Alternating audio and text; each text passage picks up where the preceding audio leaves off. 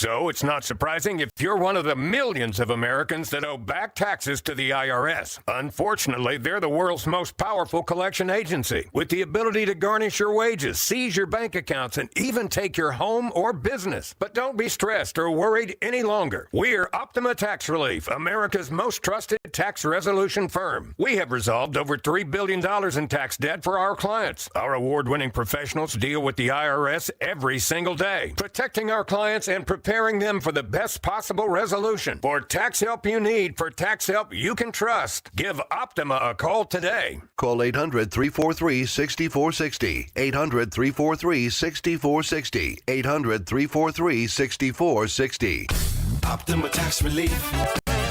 Some restrictions apply. For complete details, please visit OptimaTaxRelief.com. Hi, I'm Justin Gingery. One of the most common questions I receive is, what makes us different from other law firms? At Gingery, Hammer & Associates, we handle your case from beginning to the end. Whether your case reaches a settlement, whether it must go into litigation, or whether it has to go all the way to trial, we will be with you along the entire way. And because we are committed to your case, we are as invested as you are in making sure you get the outcome you deserve. When you get an injury, just call Gingery. From the people who brought you It's the Dog Park comes. Your dog is limping, but she seems fine. Plus, you've heard they can fake it just to get what they want. So what's the deal now? You're being gaslit. Protect your dog from injury and illness with Progressive Pet Insurance. Oh, now she switched legs. What a diva. Progressive Casualty Insurance Company and affiliates. Not available in all states or situations. Coverage subject to policy terms. When you see this in your kitchen, The stainless steel fridge is covered in fingerprints. you hear this. Leslie, people are going to think you were raised in a barn or by wolves, or raised in a barn by wolves. Fortunately, Wyman Stainless Steel 3-in-1 cleans, shines, and protects to give you the best shine. A spray and a wipe will have your fridge shining like a mirror. Wow, my fridge looks brand new. Your fridge looks amazing, Leslie. Sorry, I was being a little dramatic earlier. Your kitchen says a lot about you. Let it brag with Wyman. This is Sactown Sports 1140. Hey, it's Carmichael Dave. What's up? It's Matt George. What's good? It's Alan Stiles. With the most trusted voices in the community. This is Jason Ross. Hey, it's Kayla Anderson. It's Whitey Gleason. Ready to help promote your business, both as partners and customers. All you have to do is ask. Pick up the phone, dial pound 250 and say, grow my business to get connected with a team member today. That's pound 250 and say, grow my business. Our team will review your product, quickly pair you with a perfect endorser, and create video and audio samples, all at no cost or obligation to you. With the most live and local on-air lineup, a dynamic content-driven website, and a state-of-the-art mobile app, Sactown Sports 1140 is tailor-made to help you connect with a sports audience in Sacramento. So why wait? Dial pound 250 today. Say, grow my business, and let us help take you to the next level. Are you looking for an easy win on game night? The Sacramento Rivercats Family Fun Pack bundles everything you need for a fun night at the ballpark. It's perfect for families or friends and makes planning so simple. Lock in your Family Fun Pack today at rivercats.com. KHD HD1 Sacramento, KYMX HD3 Sacramento. Sactown Sports 1140, your local sports leader.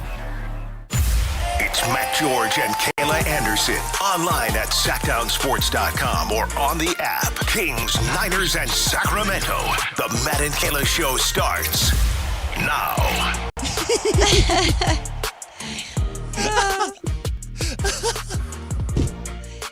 Dave's back there trying to instigate you. There are things that cannot make the show that are going to be with me for the rest of my life. Oh, I want a sandwich now. We should order some. Whew. It's Friday. Oh man. Boy. It's it's bad when the boss, Christopher Lott, and Carmichael Dave all three went into the control room to see how I was going to start the show. Based off of a video that Christopher Lott just showed us as our intro is playing. Well, at least it's better than your feeling yesterday. You know what? I needed that. I needed that this week. Honestly, I needed that. Oh, boy. And it's just therapeutic. Yes. Some things you don't think would be therapeutic. But they are in the weirdest ways. After this week and Fernando Mendoza throwing a pick 6 yesterday, I needed that. Oh, it wasn't that bad. Nope, it's over. It wasn't that bad. No, it's over. I heard an awful take this morning when I was going gone. to my class. Trade him away. Awful take. Which is? It was the Drake Toll Show that airs early in the mornings here on the station. Probably should know that then. And he also does like Savannah Banana stuff. So he's like based in Savannah. Must be nice to just be on remote. But he had this awful take this morning as I was driving to my spin class. And I was literally yelling at him on like the radio at 5 a.m. And he had this take. That's healthy. Right? I had to yell at someone. You idiot! So he had this take about Fernando. And he was like, Fernando Mendoza, awful showing last night on international or on national television. True. Okay, but wait. Embarrassing even. You're the number one overall We're acting pick. like he didn't recover by any means. Also, so he was pretty much like, he's like, I'm very worried about Fernando Mendoza. Me too. And it's over. And do you think I should be over exaggerating because of this play yesterday? First of all, I'm like, bro, he threw a pick 6. Happens to everybody. He's in a preseason game. He's a rookie. Nope. He went to the sideline. He talked to Max Crosby. Yes, they didn't win the game, but he came back out there. He settled down, and he made some decent plays. It's fine, Drake Toll. It's fine. I said all along that they should have drafted Ty Simpson. I said all along. Well, Dante Moore. That's your problem. Dante Moore screwed the Raiders when he decided to go back into college, go back to Oregon. Clip it. No, please don't. Please do. Please clip No, don't do that. Please. No, don't do that. Because he's doing some dumb bit. Can we applaud Fernando for how much he busted his ass to try and make that tackle to stop the pick 6? He really did. I was like, no, but go! It was funny. I was genuinely yelling. I'm like, get him at least. Fernando went all out to try and make that. Listen, hey, get him out the way. Get him out the way in preseason when it doesn't matter. He tried to force a throw in there that didn't quite get there, a little off balance. To be fair, the first completed pass that he threw was another dot. I mean, he threaded the needle to, I think it was Jameer Nelson. Jameer Nelson. That's a basketball player. I was like, Naylor. Naylor. Thank you. Jameer Nelson. Jeez I was like, Louise. wait, what is he talking about? Yeah, he used to play Jalen NBA, Naylor. and now he's the wide receiver for the Raiders because I'm an idiot. Jalen Naylor, he threaded the needle. Was like, yes, another good pass. He throws the pick 6. Okay, comes back out, works the rest of the first half.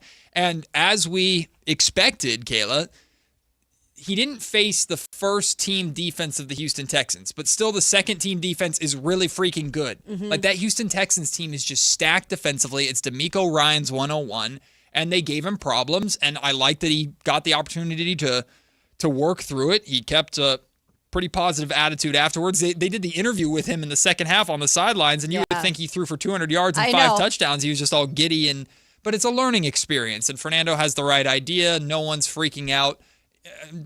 Outside of, I guess, early morning radio hosts on Sactown Sports 1140.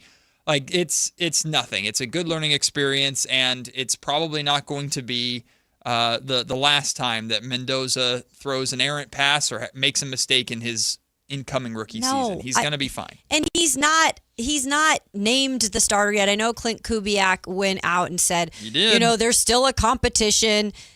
I don't know how I feel when coaches do this. I'm fine with it. I don't have a problem with it. I think we all know that Kirk Cousins is going to start the season, but I think that gives more of a boost to Fernando to just kind of keep pushing it out there. Mm-hmm. And honestly, I love it. I love for these things to happen. This is what preseason is for. This is why I still like preseason games, because for these young rookies who are just getting live reps, it doesn't matter what defense you're going up against, but you're exactly right. DeMeco Ryans is a dog, and he's going to have his backups on defense be ready to step in when they need to. And so they're playing for jobs too out there. We're acting like these guys are scrubs. They're all playing for jobs out there on really any given night. And I kind of hate it when people use that too as an excuse. Well, the Drake Toll guy was like, yeah, these are a bunch of guys who are looking for jobs that are, on the street just looking to make a team. I'm like, no, these are guys who are competing to make a team. So they're giving their best out there on these preseason games and on any given night that they're asked to do that. And it was a rookie that had the pick six against Mendoza, too, which is a guy that just got drafted who's trying to break his way into one of the best defenses in the league. They're trying to make a roster. Yeah. So I think for Fernando, what I love about him, and you said he had that sideline interview with, I think it was Laura Rutledge at that point, or maybe it was somebody else at that point, because he did one with Laura Rutledge too when he was. Oh, Fernando Mendoza did. It was the same one where he said, "Say hi to Mr. Buck for me." Yeah, so he was talking to Laura Rutledge, and I love it because he just forgets about the play before. Like, that's what I saw when I saw the pick six. It's not like you forget what you did and you don't learn from it, but you don't let it dwell. You can't do that in football when you're a quarterback.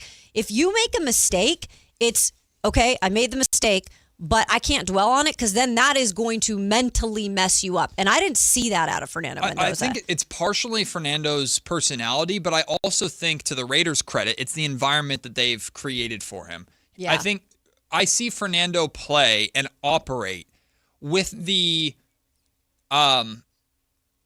I don't know if freedom is the right word, but with the lack of fear or the lack of pressure of immediate expectation. You're going to be the franchise guy. You're the number one overall pick in the draft for an organization that historically has not been good, especially recently. But with bringing in of Kirk Cousins, with addressing the offensive line, with everything else that the Raiders are trying to do, it's very clear that there's not a extra amount of pressure on the shoulders of Mendoza to be ahead of schedule or to not make any mistakes or to look like the franchise guy right away. And I just see, again, it's a mixture of Mendoza's personality too, but I just see someone who is willing to go through the bumps and bruises and growing pains and not fear them, essentially, is what I see. He doesn't look like someone who's afraid to make any mistakes because it could either cost him his job or could cause people on national TV to go, oh God, the number one overall pick doesn't look ready. This is a time for learning. It's a time, whether you want to believe this or not, preseason games are a time for experimenting, for seeing if you can push the envelope a little, if this play works or if this play, like there's a lot that goes into that as well when you are in a preseason game, especially if you're a quarterback and you're a rookie quarterback at that. And then you bring in the whole notion too, Matt, of this line that he is playing with had some of the key guys out. Of course. And the line, I'm not blaming this all on a line because a quarterback is responsible for things as well, making a bad throw. But he was sacked too. Yeah, he was pressured. Like there were times that the line did not do what they were supposed to do either. I think they were having a rough night as is. So these people who are even bringing up any notion of Fernando Mendoza, oh, should we be worried? That stuff, like, please keep your mouth shut. Like, it makes me literally laugh. We're not doing this. It's just knee-jerk We're reaction. not doing this. It's just knee-jerk reaction. It's just embarrassing. It's interesting that we're talking about the pressure on Fernando Mendoza because in a lot of ways, I want the Kings to create the same environment for Acuff that the Raiders are creating for Mendoza. And we're going to talk about Acuff a lot and the pressure that's on Acuff's shoulders during our lunch break segment at noon, because in reality, all of the pressure, the external pressure that we might be placing upon Acuff ourselves really doesn't matter. We're going to talk about that at length coming up at noon today. Very excited about today's show. We have our friend Nick Wagner from ESPN, who does a phenomenal job covering the San Francisco 49ers.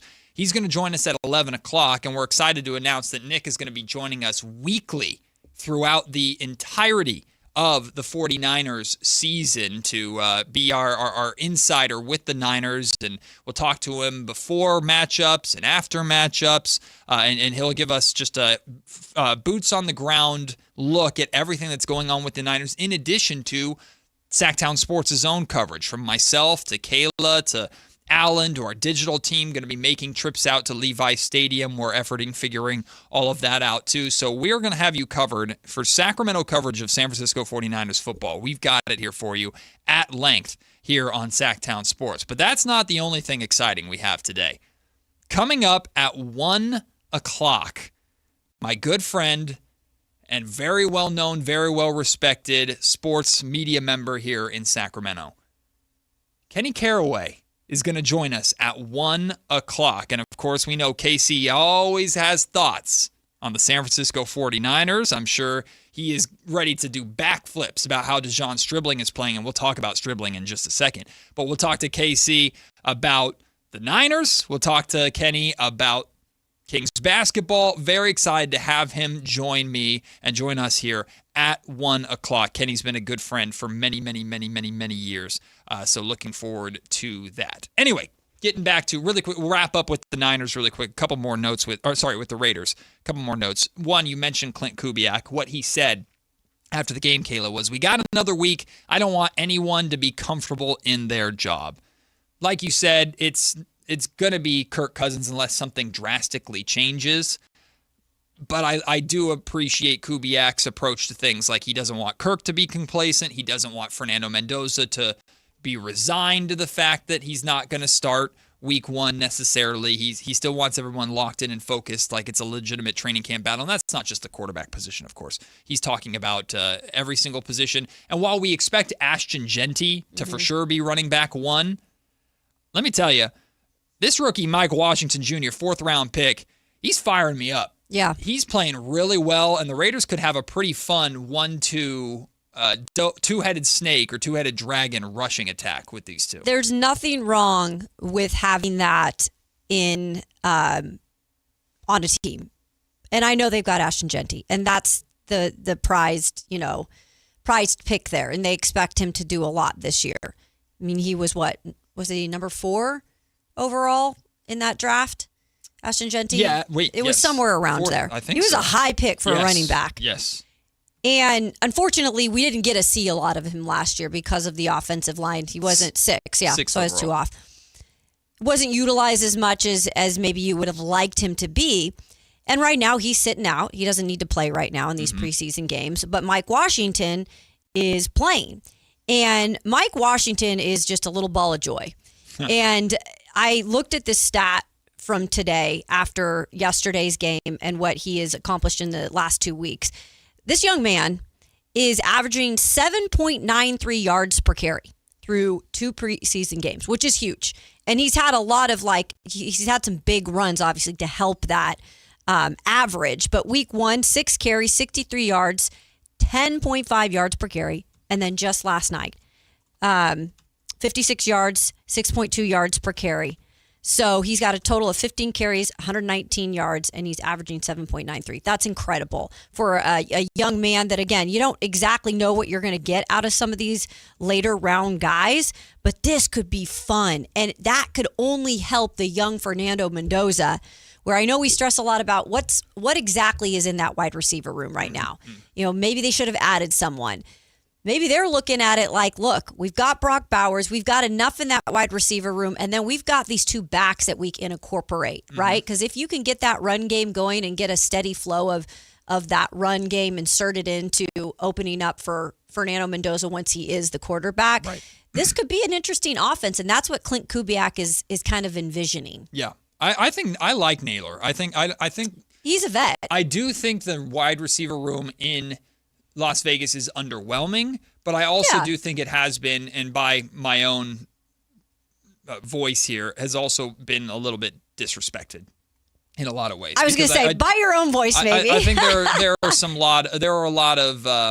there is talent in that wide receiver room. It's just not the most spectacular. Doesn't necessarily jump off the page. There's a big question mark about who is wide receiver 1. Is there even a wide receiver 1 in Las Vegas? That's something to address with time, but we're going to talk about a little bit later on. ESPN ranked every single team by their position room.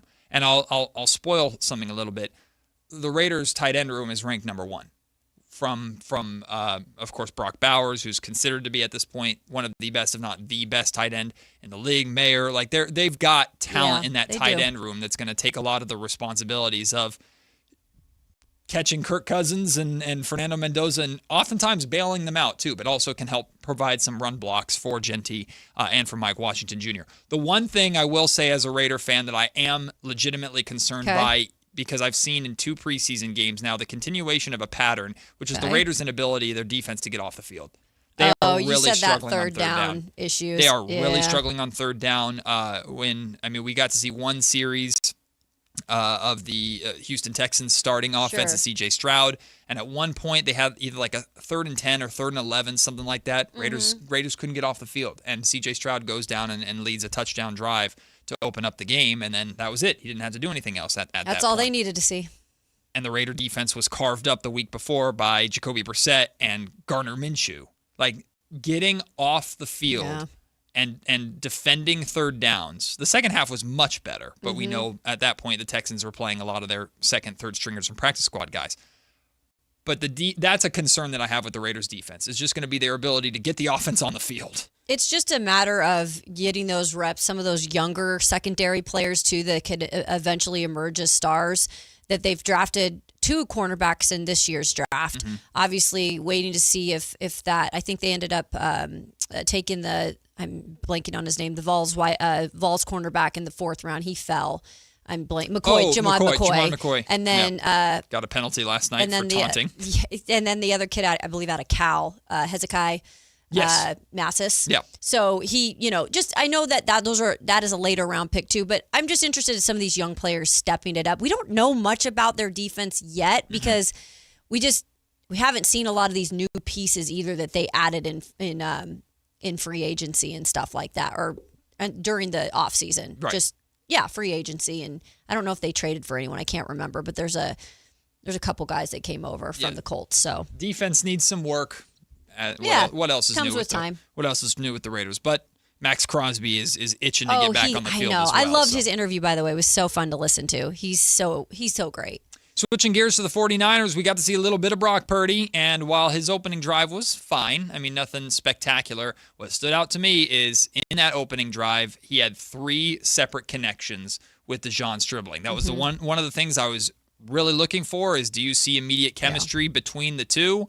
Stribling continues to look fantastic, and he and Brock Purdy were on the same page. Stribley, with the exception complete of receiver. There was a Stribley moment when Stribley should have had a touchdown, but let the ball fall through his hands. That was a Mac Jones pass that should have been a touchdown, so that was a little bit of a bummer. But in general, DeJon Stribling still continues to look fantastic, and he and Brock Purdy look great. I always am hesitant to get on a hype train, right? Choo-choo. But I will say, and maybe partially some of my bias goes to, he played a little bit of ball at my alma mater here, Washington State. But he's got so much experience in playing football. And it's not in the NFL, but it's playing football in a max capacity because he's been to 3 different schools. I think he played for 5 years in college. His dad is a military man. Like he was in the Marines. Like he is built for the NFL and body wise too. I think you could all just see watching him out there. So when you see him in 2 preseason games, and I'll go over the numbers, 13 targets for him in 2 preseason games, 11 receptions. So pretty much like 11 out of 13, not bad. And I know you said he missed the big one from Mac Jones, and that just fell right out of hands. A guy who catches everything, it's hard to kind of see that one go, but stuff happens. And 109 reception yards. It's pretty good for a rookie wide receiver in his first 2 preseason games, the showing.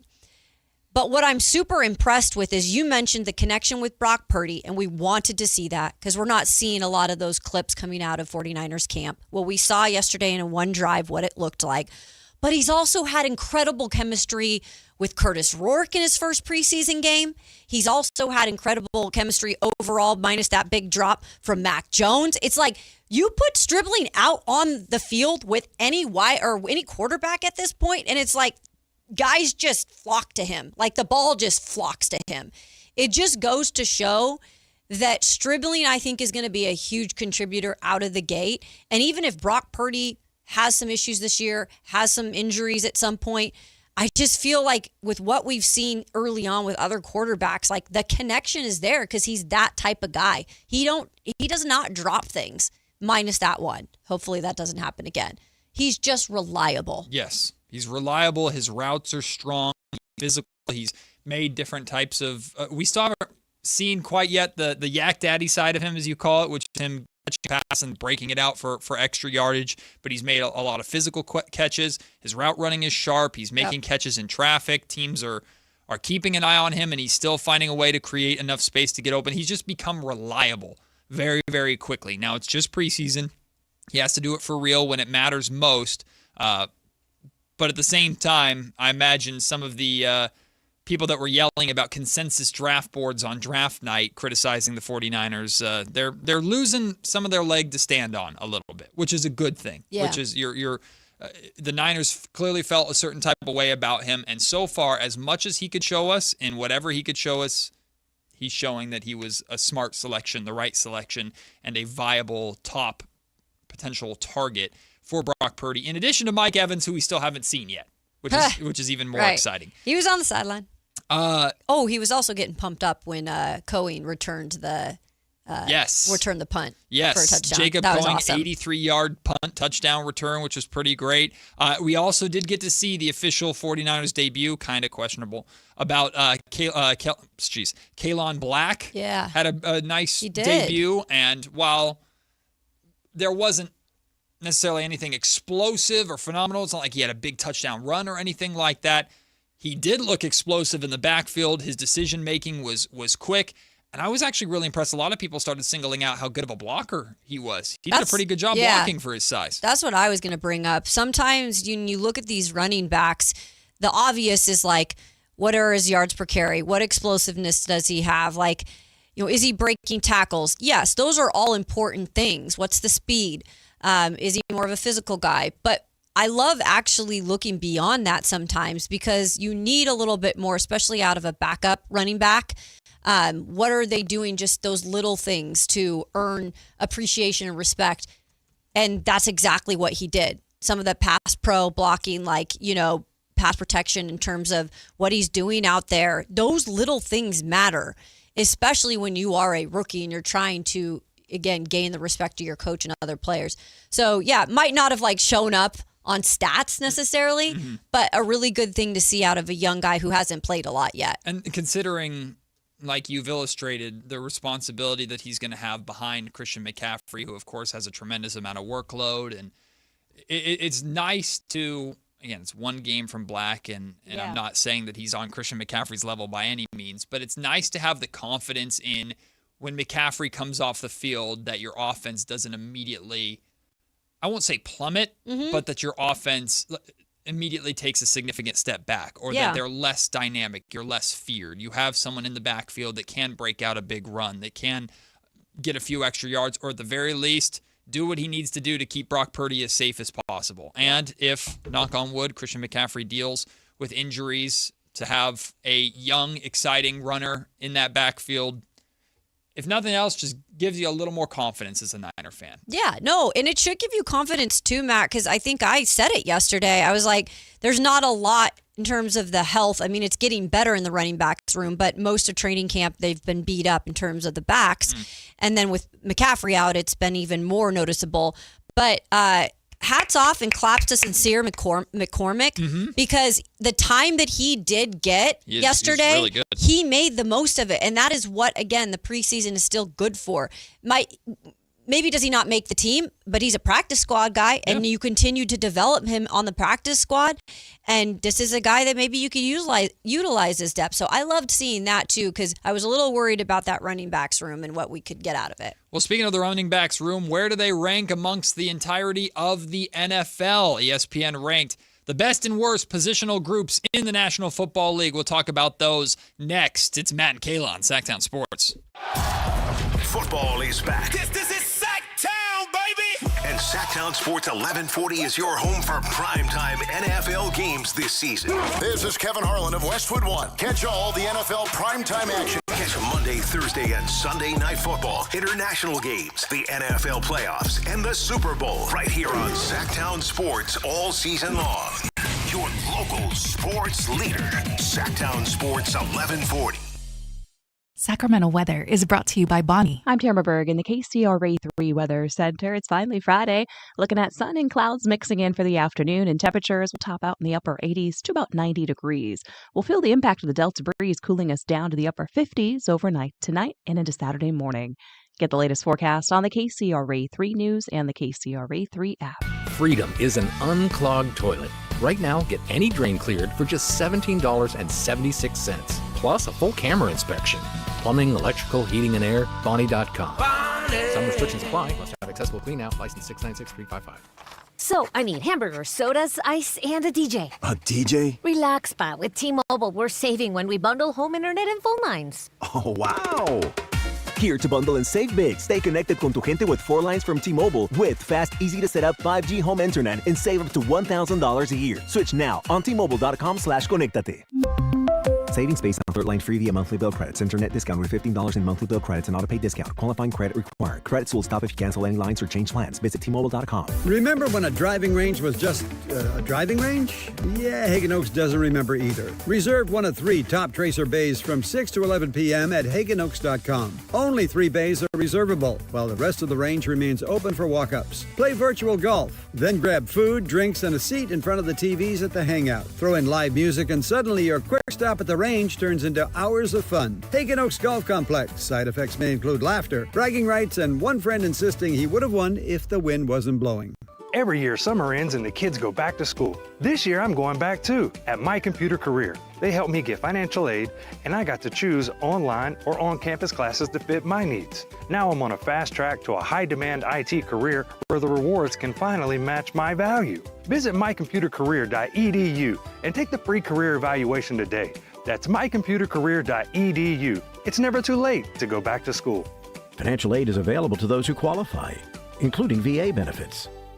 Out here, you know the drill. Animals are hungry, dogs are getting muddy, and you just noticed you're low on feed.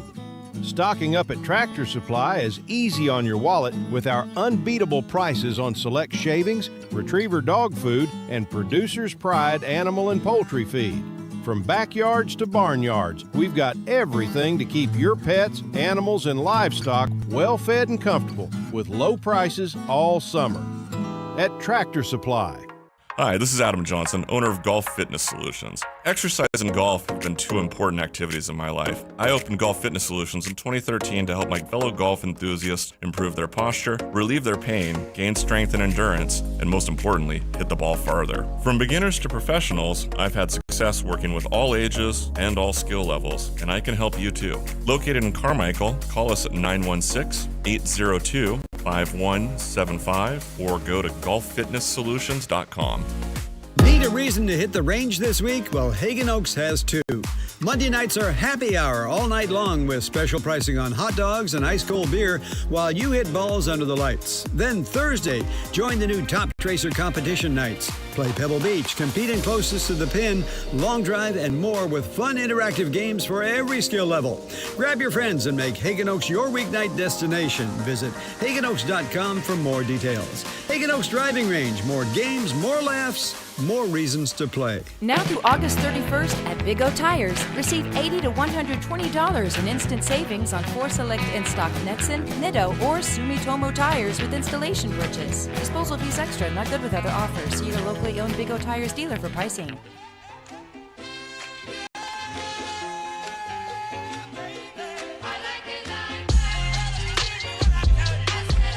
Matt and Kayla on Sactown Sports 1140. It's not too often that the Raiders can claim that they have the best anything. So to see ESPN rank their tight end room as the best in football is pretty incredible. ESPN dropped their 2026 NFL season ranking the best and worst positional groups. And we'll go through some of the major positions here in a second. But yes, indeed, the Las Vegas Raiders tight end room ranked number 1 by ESPN. They write, an injury-riddled 2025 campaign is not enough for us to overlook superstar Brock Bowers. The 2024 first-round pick began his career with an elite stat line of 112 receptions, 1,194 receiving yards, and 5 touchdowns. He remained dominant despite missing 5 games in 2025, posting 64 receptions, 680 receiving yards, and 7 touchdowns, all 3 of which ranked top 10 at the position. The 23-year-old is a strong bet for a big bounce back with Kirk Cousins and/or Fernando Mendoza under center in 2026. Michael Mayer and former Carolina star Ian Thomas also add terrific depth. So the Niners are moving on up in a lot of ways and building in a lot of ways, but they stand at the top of the mountain, according to ESPN, when it comes to the tight end position. Yeah, I guess I would have not immediately have thought of that as the Raiders being the top team. I even look at the 49ers tight end room as being a pretty good one, but it is a little bit more bumped up because George isn't back. But yeah, I mean, Brock Bowers, I think, is a big part of it, and Michael Mayer. I think some people forget about him. He's really good. And he's really, really good. So when you actually dive a little bit deeper into it, you're like, okay, this makes sense. Yeah, I don't have any arguments with it. In terms of the quarterback position, ESPN says the Buffalo Bills quarterback room is the best in football, followed by the LA Rams at 2, Kansas City Chiefs at 3. The San Francisco 49ers come in as 7th, the 7th best quarterback room, which I think it feels a little bit low because in terms of quarterback depth, I think the Niners should be at the top, if not the top of the list. But I think it's Brock Purdy's stardom or lack of stardom compared to the Josh Allens and Matt Staffords and Mahomes and Lamar Jackson that pulls them down this list a little bit. They're behind Green Bay too, which I think is absurd. Yeah, I think they're just going off of literally the quarterback. The starting quarterback is what it looks like. And I think when you look at this position, though, and in a little bit naive, because it should be more about what the whole quarterback room is, because once a quarterback goes down the NFL, which happens a lot, what do you have behind it? I think it's almost a group project type of thing when it comes to ranking the quarterbacks. It should be the room, because if one of these guys go down, Lamar Jackson, right? Josh Allen, you really have to say, okay, could this team keep going? Could this team keep going at the rate that it needs to keep going? Right. If you look at the Niners and you look at the overall quarterback room, I think that team could keep on going with a Mac Jones, right? But does that not speak to the stardom of the quarterback, though, when the drastic difference for the Buffalo Bills between Josh Allen playing is Super Bowl to Josh Allen hurt is one of the worst teams in the league? Yeah, I mean, in a way, it's not a good thing, though. Because it's not good for the franchise, but it's great for the talent. Yeah, I mean, you always want to have a top-notch quarterback, but my whole point is a backup quarterback is I think it's sometimes underrated position. And I think what the Niners are doing is they've put a lot of thought into their backup, because I even think they're getting Curtis Rourke ready for the future of he could possibly be the guy when called upon if Mac Jones is traded or something. So you don't ever want it to skip a beat, even if it's 4 games, 3 games. But yeah, this is clearly how they're ranking them. They're ranking them purely on how good your starter is. And that makes sense with Buffalo at the top there. And some of these other names maybe you're seeing before a Brock Purdy. I don't know about Jordan Love on that one either. Yeah, I'm a little... I'm still not 100% on him. I would bump the Niners above the Packers, but that's just me. In terms of running backs, the Indianapolis Colts have the best running back room in the league, according to ESPN, followed at number 2 by Saquon Barkley and the Philadelphia Eagles. And at number 3, Christian McCaffrey along with Kayla Black. They come in as the top 3 running back room in the National Football League. Yeah, again, with that, you can see how much credit they're just giving overall to what that top back has done lately or who that top back is. Well, it's Christian McCaffrey. I get it. Exactly. And the same thing with up in Indianapolis, Jonathan Taylor. Yep. So, but yeah, I mean, we'll see what Kayla Black does to kind of help boost that room if needed. Las Vegas getting a lot of love here. Las Vegas is actually 7th on this. Well, not just for Genty, but because of the rookie Mike Washington Jr., which is exciting. In terms of wide receiver room, this makes sense to me. The Las Vegas Raiders are ranked second to last. They're at 31. out of 32. Again, maybe they're being a little bit disrespected, but there's just a significant lack of star power in the wide receiver room in Las Vegas. San Francisco has upped their star power with the addition of Mike Evans, bringing back Debo. We're very excited about DeJon Stribling. Yep. But San Francisco finds themselves right in the middle of the pack. They are ranked 16th. Okay. Oh, interesting that a couple of these teams ahead of them. Again, I get that. I don't think everybody is the biggest believer in, just bringing back aged veterans. I think there is something to say about what we've seen so far out of Debo Samuel coming back. We haven't seen Mike Evans in preseason games, but we have seen him in practices, and he looks like he's ready to go as well. Yep. And I think Stribling, it's early, but to give Stribling like immediate credit for being one of these top guys, I can see that. But yeah, I saw like Tennessee's above them, and I wouldn't necessarily say anything's guaranteed with them right now either. That's kind of a prove your worth type of thing. So interesting to see some of these other wide receiver rooms above them. The Denver Broncos have the best offensive line in the National Football League, according to ESPN, followed by the Philadelphia Eagles at 2 and the Chicago Bears at 3. Trent Williams doing a lot of the heavy lifting here. The San Francisco 49ers with the 6th best offensive line, according to ESPN. Yeah, Trent, put him on your back, my friend.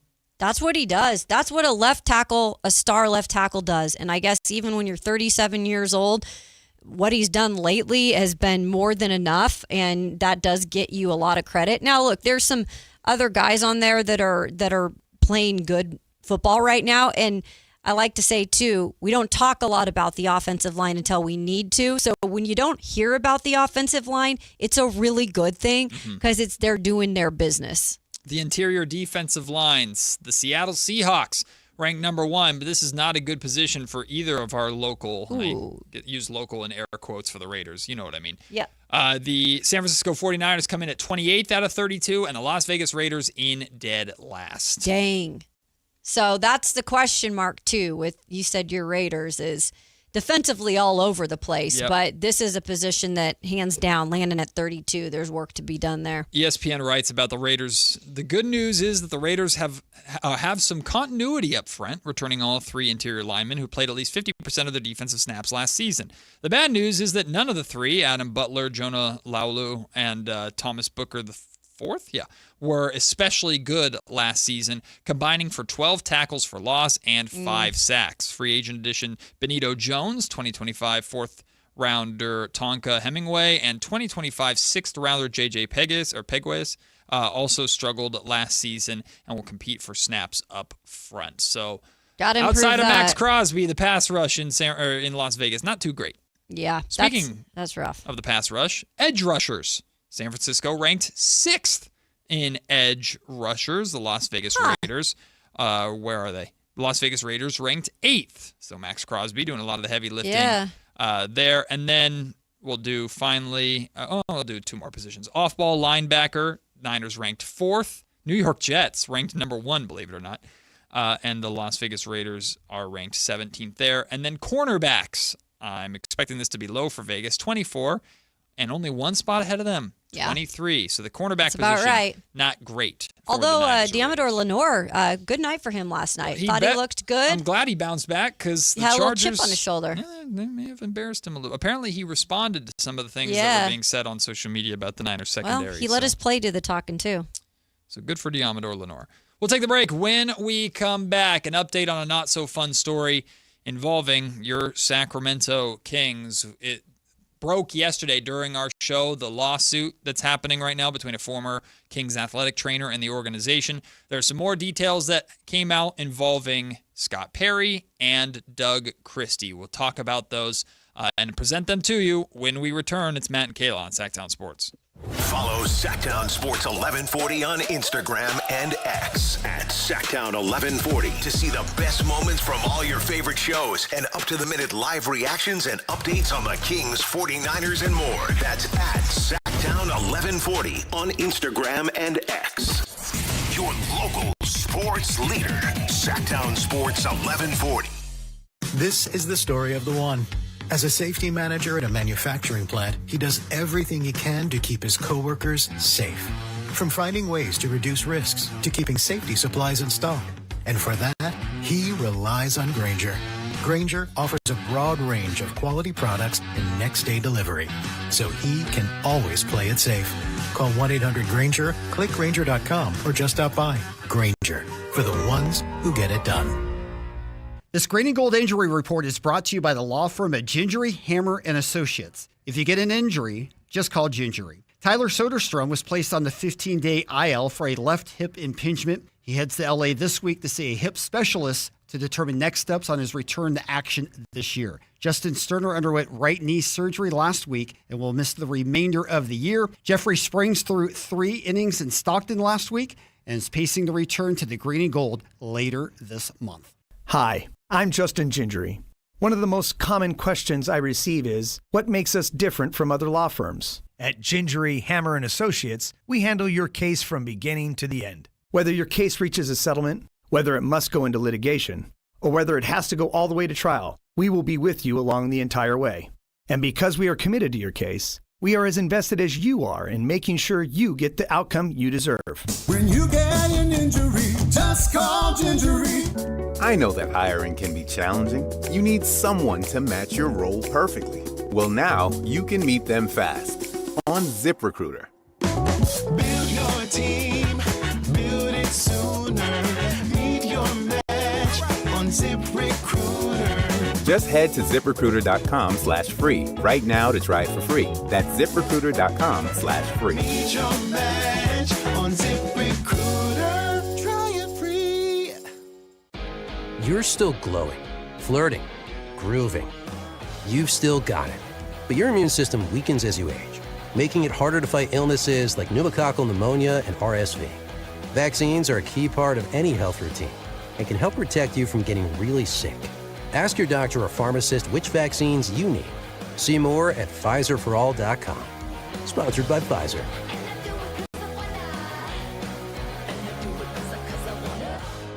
Want the best movie experience in town? Join Sactown Sports IMAX Pass by visiting SactownSports.com. Sign up today. You can win tickets to see this week's films at the Esquire IMAX Theater. Thunder, feel the thunder. It's the energy all around you. Lightning and the thunder, thunder. The thrill of the moments to come. The flash of lights. The rush of pure exhilaration. Thunder. The roar of the crowd. See it, hear it, feel it. Thunder, feel the thunder. Lightning and the thunder. Thunder Valley Casino Resort. Feel the thunder.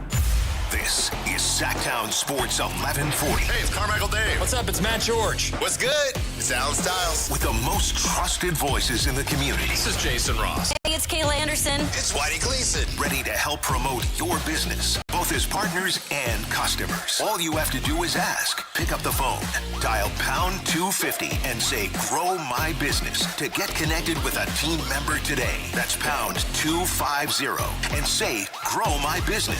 Our team will review your product, quickly pair you with a perfect endorser, and create video and audio samples, all at no cost or obligation to you. With the most live and local on-air lineup, a dynamic content-driven website, and a state-of-the-art mobile app, Sactown Sports 1140 is tailor-made to help you connect with a sports audience in Sacramento. So why wait? Dial pound 250 today. Say, grow my business, and let us help take you to the next level. High voltage live boxing action returns to the venue with Thunder Showdown number 5 on Saturday, September 5th. Uppercut Promotions list a lineup of 10 fights with a stacked lineup of pro fighters. Thunder Showdown number 5, Saturday, September 5th at the venue at Thunder Valley Casino Resort. Fight card subject to change.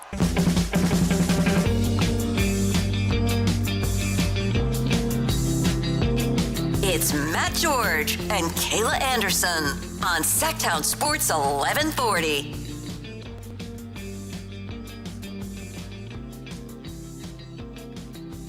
Yesterday, during our show, ESPN broke the news that a former Sacramento Kings, a member of the Sacramento Kings training staff, Crystal Lee, had filed a lawsuit against the organization for discrimination after she became pregnant, also sexual harassment allegations, retaliation, and wrongful termination.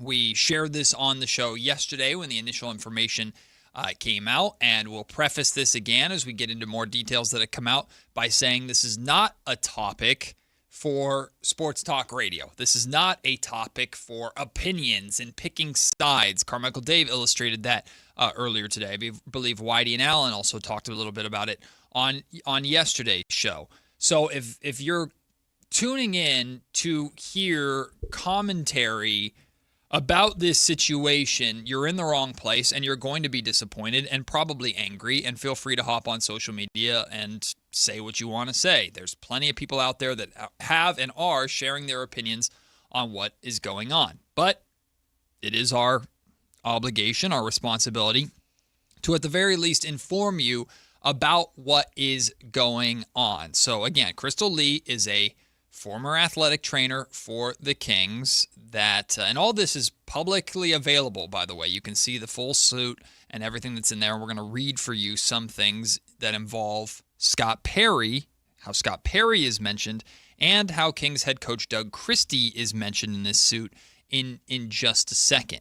But the whole thing is that Crystal Lee apparently or allegedly, when she became pregnant, she informed the training staff and the head of the training staff that she was pregnant, to which she received some pushback, like you're screwed, for lack of a better term, and alleged that she was demoted twice, once while being pregnant and once after her pregnancy. And then when she took her complaints or took her issues to those in charge, she was not met with any sort of support in any kind of way. And that's where the Scott Perry element of this comes into play. Again, I want to read this directly. This is part of the lawsuit documentation. During an introductory meeting with Perry in April, Perry had assured Miss Lee that he wanted to create a safe space for her to talk and share her concerns. However, when Miss Lee brought her concerns to him, Perry's tune changed. Perry absolved himself of any responsibility, saying that any issues predated him and that he would not make any changes to what had already been decided. He also told Miss Lee that, quote, complainers will not be tolerated, end quote. Perry also suggested that if complaints continued in her department, he would just, quote, fire everybody, end quote. That response from the team's highest-ranking official left Miss Lee feeling like she had a bigger target on her back. Again, this is all alleged from Miss Lee, or that is mentioned in the suit. Doug Christie is also mentioned in this suit, which I will read for you here. Miss Lee was one of about 10 women in the Kings basketball operations side, which was charged with all player and game-related operations. As a result, she spent most of her time working among men, and on more than one occasion, she was subject to harassment. For example, Doug Christie, an assistant coach for the Kings and later named interim head coach in approximately December 2024, repeatedly harassed Miss Lee by checking her out. On multiple occasions, Christie glanced up and down her figure, ending his inspection of her body by saying, quote, don't report me to HR. Christie's comments, which suggested that Christie knew just how inappropriate his behavior was, yet chose to engage in it, made Miss Lee deeply uncomfortable. In response, Miss Lee shook her head and told Christie not to do that. As a result of Christie's conduct, Miss Lee avoided interactions with him, and when she did have to speak with him, tried to keep her conversation with him brief. Despite her measures to remove herself from the hostile environment Christie created, Christie persisted in both his sexual glances and his requests that Miss Lee not report him to HR for them. In addition to Christie, the son of former Kings head coach Mike Brown was an intern for the Kings and repeatedly harassed Miss Lee to spend time with him outside of work, despite Miss Lee consistently rejecting or ignoring Brown's invitations on information On information and belief, Brown did the same to another female employee who complained to Wes Wilcox, about Brown's advances. So those are two direct portions of the allegations and the suit against the Sacramento Kings organization. Again, if you're just tuning in, this is not a place for commentary. This is not a place for picking sides. This is going to go to the due legal process where it will be handled from that point on. And that's really all that should be discussed, certainly by us here on the station or by anybody really talking about it. Again, feel free to talk about it how you want to within your own circles or within your own bubbles online. But regardless, Kayla, the one thing that I will say is I empathize with Kings fans that have this feeling of, oh no, not again, because unfortunately, different, weird, unfortunate, uncomfortable stories continue to pop up involving the Sacramento Kings organization at different times throughout the course of the last handful of years. It's just unfortunate considering the excitement on the basketball court in a lot of ways for the Sacramento Kings with what they're building with Darius Acuff Jr. and company going into this upcoming season.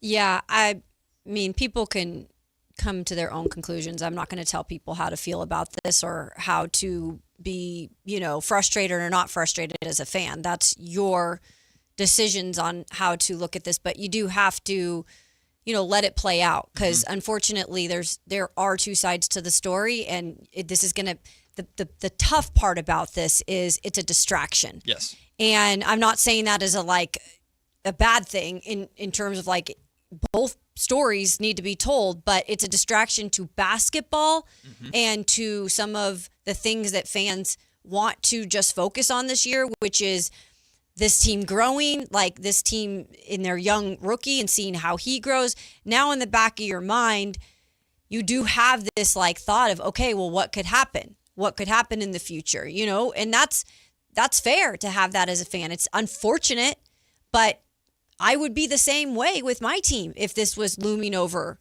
my team. Again, has to play out, but I get it. It is kind of one of those feelings where you're just like, man, we just felt like we were kind of getting back on track and there was no distractions, and then this is a distraction.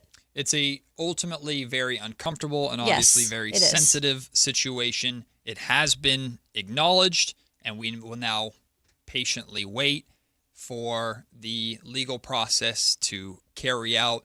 And again, any more information that comes out, we will provide for you as we get it. By the way, I don't have the exact statement in front of me, so I'm going to be careful not to paraphrase. But the Sacramento Kings, one of their lawyers, chief attorneys, has come out and said that they completely deny these allegations and look forward to having the process carry out legally. So the Kings have addressed it. But this could be a while. It could be a while. Yeah. It could be a while. So it's out there. Yeah. It's discussed, and we'll wait for more information. To much more fun things, back to the San Francisco 49ers when we come back. Nick Wagner, ESPN 49ers insider, joins us for the first of a season's worth of visits. We're so excited to have Nick on board with us, talking 49ers football every single week over this Niners season, and it begins next right here on your Sacramento home of the San Francisco 49ers, Sactown Sports. Like and subscribe to the Sactown Sports 1140 YouTube channel at Sactown Sports 1140 to get the Carmichael Dave Show with Jason Ross, Matt and Kayla, and the Drive Guys with Kevin Gleason and Alan Stiles on demand and at your fingertips. Get your fix of the Sacramento Kings, 49ers, Giants, Athletics, NFL, NBA, and the latest in sports and entertainment all in one place at Sactown Sports 1140 on YouTube. Your local sports leader, Sactown Sports 1140. The IRS finally caught up with Louie. I hadn't paid my taxes in 8 years. I owe the IRS a lot of money. Louie was in deep trouble. We're going to take your house, put a lien on your bank account, garnish your pay. They don't care. They're going to take your paycheck. Louis found out about Optima Tax Relief, the leading tax resolution firm. A-plus rated by the Better Business Bureau, they've resolved over $3 billion for their clients. Optima Tax, they help me. They calm me down. They make me feel comfortable, and I trust them. Louis has a lot to be thankful for. I don't owe the IRS anymore, and I'm able to live a comfortable life, a lot better life. It was because of Optima Tax. For tax help you can trust, call Optima now for a free consultation. Take it from Louis. If you owe the IRS, don't go it alone. Give Optima Tax a call. They can help you. Call 800-375-2322. 800-375-2322. 800-375-2322. Optima Tax Relief.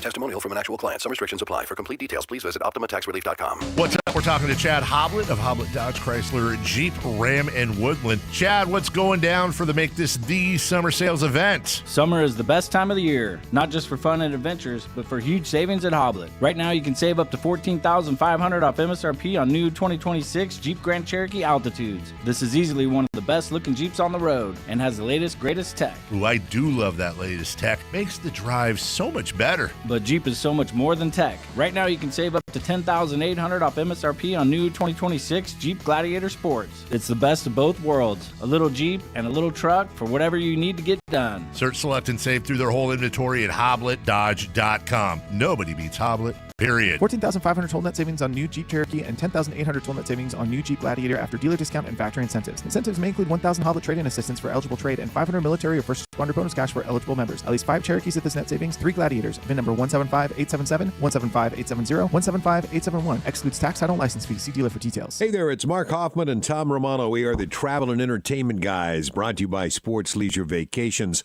Time for our weekly travel tip, and with it, here's Mark Hoffman. If you travel, you've heard the warnings about hooking up to hotel, airport, and other Wi-Fi systems. By and large, we ignore the warnings and connect. Most of the time, things work fine. But increasingly, there are hazards. Hackers from Russia brag about recreating the home pages of several major hotel chains. Those fake login screens immediately siphon off your password and other critical information. You are toast. So what's the solution? Use your phone as a Wi-Fi hotspot. So easy, even I can do it. Your phone becomes a cell tower, and you are much, much safer. If you must use public Wi-Fi, don't access critical information like stocks and your bank account while connected. More tips to make you a smarter traveler, Saturdays at 11 a.m., right here on Sactown Sports 1140. Golf to Go is brought to you by the Hagen Oaks Golf Super Shop. Here's Frank LaRosa. Seems as though casual players are always trying to balance the desire to hit the golf ball farther with shooting lower scores. Whether you hit a 270-yard drive or miss a 12-inch putt, they both count a stroke on your scorecard. Some of us will never hit the ball 270 yards, and trying normally leaves us well short and well right of the target. Seems as though improving our putting might be an easier way to shoot better scores. Putting is about confidence. It's about feeling the greens, seeing the line, visualizing the ball going in the hole, and making a confident stroke. Harvey Penick says, never, repeat, never allow yourself to think about what's riding on the putt, whether it's a major championship or just a 50-cent wager. Hit the putt as you've hit 10,000 putts in the past. Concentrate on imitating your final practice stroke, not on what will happen if you either miss it or make it. A positive mind will cure a lot of ills. Think about it. Really, think about it. That's your Golf to Go. I'm Frank LaRosa. If your passion is bass fishing, only one radio show has the action, information, and excitement of your favorite outdoor sport. Ultimate Bass, hosted by Tournament Bass Pro and California Outdoor Hall of Famer Kent Brown, takes you live to where the fish are biting every Saturday morning. Only Ultimate Bass feeds your passion with the latest news, products, tips, and advice from the pros. Ultimate Bass with Kent Brown, Saturday mornings at 5 a.m. on Sactown Sports 1140, part of SEP's Saturday Morning Outdoors. KHD1 Sacramento, KYMX HD3 Sacramento. Sactown Sports 1140, your local sports leader.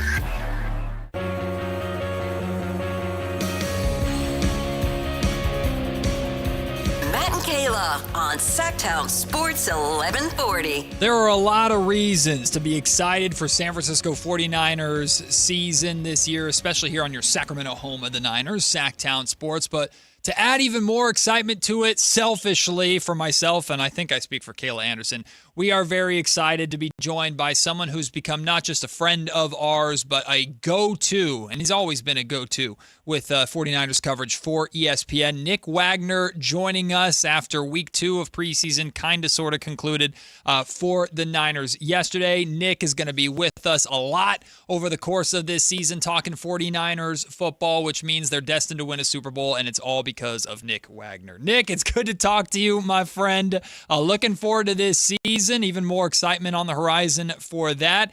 And I don't think anybody's more excited than we've seen Niner fandom about DeJon Stribling and how he's played so far. He's the biggest winner so far in preseason, it seems like. Yeah, Matt, there's no doubt. And, I've been covering this team for over a decade now. And it's pretty common for rookie receivers to come into the Kyle Shanahan system and struggle. It's a lot. There's a lot that's put on their plate. They're asked to learn all 3 receiver positions. They're asked to learn a pretty voluminous playbook, all those types of things. And we've even seen guys like Brandon Ayuk and Deebo Samuel have some success, but maybe not necessarily, these dynamic offensive rookie of the year type of seasons. But I don't think that's asking too much for Stribling. I think he has just really come in and he's just been a real kind of steady, almost veteran presence, which is unusual for a rookie. And I think some of that, of course, stems from the fact that he's a bit older as a rookie, which is something I know we talked about on this show after the draft, that the Niners seem to target guys who are a little bit older and maybe more prepared to contribute right away. But I have no doubt that this is a guy who's going to be, even if he's not, quote unquote, technically a starter right off the bat, if he is their F receiver, which is kind of that old Jawan Jennings position, I think he's going to contribute a lot and do it early. Yeah, Nick, and what I loved about it too is, some of these receivers, when the ones go with the ones or the twos go with the twos, it's like you build chemistry with those quarterbacks and receivers. But what I've seen out of Stribling, because we've got to see him with different quarterbacks in the preseason so far, is he kind of just connects with all of the quarterbacks that are, in the game at that current time. It's a great point, Kayla, and it's something I think I've tried to point out on Twitter is the 49ers, I don't know how many other teams do this, but the Niners at receiver anyway, they don't necessarily have defined starters that just run with the ones and run with the twos and run with the threes during their training camp practices. So they're rotating every receiver through every group. Even when Mike Evans has practiced, you'll occasionally see him with Mac Jones or, things like that you wouldn't normally see in a practice. But I think one of the things that jumped out to me about Stribling is, and I really felt this, I think, coming out of the joint practice with the Titans, is that he has produced no matter what quarterback he is playing with, no matter what offensive group he's playing with, but also against no matter what defense he's playing against, whether it's the Niners starters, whether it's the Titans starters, whether it's the Niners backups, the Titans backups. I just think that really kind of speaks to the level of maturity that his game has and the ability that he brings to be able to kind of contribute no matter who's on the field. And it's why I think there is going to be a role for him kind of early and often here with this offense. Nick, there's obviously a very fine line between overreacting and just simply reacting to what we're seeing in preseason in both a positive and negative way. But with Stribling, where is the line between reaction and overreaction, especially with, I know for me, one of the things that I tuned in to watch last night's preseason game about knowing Brock Purdy was going to start was to see if there was an immediate connection between Purdy and Stribling. Yeah. Well, they connected 3 separate times on that one lone drive that Purdy had. So how much is it an overreaction to go, they look like they're on the same page, and how much is it an honest reaction of 2 guys that have seen to develop some quick on-field chemistry?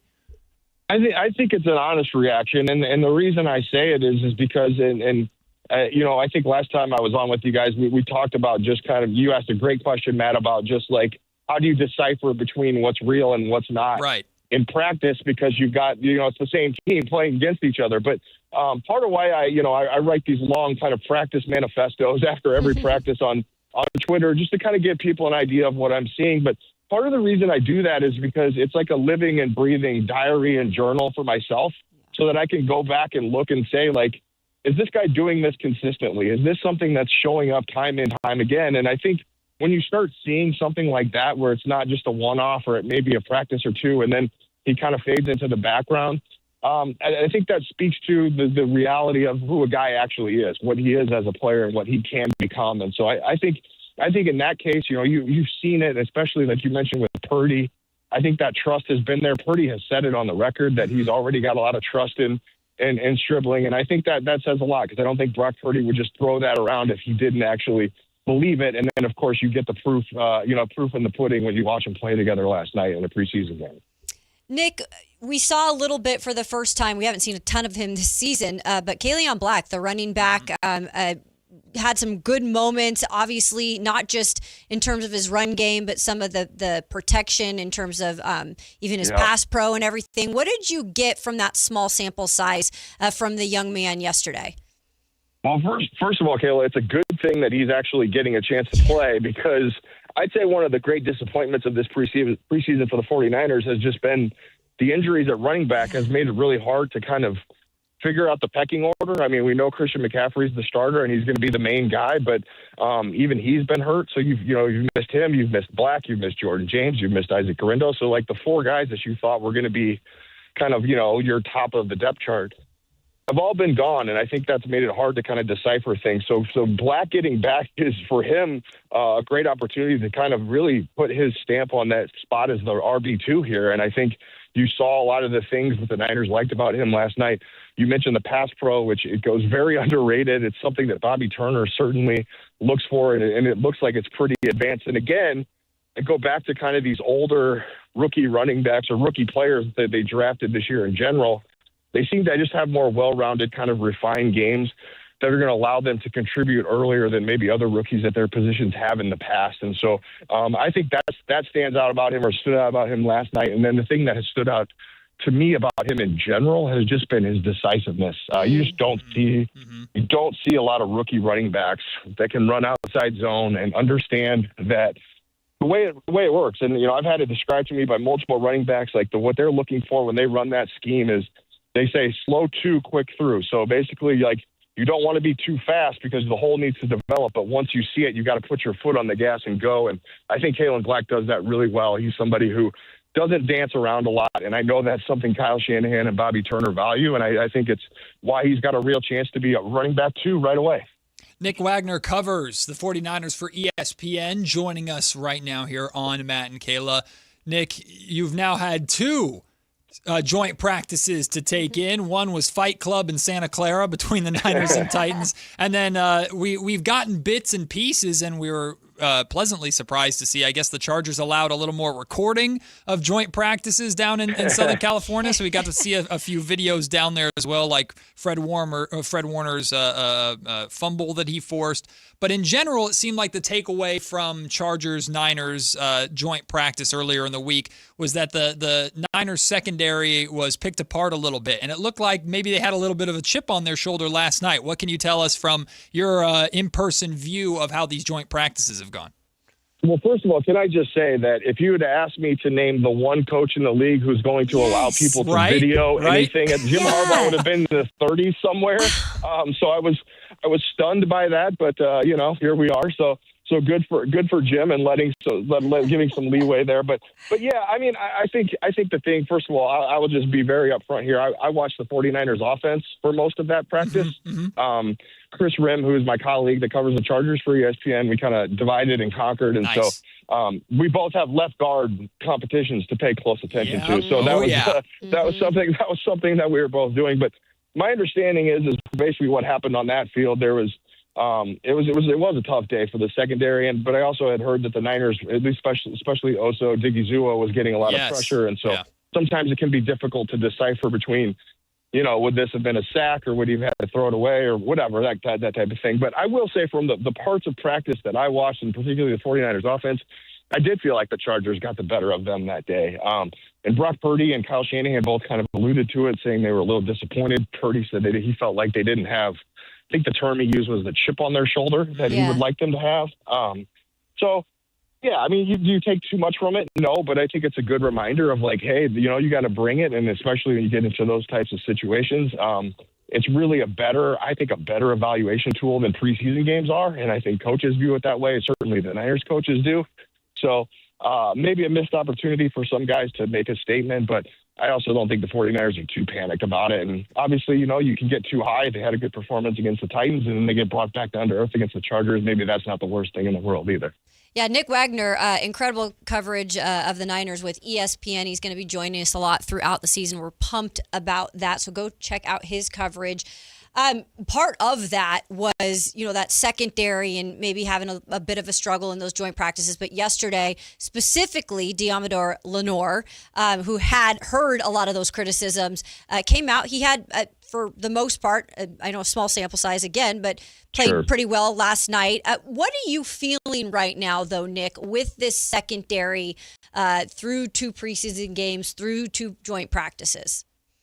Yeah, I mean, I think that some of the questions I have are the same ones that I had kind of going into camp, and that's at safety in particular. And I know, we've heard Jair Brown talk. We've heard some of the other safeties talk about and really defensive backs as a whole, about how Raheem Morris is letting them play more freely. And schematically, things are a little differently in terms of what's being asked of the secondary. Some of that is a factor of, I think last year more was asked of them by Robert Saleh because Fred Warner was gone. So there's a trickle-down effect that comes with that, and I think it made it a lot harder for those guys last year, where maybe they were doing too much thinking and not enough reacting. But I still need to see it, and I think Diamador Lenore has earned his stripes. There's no doubt he's a good player, and they're going to be fine with him. I think Renardo Green has had a good camp, although he had a hamstring issue last night, so we'll have to kind of see where that is. And I think Upton Stout is ready to take another step forward. So I think in terms of their corners, they have to feel pretty good. But at safety, they need at least one of those guys, whether that's Siegel or Brown or Mustafa, and Mustafa's missed most of camp as well, to step up, because right now I'm not 100% sure that the pass rush is going to be where they want it to get back to. I think Osa Digizua certainly is going to help in that regard. But until you get Bosa back on the field, until you have all those pieces, there's going to be more that's expected of that secondary. And so I still think safety is probably one of the weaker positions on the team, just when you look at the overall depth and also who they're starting right now. Nick, your colleagues at ESPN ranked the 49ers offensive line as 6th, and I know Trent Williams is probably carrying a heavy load, but you mentioned the battle for the left guard position. I'll be honest with you, I haven't seen this much talk about an offensive lineman in quite some time, so it actually is kind of fun. I'm getting into it. How much are you enjoying following this battle and this decision that Kyle Shanahan faces with that left guard position before week 1 in Melbourne? Yeah, I think, Matt, it's one of those things that, we kind of saw this as a potential issue dating to the spring. Like, they lose Ben Barch and they lose Spencer Burford, neither one of whom was, necessarily a long-term answer at the position. But then they didn't necessarily invest a ton of resources into fixing the hole or patching the hole, which is not a surprise. Kyle Shanahan and his dad was the same way. They just don't believe in investing big money in guards. Now, maybe a draft pick or 2 that they'll spend in the 2nd or 3rd round or something like that, but they're not going to invest heavily at that position. And I think what stood out to me is as camps has gone on, it started out Connor Colby was getting all the reps there, and then it was Robert Jones, and now it's Carver Willis. And then before he got hurt last night, you saw Austin Pleasance, who's been their swing tackle, even getting reps at left guard. And to me, what that screams is when a competition, as the season gets closer, is getting bigger instead of smaller, that tells me you don't necessarily have the answer. And so I think in an ideal world, they would like it to be Carver Willis, like the rookie, would be able to step in and take hold of that job. But you have to remember, this is a converted tackle who hasn't really played guard and certainly hasn't played it in the NFL. And this is a team that's trying to win now. And they could have Aaron Donald on the other side of the line come week 1. So to me, I wonder if there's a solution out there that maybe they will explore, whether that's a veteran who's available still in free agency, or if there is a trade that can be swung. I go back to, the early days of Shanahan and Lynch. They pulled a trade for Laken Tomlinson, who was a former first-round pick who had been a disappointment in Detroit and came to San Francisco and was a really solid player for them for 3 or 4 years before he got a big contract in free agency. So maybe there is something like that can happen. But as we sit here right now, I don't necessarily know that the starting left guard is on the roster. And if he is, whoever it is may not be the starting left guard come week 4 or 5. Nick, there was a really fun moment yesterday in the return game. First of all, I did want to ask you, did you guys understand why Debo was even back there for punt returns early on? Obviously, yeah. Did you ever get an answer to that? Yeah, my understanding is they just want to give him opportunities to touch the ball as much as possible. Yeah. And so, he hasn't done it. He's never returned a punt in the NFL. So, I guess that's a good way to at least get him some reps doing it. I know one of them he didn't catch, the other one he fair caught. So I'm not sure that's going to be something that they necessarily explore in the regular season, but certainly a chance to at least get him a rep or two and see what's what. Well, and then you had Jacob Cowing come in, so then it was like, okay, cool. So we've got this guy that, we've drafted. He's had some injuries. I read about all the hammy injuries last year in particular with him. Yeah. What a great moment. I think to see like all the vets come over after that punt return too for a touchdown and just kind of embrace him. But it means a lot, I feel, for the organization as well, just to know that, okay, maybe we don't have to give up on some of these guys quite yet. And just that kind of moment reiterates that a little. Yeah, and I thought it was funny that Debo was so excited because it made me almost feel like Debo is like, oh, this means I don't have to do this anymore. So it takes a little bit of craziness to be a punt returner in the NFL. But, it was a nice moment. And I think it was especially, Kyle Shanahan pointed this out after the game, but, that first one that Cowling was back there for, he let it roll, and it cost him about 30 yards of field position because it took a very favorable Chargers bounce. And then the next time he went out there and returned it, and Shanahan said after the game, this doesn't necessarily seal it for Jacob Cowling, but it certainly helps him. And I think that to me is his ticket to the roster right now, because it's been kind of up and down for him. And you mentioned the fits and starts that he's had with injuries and things like that. But his ticket to the roster is kind of solidifying, especially the punt return job. I think Debo will be one of the kick returners, and they could probably work somebody else in as the other one. But, for Jacob Cowling, those guys competing for that fifth and sixth receiver spot, someone who can handle returns is going to have a great shot to win it. And certainly Jacob Cowling did something last night that the Niners haven't done in a whole long time in a regular season game, especially. So it definitely, I think, gives him a leg up and puts him in a good position to maybe squeak out a roster spot. And as they sort through the end of the depth chart at receiver, when you've got question marks with a guy like Christian Kirk, who hasn't practiced hardly at all, you don't really know what you have. I think Jacob Cowling was definitely one of those guys who made a good case for himself last night, and that's something that could carry on through, when they cut down to the 53-man roster. We're joined by ESPN's 49ers reporter Nick Wagner with us. Nick, we know Mike Evans was brought in. We haven't gotten to see him yet in preseason, which, quite frankly, I'm okay with. But we know Mike Evans was brought in as wide receiver number 1 for Brock Purdy. There's a lot of excitement around that, of course.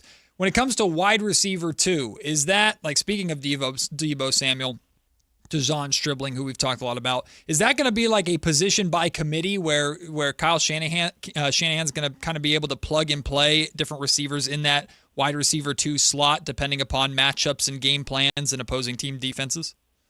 I think that's a good read on it, Matt, and I think a lot of it will be kind of matchup specific. And what you're going to see, I think in the old days, it would have been Deebo Samuel is the Z receiver, right? That's the spot we're talking about. And he would go in and he would get the bulk of the work, and they'd build game plans around him. Well, that's not going to be the case anymore. They will build things into the game plan for Deebo Samuel, but the game plans will not be Deebo Samuel centric. And so then you have Demarcus Robinson, who's had a really nice camp, and I think he has really kind of proved the value of having a guy like him on the roster, which is a veteran receiver who is reliable and available, which has been an issue for them at receiver, that second part in particular. So I definitely can see situations where, if Evans is your X receiver, Robinson would start at the Z, and then you have Stribling working at the F, which is that kind of slot position. He's like a supercharged version of Jawan Jennings. I think that's kind of probably how they envision it, and then working Deebo in there. Just in, like I said, matchup specific instances, or just, special things that they have in the game plan for him to get him the ball and give him opportunities to make plays. But I definitely think at least early on, that's probably what it's going to look like. Nick, I want to go back to the running backs room again, because we talked about, there's just been so much injury there and unavailability during training camp. And I loved your little tweet about how the unsung hero maybe is Sincere McCormick, sincerely, and he had a big moment last night. But in all seriousness, when it comes to guys like this, you always have kind of a sweethearted training camp. Even if it is a practice squad situation, Nick, it still gives you opportunities to develop maybe a guy like this, or just to have him in practice to go up against every day, right? Absolutely, yeah. And I think we've seen, 2 years ago when Christian McCaffrey missed most of the season, that was the thing everybody remembers from the 49ers running back room. But what they forget is they had a bunch of other injuries at the position too. Basically everybody else got hurt. And I think Patrick Taylor Jr., who just went on IR the other day with an adductor injury, I think he started a game against Miami late in the season, and he started the season on the practice squad. And there was just so much trickle-down effect of the injuries, and that's a position, obviously, that's very unforgiving. And so a guy like McCormick, who, like I said, he's not necessarily a candidate to make the 53. Right. It would be very difficult for him to do that. But if you can find a way to get a guy who has, been in your scheme and you can stash him on the practice squad and he gives you everything he has, maybe that's a nice reward for him. But his chance may come, right? Like that's been a thing, and the Niners certainly are not immune to that. They may know it better than anybody, the value of having somebody that they trust on as a practice squad option in case that type of thing happens. And so a nice moment for him, certainly, but I don't know that his story is done yet. If nothing else, too, a good chance for him to put stuff on tape that shows other teams that maybe he is worth a roster spot somewhere. Final thing for you, Nick. Were you the one to get George Kittle's cat riddle right at his last press conference? Was that you that got? Who was it? I want to know who got the kitten answer right for George Kittle's riddle. I don't. It was not me. I don't remember. I honestly wasn't paying that much attention. This won't surprise you guys, but I perked up more when he started talking about golf. Yeah, of course.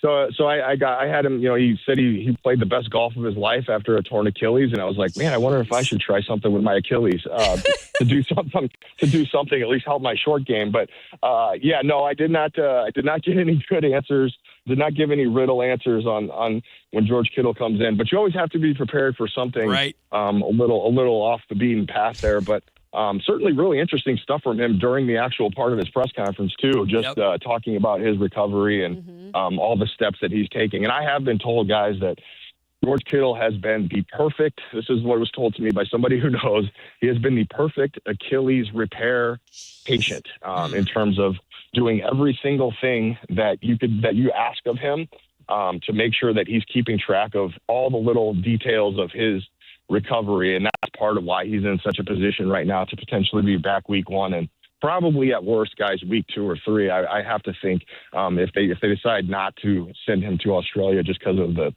toll of the long flight and all that stuff, he's going to be back early in the season. So hats off to him. I think it goes a little bit underrated when it comes to George Kittle, just like how much he cares and how much he loves football because he is so goofy and likes having fun and all that stuff. But man, the guy is dedicated to his craft, and this is a really good example of that. This can be a quick answer, but I know the chat's interested in this. What's the deal with Christian Kirk? Is there a chance he's not on this roster, Nick? I do think there's a chance. Okay. I've actually been kind of going through that here, we have to do a final 53 or initial 53 projection, and I going into last night, I had Kirk on and Cowling off, but Cowling returns the punt. Kirk's still not available, so.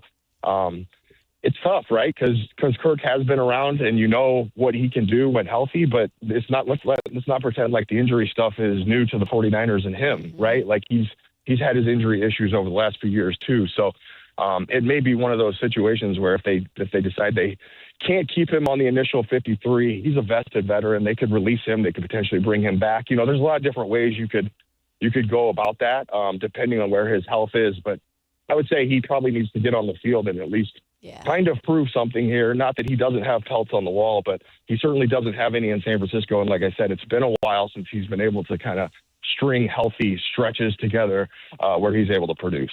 Nick, you talking about George Kittle reminded me one of my first in-person George Kittle press conferences was when he took the podium and called all the media out for our lack of shoe game. I don't think I ever recovered from that press conference. I don't know if he was going I'd like to point out, Matt, that he did that, and then he sent all of the regular media members shoes that were supposedly supposed to step up our shoe game, right? And so the shoes were like classic all white Air Force Ones, right? Oh my gosh. Those are the exact shoes I was wearing in that press conference when he called everybody out. So he wasn't talking to you. Those are my go-to shoes. Right, That's exactly. crazy. Yes, we obviously are not supposed to accept those, but he had gotten everybody's media outlet, put on them and stuff like that. So mine said ESPN. We were able to auction them off. He signed them.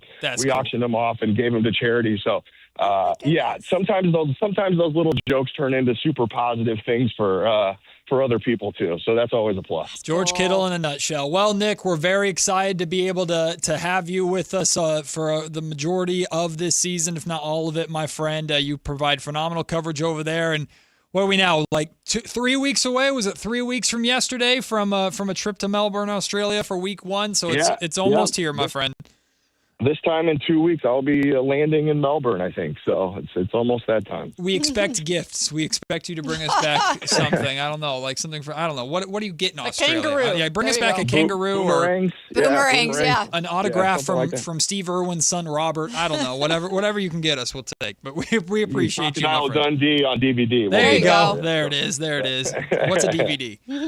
Yeah, right. Exactly. All right, guys. Thanks, we'll Nick. The great Nick Wagner covering ESPN. We will take the break. When we return, I have a little game for you guys. NBA's all-time guaranteed money top 10. I'll give you a hint. James Harden just entered this list because of the deal that he just signed. But where is he on the list? We'll do that. Plus, apparently, Jalen Duren's negotiations with the Detroit Pistons have gotten, quote, awfully nasty. We'll talk about that when we come back as Matt and Kayla on Sactown Sports. This is Sactown, baby! Follow Sactown Sports 1140 on Facebook at facebook.com/Sactown Sports. To keep tabs on the Kings, 49ers, UC Davis, and the entire Sactown Sports lineup all season long. Facebook.com/Sactown Sports. Your local sports leader. Sactown Sports 1140.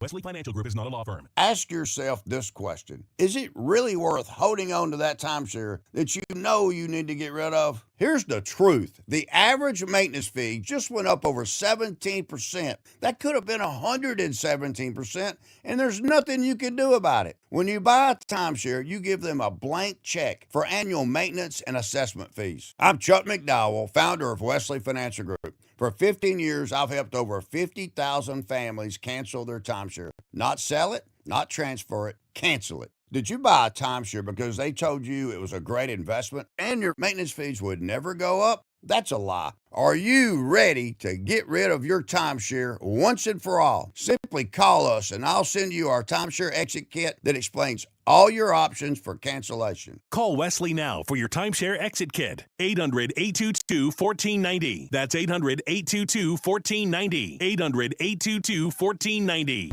Are you looking for a night out that actually delivers? Grab your friends and head to Sutter Health Park for Sacramento River Cats baseball. We've got cold drinks, great vibes, and live baseball all in one place. Get your tickets at rivercats.com. Country in the Park 2, presented by your California Army National Guard, October 23rd at Hart Health Park at Cal Expo with Bailey Zimmerman, Russell Dickerson. Plus more. Enjoy line dancing, live DJs, mechanical and food trucks. Tickets start at just $70. Country in the Park 2, October 23rd at Hart Health Park at Cal Expo with Sky River Casino and Joel Gott Wines. More info at CITPFest.com.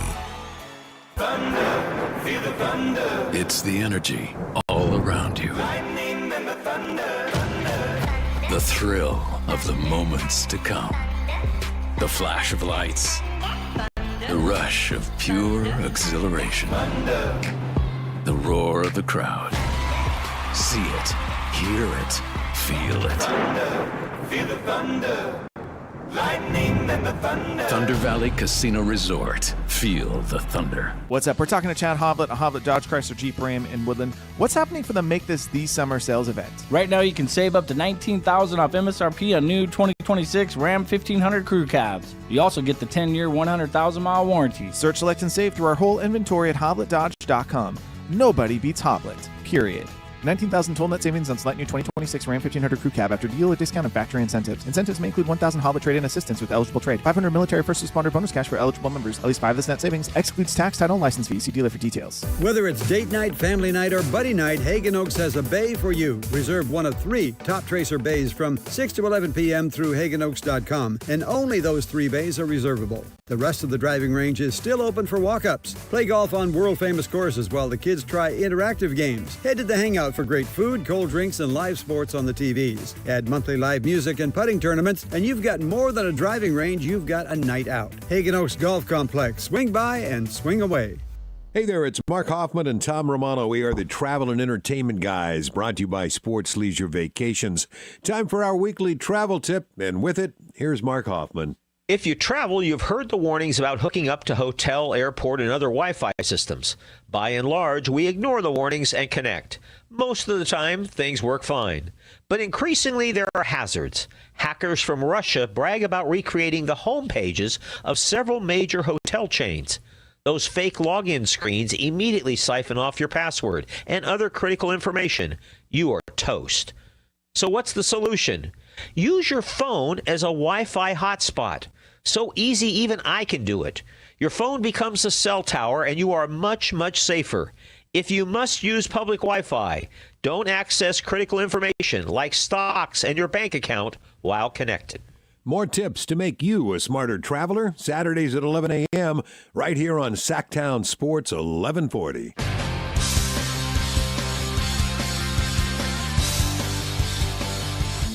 It's Matt George and Kayla Anderson on Sactown Sports 1140. I know we already did Friday Fun and Games earlier with Carmichael Dave and Christopher Laud, but how about a game of our own here? Kayla, you and Anthony are teaming up. You're a team. You're a duo. Because I'm curious how well the two of you can do together. Okay, Anthony. James Harden, with the new deal that he just signed, will now, for his career, have earned a guaranteed $510.8 million. Wow. Wow, indeed. He has entered the top 10 of all time in terms of guaranteed career earnings leaders. Okay. So before we get to the other 9, where do you think $510.8 million for James Harden falls in the top 10 all time? Well, if he just entered the top 10. Because it's like the newest of money, right? Like, Yep. So is it not 10? It's It is not. It is above 10. Oh, He passed. I'll give you this. He passed at least multiple players. okay. Oh, okay. So what would you say? Maybe Anthony. He got a lot of money in Houston for like a really long time, and then I think he Does took. this top them all? No. Okay. I think LeBron's number 1. I think. Let's go like right in the middle, like 5 or 6. Do you want to go 6? 6 is good. Okay. You're very close. James Harden is 7th Okay. all time All right. in career earnings. You said LeBron James is number 1? I think, yeah. $591.9 million is LeBron James' career earning, which is second. Oh. Whoa. There is a player at $601.8 million of career earnings Well, there's that is one team ahead of LeBron James. There's one team that went really far into the luxury tax to keep them together, and if you're on the same team over and over again, you get higher. I think it's Steph Curry. Just That because. would make sense. Yeah. Steph Curry at $535.8 million is number 3. What the heck? Number 1 still on the board. I don't know. Okay. That's crazy. Do you have a guess? How about? I mean, it's got to be a guy that's been around for a minute. Yeah. Right. And like on the same team for a really long time. It would be really funny if it was like Bradley Beal, but I don't think that's it. I can tell you confidently Bradley Beal is not on this That'd list. be so funny. Is it maybe a more underwhelming like than we'd first think? What do you mean? Just like not like maybe the Are they biggest name. You know the name for sure. I don't know if I would have guessed their number 1 though. Is it like a Boston player? No. I'm Are just they thinking 'cause currently they've- playing? They are currently playing. Okay. Wow. Old. Kevin Durant. That's it what. comes to That's my the mind. only other one that I thought of. Kevin Durant is number 1. Yeah. Wow. Okay. Career That's earnings, crazy. 601.8. But he's not even really been on the million. same team either. Yeah, that's so So interesting. you guys have the top 3, and you have number 7 in James Harden. This is where it gets kind of great. crazy. So you need 4, 5, 6. Wait, hold on. One. Did I do this wrong? Hold on. Please hold. Wait, what?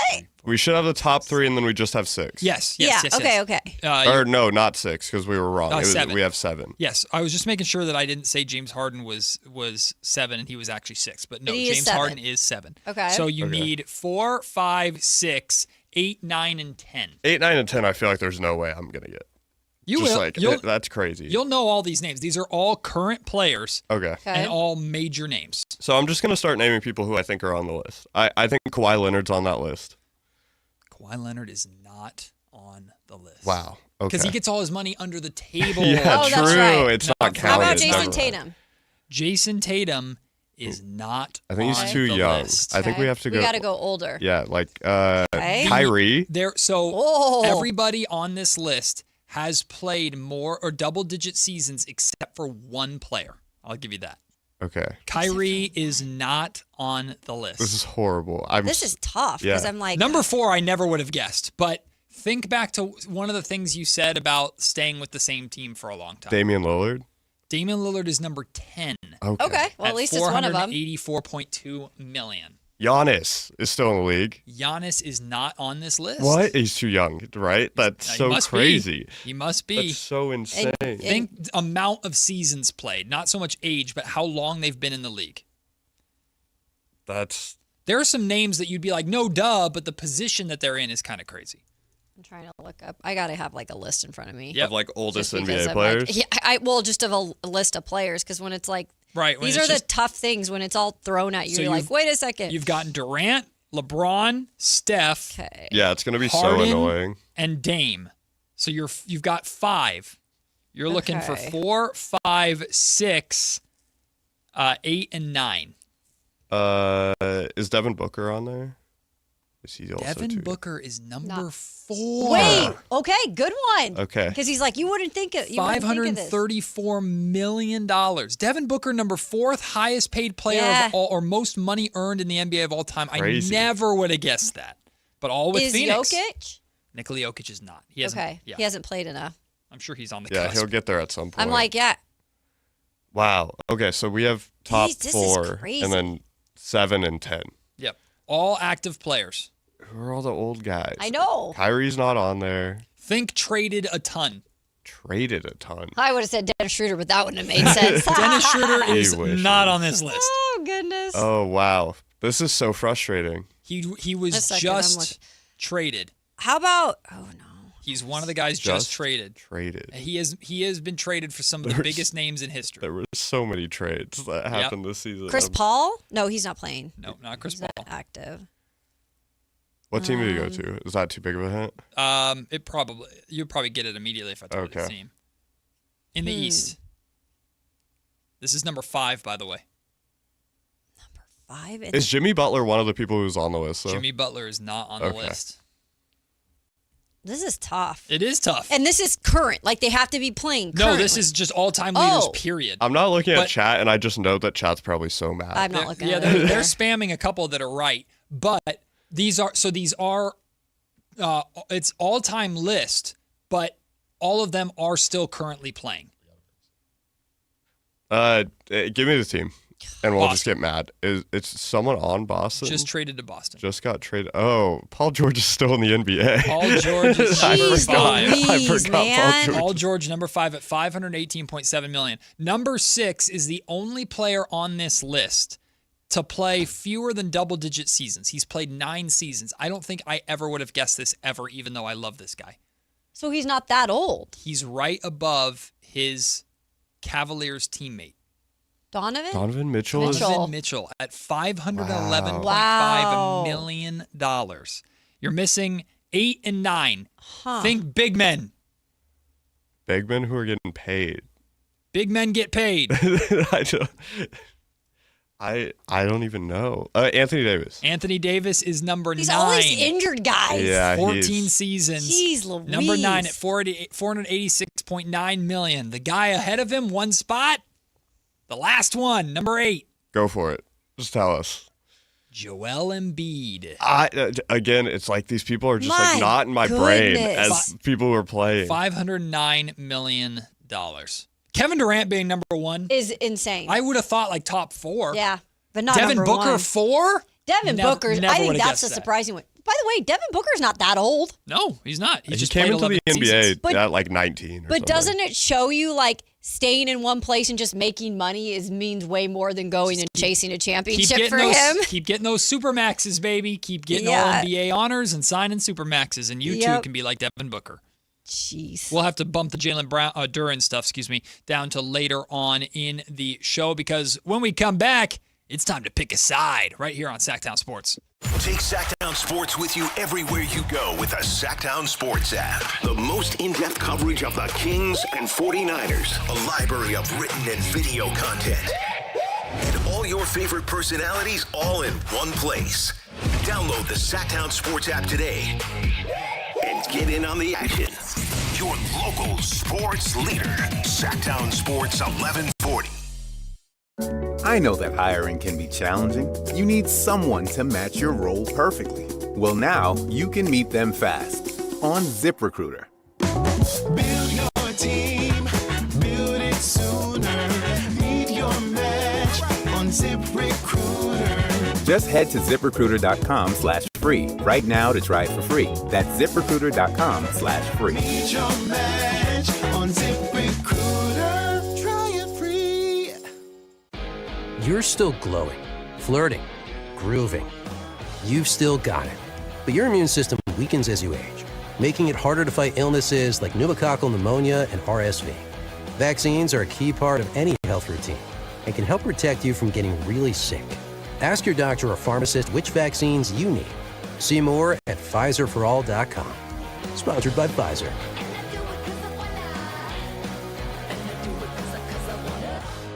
This Green and Gold Injury Report is brought to you by the law firm at Gingery, Hammer, and Associates. If you get an injury, just call Gingery. Tyler Soderstrom was placed on the 15-day IL for a left hip impingement. He heads to LA this week to see a hip specialist to determine next steps on his return to action this year. Justin Sterner underwent right knee surgery last week and will miss the remainder of the year. Jeffrey Springs threw 3 innings in Stockton last week and is pacing to return to the Green and Gold later this month. Hi, I'm Justin Gingery. One of the most common questions I receive is, what makes us different from other law firms? At Gingery, Hammer, and Associates, we handle your case from beginning to the end. Whether your case reaches a settlement, whether it must go into litigation, or whether it has to go all the way to trial, we will be with you along the entire way. And because we are committed to your case, we are as invested as you are in making sure you get the outcome you deserve. When you get an injury, just call Gingery. This is the story of the one. As a maintenance engineer at a beverage manufacturing plant, he starts his day knowing every line is ready to run because Grainger delivers the industrial-grade products he needs to keep mixers, conveyors, and packaging equipment moving. With Grainger's vast selection of bearings, belts, and motors, he keeps operations running smoothly, so nothing grinds to a halt. Call 1-800-GRAINGER, click Grainger.com, or just stop by. Grainger, for the ones who get it done. And Doug. Limu and I created a trick to help you remember that you can customize your car insurance and save with Liberty Mutual. You see, the shirts Limu and I wear are yellow, and yellow is the color of lemons, and lemons grow on trees, and trees provide oxygen, and oxygen helps us breathe, and breathing is how you live, and you can live more life when you save money by customizing your car insurance. I agree, Limu. It's really quite simple. Only pay for what you need at LibertyMutual.com. Liberty, liberty, liberty, liberty. If you're not looking for a brand new car, at Elk Grove Honda, we've acquired some of the best pre-owned cars we can find.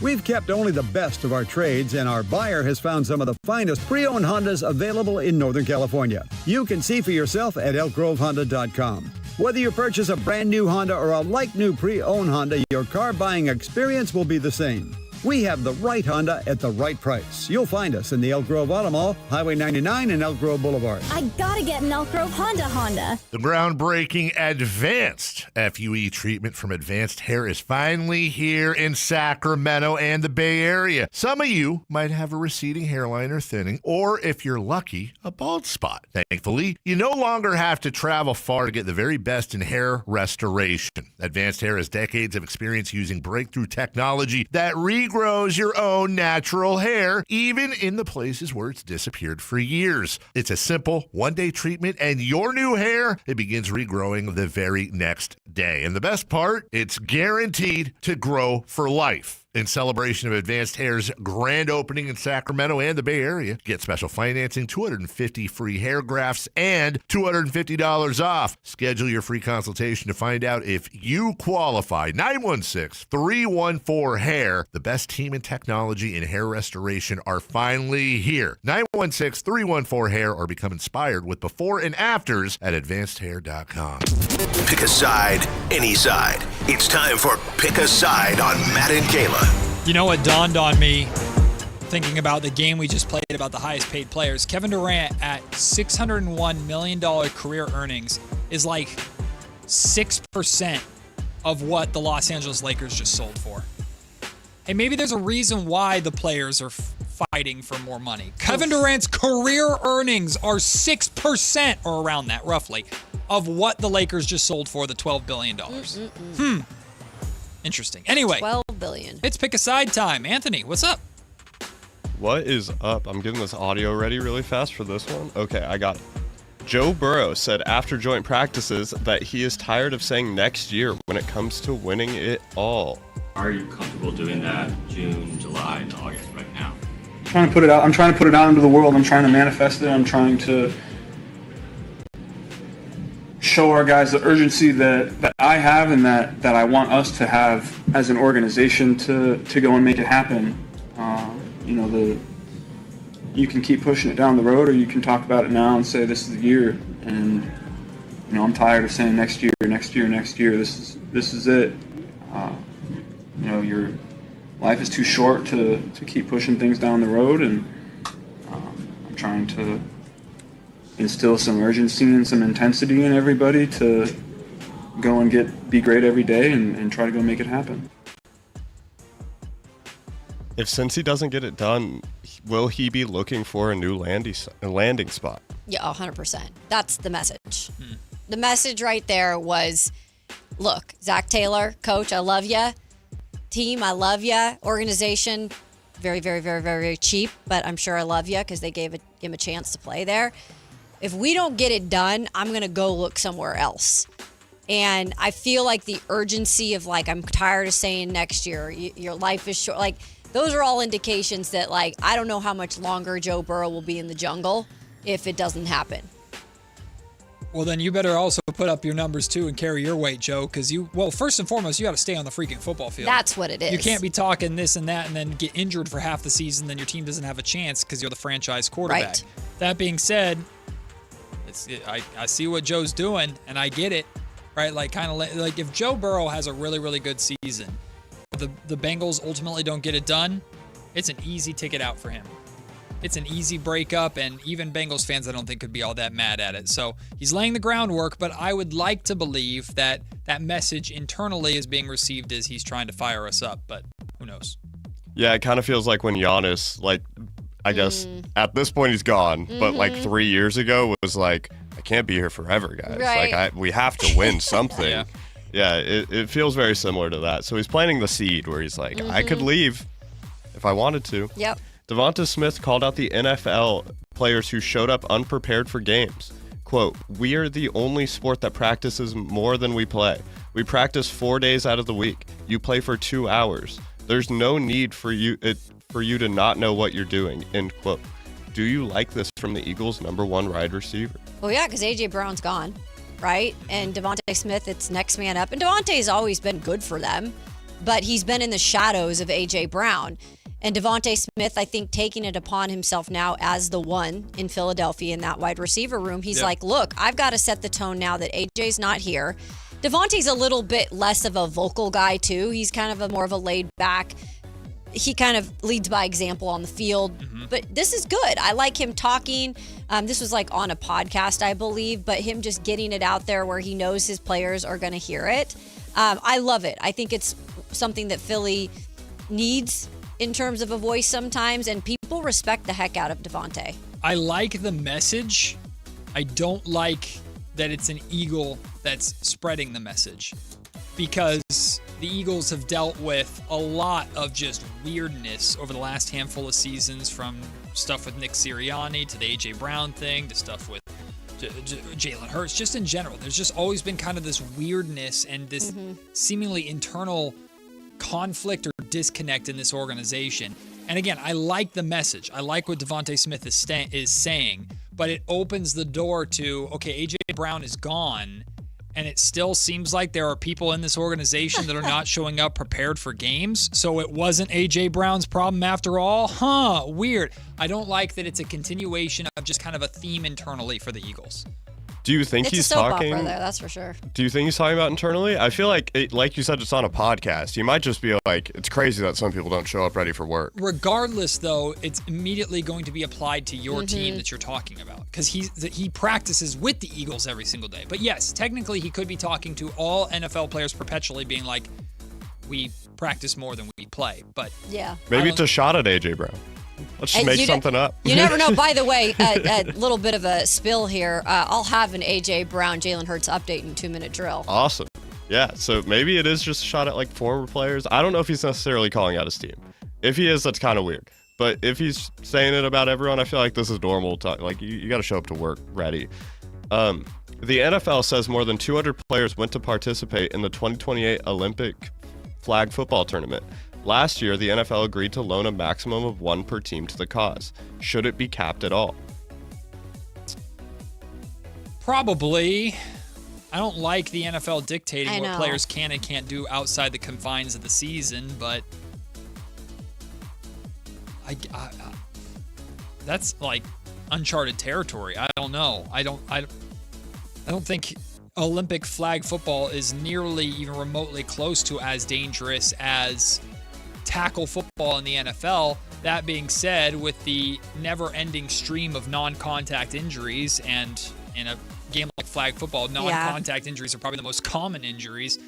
All we need is for one prominent player to have gone and torn an ACL making a cut in a Olympic flag football game for an organization to be in an uproar. So, yeah, I think I understand the NFL wanting to cap it.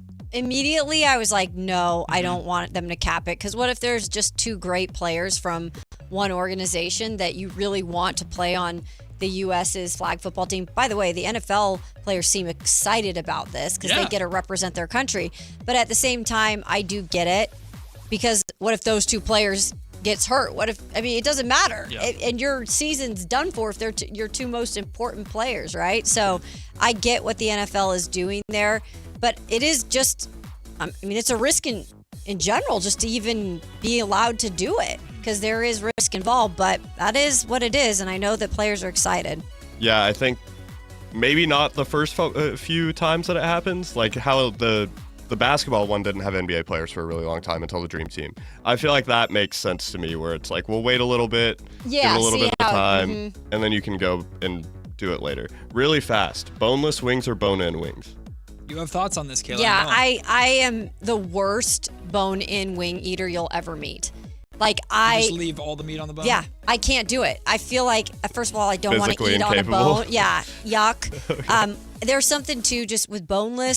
I just feel like I can just pop them in, dip them in, and then it's just so easy. They're adult chicken nuggets. They're so tasty. Yeah, they're adult chicken nuggets, But which like, is why they're great. That bone in, man, I'm working for my appetite there. I'm not a big fan of eating anything bone in either because if you accidentally bite into a bone, it's just not the best. Some people love it. I'm with you. I'm not one of those I will eat a bone-in wing, no problem. And I've gotten better over the years of making sure I get everything out of it. That being said, just give me an adult chicken nugget so I can just pick it up, pop it in my mouth, and keep it moving. Yeah. I'll eat both, but like bone-in is like an experience. Like you're there and you like. You seem like a bone-in guy. You like sit there and it's time to eat this. Yeah, it's like when you go and eat like crab and you get like a bib. That sounds you gotta crack it and dig it out. Yeah. I want to beat my meal with a hammer before I eat it. Great. I feel like sometimes you just gotta like work for your stuff. This is America. I appreciate food. Hey, I respect and appreciate it, man. My mom, she's great at eating wings with the bone in. But here's the thing, I'm like, I didn't pick that up from her. You classically eat wings while you're watching a sporting event. I'm trying to be locked in on the game, not on the bone. Right. I'm just poor at it, y'all. You would be so disappointed in how much meat I leave Anthony. Practice makes perfect. No, give me that adult chicken nugget. Get in the lab. Get shots up. Keep doing it. Now I want wings. Thanks a lot. Perfect timing for lunch break, too. When we come back, is the pressure that's on Darius Acuff Jr. this season in Sacramento. Is it real? Let's be honest. Let's look at ourselves in the mirror here. Is it real, or is it just what we are lumping, and we being not just us as Kings fans, but the league in general, putting on his shoulders? I don't think there should be that much pressure on Darius Acuff Jr.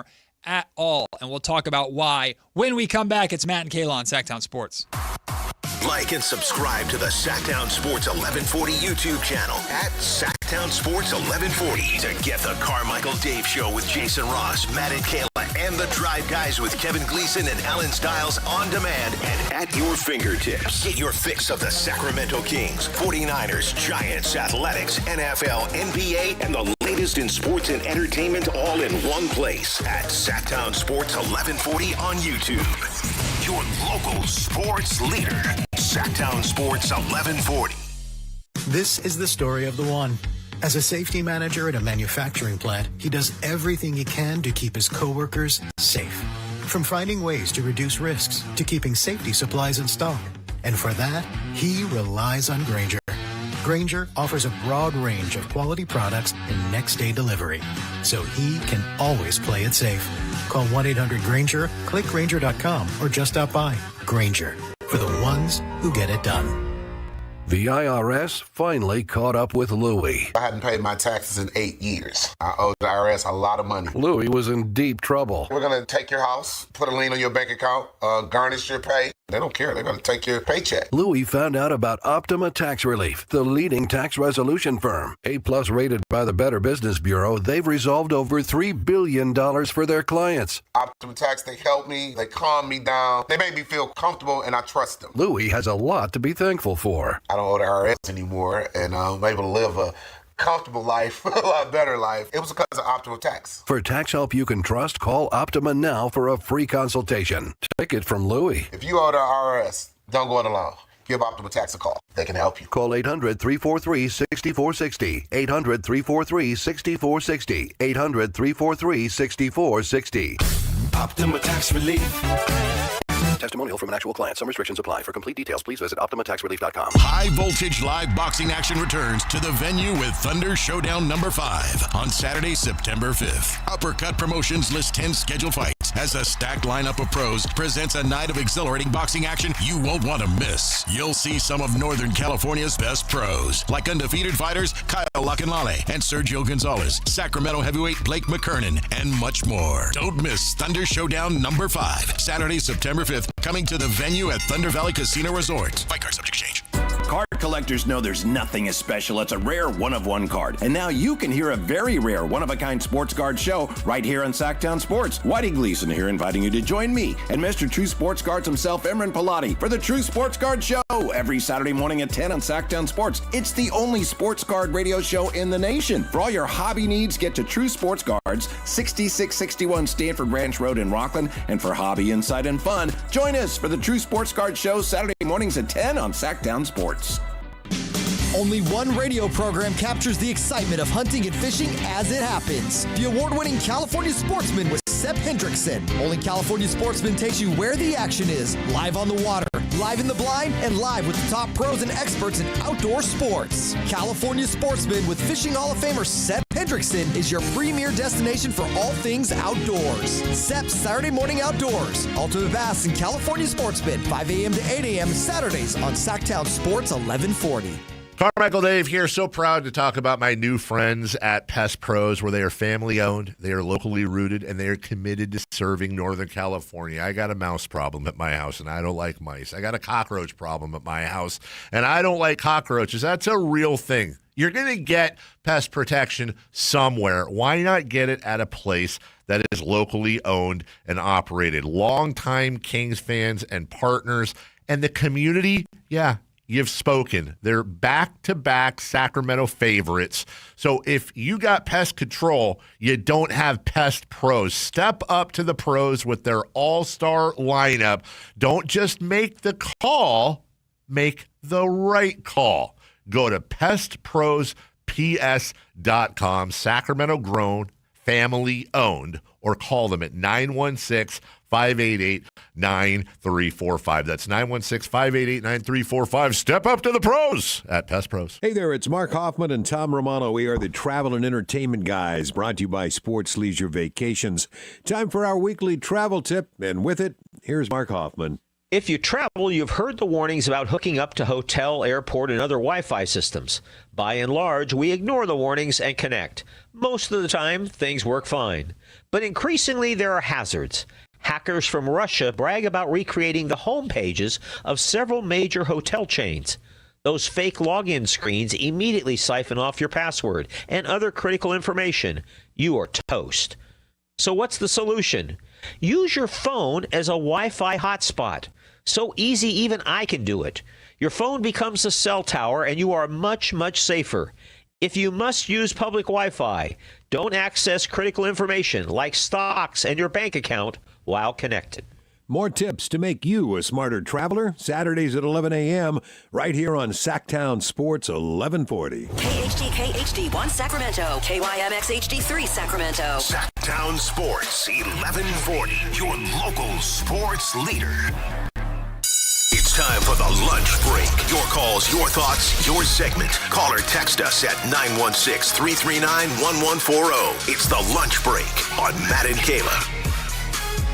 Very excited. 1 hour from now, Kenny Caraway, KC, will be on with us here. I'm sure all of you know who Kenny is here in the Sacramento area. We'll talk his Niners. We'll talk a little bit of Kings as well. Very excited to have Kenny join us at 1 o'clock. Right now, though, hey, it's a Friday. Why don't we go to the phone lines a little bit before we get into our Darius Acuff Jr. conversation? Let's start with Tin. What up, Tin? What up, Matt? How are you? Hey, man, I'm good, man. Hey, I think, because Kevin Durant was number one on the list. Yeah, number one on the highest paid list, right. $600 million he's earned over his career. And that's nuts, isn't it? $601 million. I knew this from the start because there was footage that surfaced of him working out with LeBron James, and he was keeping up with him with each workout. Are you talking about young KD? Oh, my goodness. And then they are the top three, KD, Steph, and LeBron are the faces of Team USA. You got that right, Tin. Thank you so much for the call. Yeah, it was good to see all three of them at the top of that list, and it's going to be weird when the NBA no longer has the three of them, which unfortunately we're a lot closer to that than I want to admit. It's just like the quarterbacks turning in the NFL. It's no longer those names that we all kind of grew up with. It's funny. I don't remember. This probably hit you harder than it hit me, but it dawned on me not too long ago, like when especially Manning and Brady retired, like in that same window of time. I know Brady was a few years after, but it's like that did not hit me as hard as how I feel like Steph and LeBron and KD's retirement. But I'm obviously more of a basketball guy. Yeah, and a lot of those guys, like there's some of them still playing. Like Flacco's still playing. Like some of these guys have been backups to this point, so they're still sticking around. Like in the NBA, LeBron is still at the level where he could be even a 2, which is it's technically not the starting. It's not the same caliber, LeBron, but it's still damn good right. LeBron. And again, if you're not okay with being that, like Westbrook is, likely you're going to retire. Mm-hmm. So right. How about this? We haven't heard from this guy in a while. What up, Mitch? Happy Friday, Mitch. Oh, Mitch, don't do this to me. Mitch, you were on hold, Don't do this to me, Mitch, on a Friday. Oh, man. All right, Maybe Mitch. something happened. Wah, wah. Maybe something happened. All right, well, let's get into our Darius Acuff Jr. conversation, shall we? We talked earlier at the beginning of the show, we were talking about Fernando Mendoza. And we were talking about the interview that he had in the second half of the game after he threw a pick six, and he didn't play terribly necessarily against the Houston Texans, but it was very much a, hey, welcome to the NFL, kid. Yeah. Like he struggled for the most part. It's certainly a worse performance than he had week 1 of preseason against the Arizona Cardinals. But he seemed so calm. He was still in good spirits, and a lot of that is because of Fernando Mendoza's personality. He's very bubbly. But I think a lot of it is also because of the environment that the Raiders have created for Fernando, which is, hey, you're looked at as the franchise guy. We use the number 1 overall pick on you. The day of expectations is coming. Yeah. But it's not right now. You don't have to feel the pressure of throwing a pick 6 in your game 2 of the preseason as any sort of negative reflection on your ability to be our guy in the face of the Raiders organization in the future. Take that and apply that to Darius Acuff Jr. and the Sacramento Kings. Now, Acuff is not nearly as bubbly as Fernando Mendoza It's just a different is. personality. Right. Yeah. But can the Kings build and foster an environment for Darius Acuff Jr. that allows him to go out there and take a lot of shots and get a lot of reps and fail without it having a reaction from myself on the podcast or on the radio show or Kings fans on Twitter? And I know part of sports is reacting and overreacting to everything. And what have you done for me lately? So I'm not saying this is like a poo-poo on any of us. This is what we do. But in reality, if we're being honest and kind of doing some self-evaluation here, all of the expectations, all of the hope that we put in Darius Acuff Jr. as the guy that's going to be the face of the next generation of the Sacramento Kings. He'll be better than De'Aaron Fox ever was. He'll lead the Kings to a title contention window one day. All of that hope and pressure and impatience that we have as Kings fans, it does not matter. It has nothing to do with Darius Acuff Jr. and should not add anything to Darius Acuff Jr.'s plate. It's fake pressure. It's not real. It is fake pressure, at least at this point. Yes. Because it's still new. There is time to grow. There are the whole, narratives of how young he is. He's 19 years old. Like, these are all things that are good in terms of what he is feeling for pressure. Right. Maybe fans get a little anxious because they're like, we can feel what we want at any point. And please you do. can. And please and do. you can. But does that pressure mean anything to him specifically? No. Yes. And it just, he's going to have the runway to grow. And that's a reason why I think they felt he was a good pick here. Yeah. Because they know how this is going to be a little bit more of a slow rebuild just because they've had to deal with so much stuff and get things out of the way. And they're still not done with that. But I also think you're going back to the personality of like a Fernando Mendoza. And he might be more of an outgoing personality, but I do think he is a personality that knows, like, when I make mistakes, like, I quickly register it. Right. And I'll go back to the film and look at it when it's all said and done. But in that moment, I'm also not feeling that pressure in the moment to be like, oh, geez, I'm dwelling on this pick or whatever. But at the same time, he's not smiling. Like Max Crosby he's not, comes and he up was and mad. Yes, he was mad he's on mad the at himself. sideline. So it's not like he's like, it doesn't matter. No, it affects them, but in a weird way, I guess, positively to motivate them. And I look at Darius as, Darius might not have the same personality as Fernando, outgoing wise, but I think he has the same mindset. As something happens even in game, right? And you feel the pressure. You always are going to feel the pressure. Yeah. But it's how you handle it. In game, that's an example. But just overall next season, I think he's also set up to not have to feel pressure externally. I don't think he's built for going and checking Twitter and going and doing this. Well, think how Summer League went. Yeah. His first California Classic game, he shot 1 billion shots and it was inefficient. And Kings fans on social media were like, yikes. Yep. Media members were like, yikes. There was, at the end of NBA Summer League in Las Vegas, was there not an ESPN article that we read, or is Athletic or something, that was like Darius Acuff Jr. was amongst the list of disappointments in Summer League. We are going to react to what we see. That's natural. But the point is, it doesn't matter and shouldn't matter to Acuff. Nope. And I don't think it will. This is the situation that Acuff is coming into.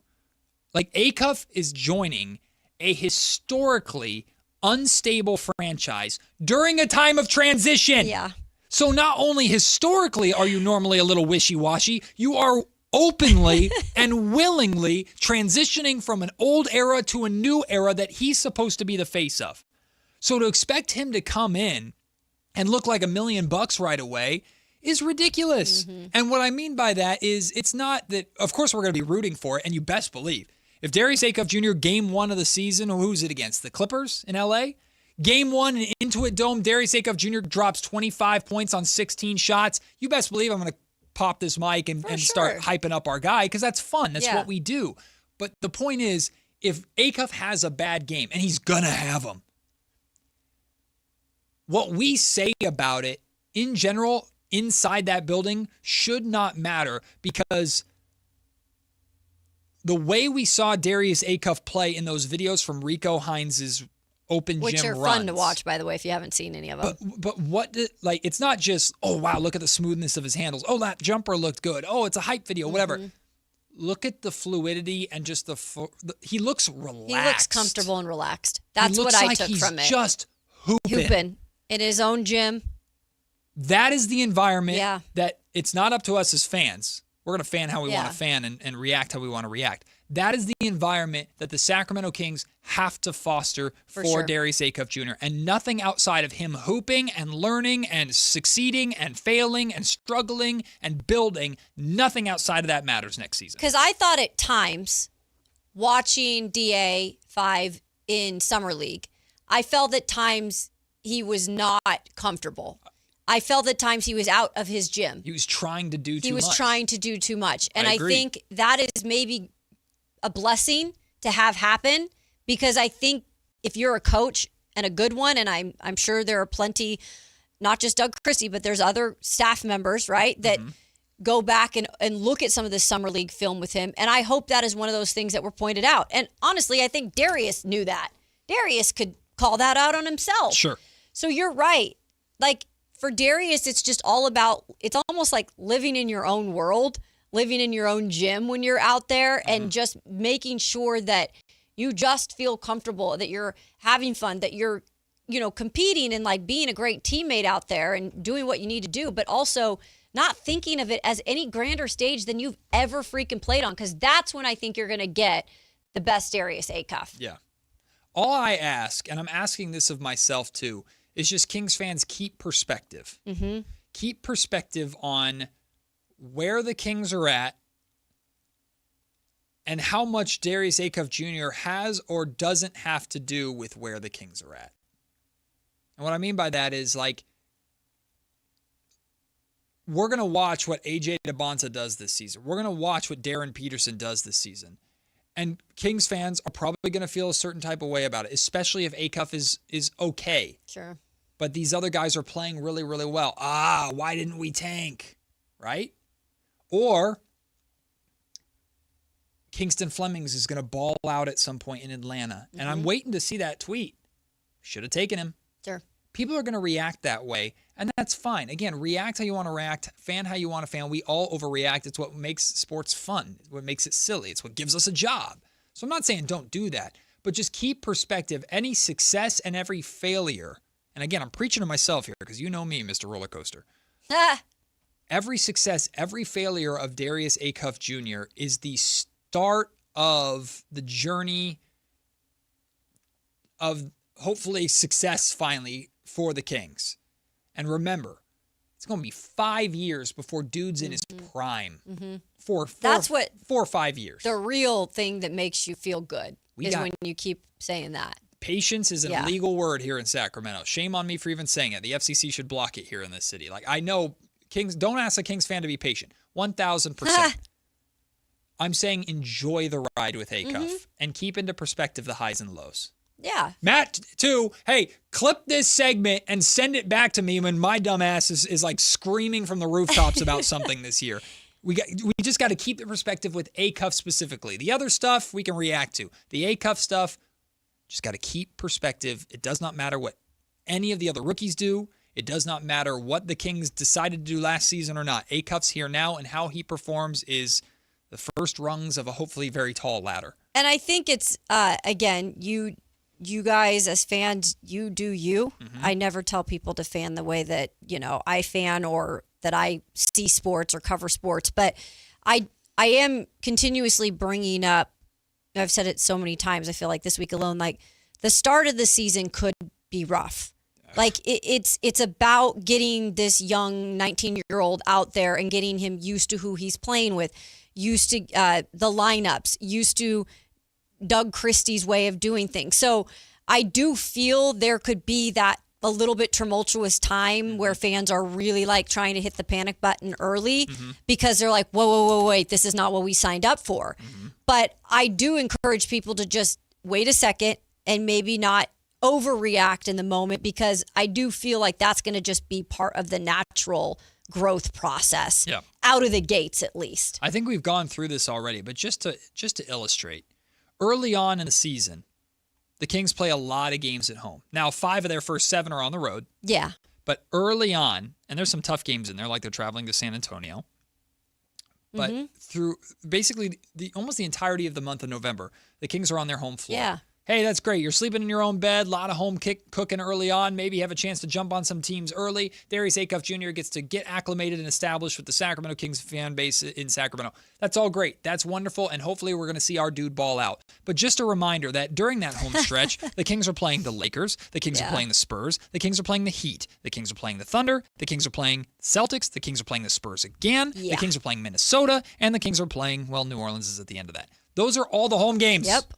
So it's, hey, I'm excited to see number 5 in a home white Kings jersey or whatever they're wearing in the Golden One Center, hopefully putting on a show. And if he can get off to a hot start, that's going to be awesome. But we're going to see a lot of juggernauts come through, and hopefully the Kings are competitive. Like it's a low bar, but just be competitive. And hopefully, Matt, and you just laid that out with all those really good teams that they're going to be facing. Hopefully those are teaching moments. Right? For sure. I mean, live in the moment, teaching moments for Darius Acuff Jr. So when you get out of maybe that, the long November, whether it's, it's at home, that's great, like you said, but it's still a grueling schedule.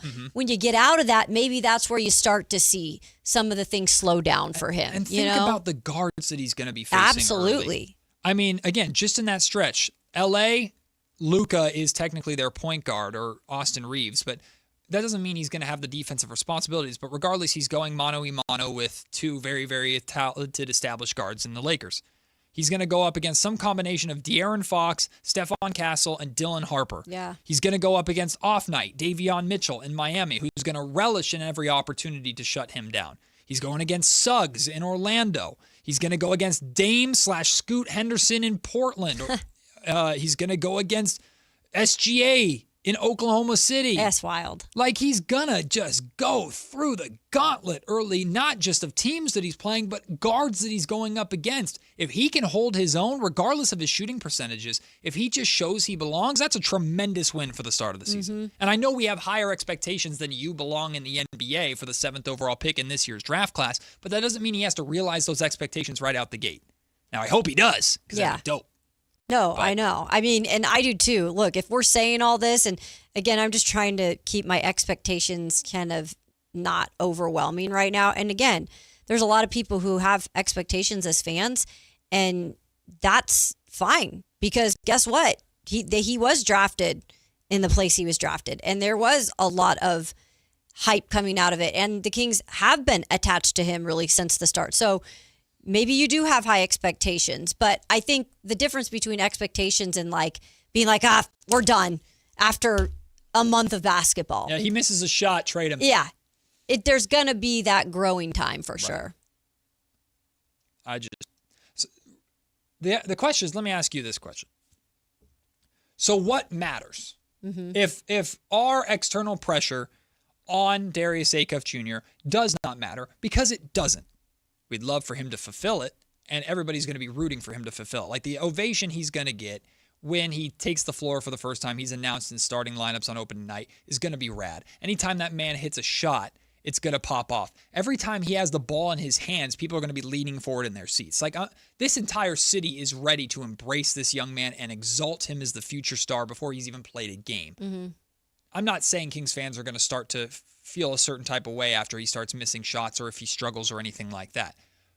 But in general, our pressure that we put upon him to fulfill our desires and save us, it isn't real. It doesn't exist for him. But what does matter to Darius Acuff Jr. to start this year? I think what does matter is like having his own goals, right? Of like where he wants to be, or, knowing that I need the game to slow down at some point. It might not be right out of the gate. I think knowing that you need to still be developed Like, you're 19 years old and you got drafted where you got drafted, but you still have growth that needs to happen. And I think Kimberly mentioned it in the chat, YouTube chat, by the way. We enjoy everybody who is in there and watches us on that and comments along. She said, I am a little worried about development and just with the organization as a whole. Very and that's fair. a valid concern. Very fair. And I think that is one thing we are all hoping for. And I think Darius should be hoping for and feeling not pressure to be developed, but being able to actually see that happening in real time. I think that's really important because that will then give him more confidence in himself when he's out in actual games competing against teams that you just mentioned. What matters to me, to build off of what you just said, it's called checkpoints. Yeah. You have checkpoints from game 1 of the season to game 25. Mm-hmm. How much better did he get? Yep. And then comparing those 25 games to the other 25 games. Now, that doesn't mean, progress is not guaranteed to go. It's not linear. You're going to have ups and downs, right? He's going to have stretches, especially when rookies inevitably hit that wall when you're 40, 50 games into an 82-game season. That's a big one, You've played more than you ever played in college or in a year in your life, and you're going, oh my God, now what city am I in? Yeah. Like every city or every rookie faces that. So there are going to be lulls. There are going to be times where he has a 5-game stretch and the next 5-game stretch looks way worse than that first 5-game stretch. But this is not just a Darius Acuff Jr. thing. This is a Kings thing in general for a team that's trying to find their identity.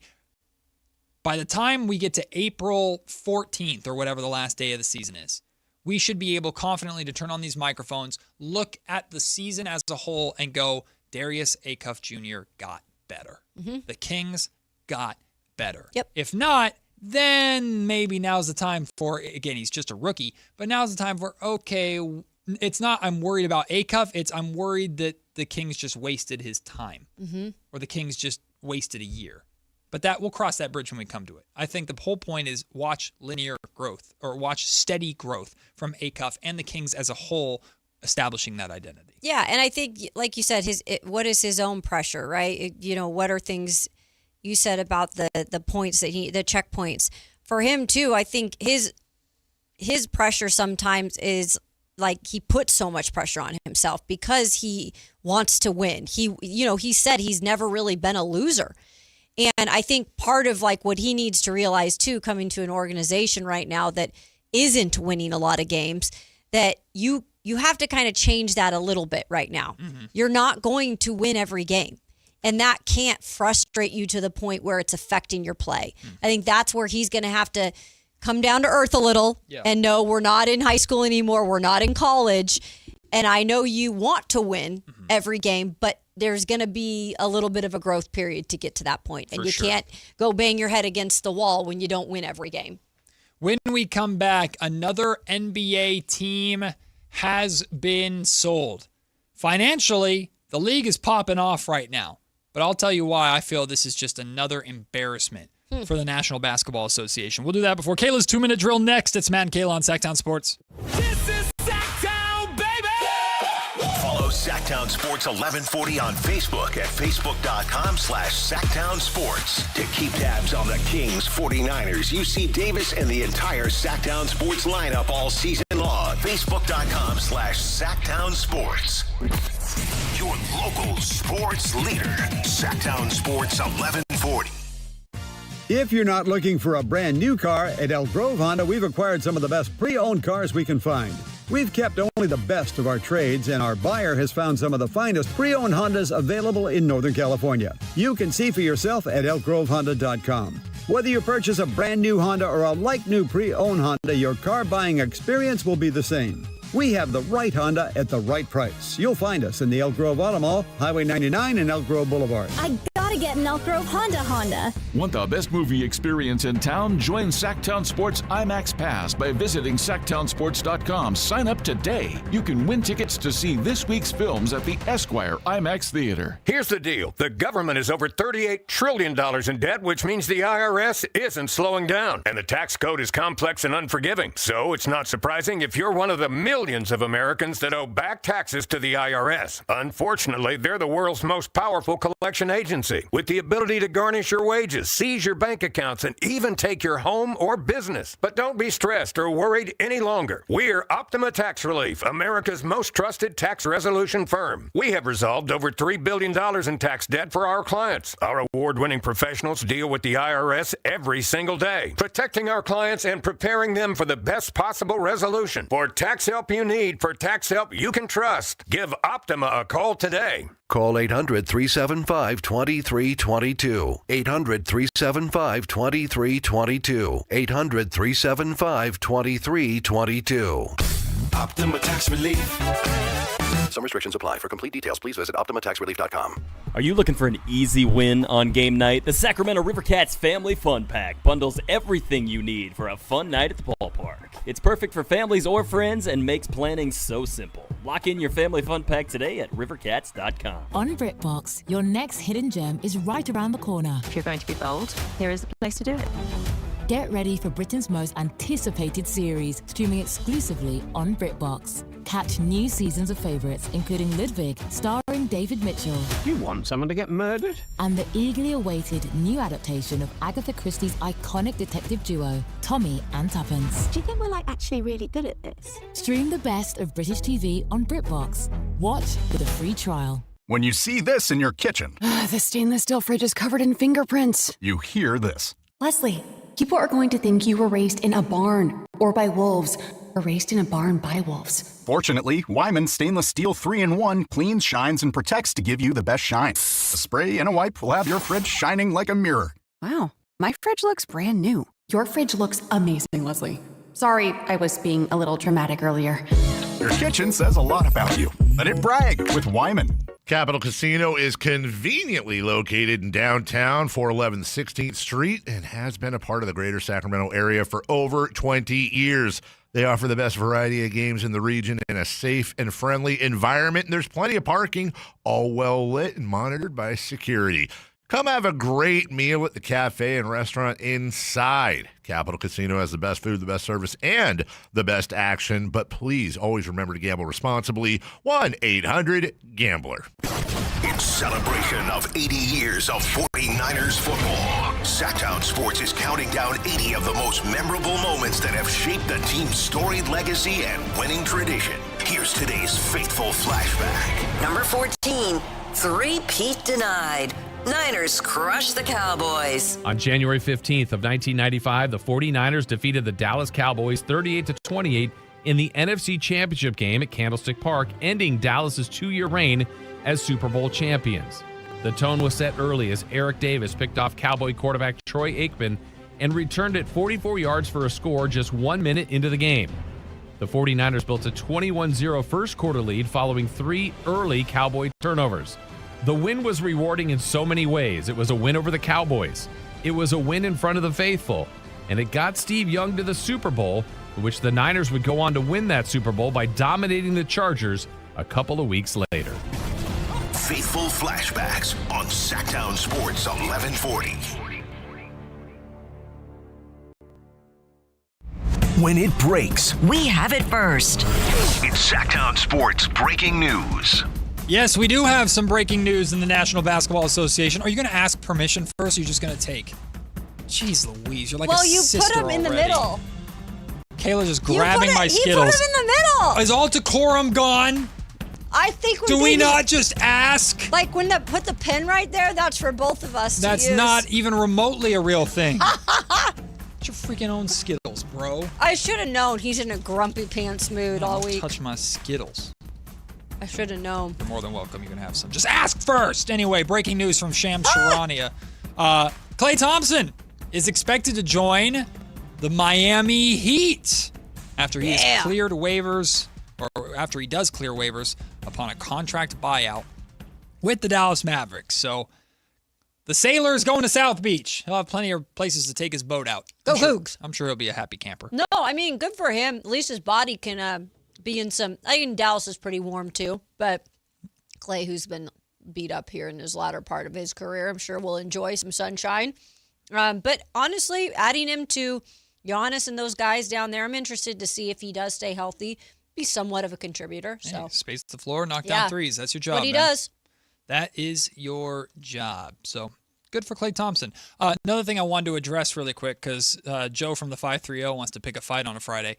He says, Matt, how can you backpedal on Acuff now? Pre-draft, you were screaming how Scott Perry needed a franchise player and couldn't miss. And now you're saying that there shouldn't be any pressure on him.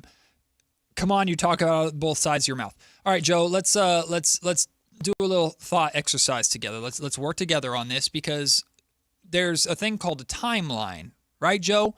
And I stand by everything that I said, because we do know that the Kings do have to get this pick right. Scott Perry absolutely needed to find a star in this draft class, especially with the opportunity the Kings found themselves in this draft class, and considering how much talent is in this draft class. So yes, I stand by everything I said before Darius Acuff Jr. was drafted and right after he was drafted. He does need to be the star, or a star, and a leader of the future of the Sacramento Kings. None of that has changed, but that doesn't mean that he has to kick in the door day one or the first month or two of the season and be that star right away. So Joe, pump the brakes a little bit, pal. It's okay.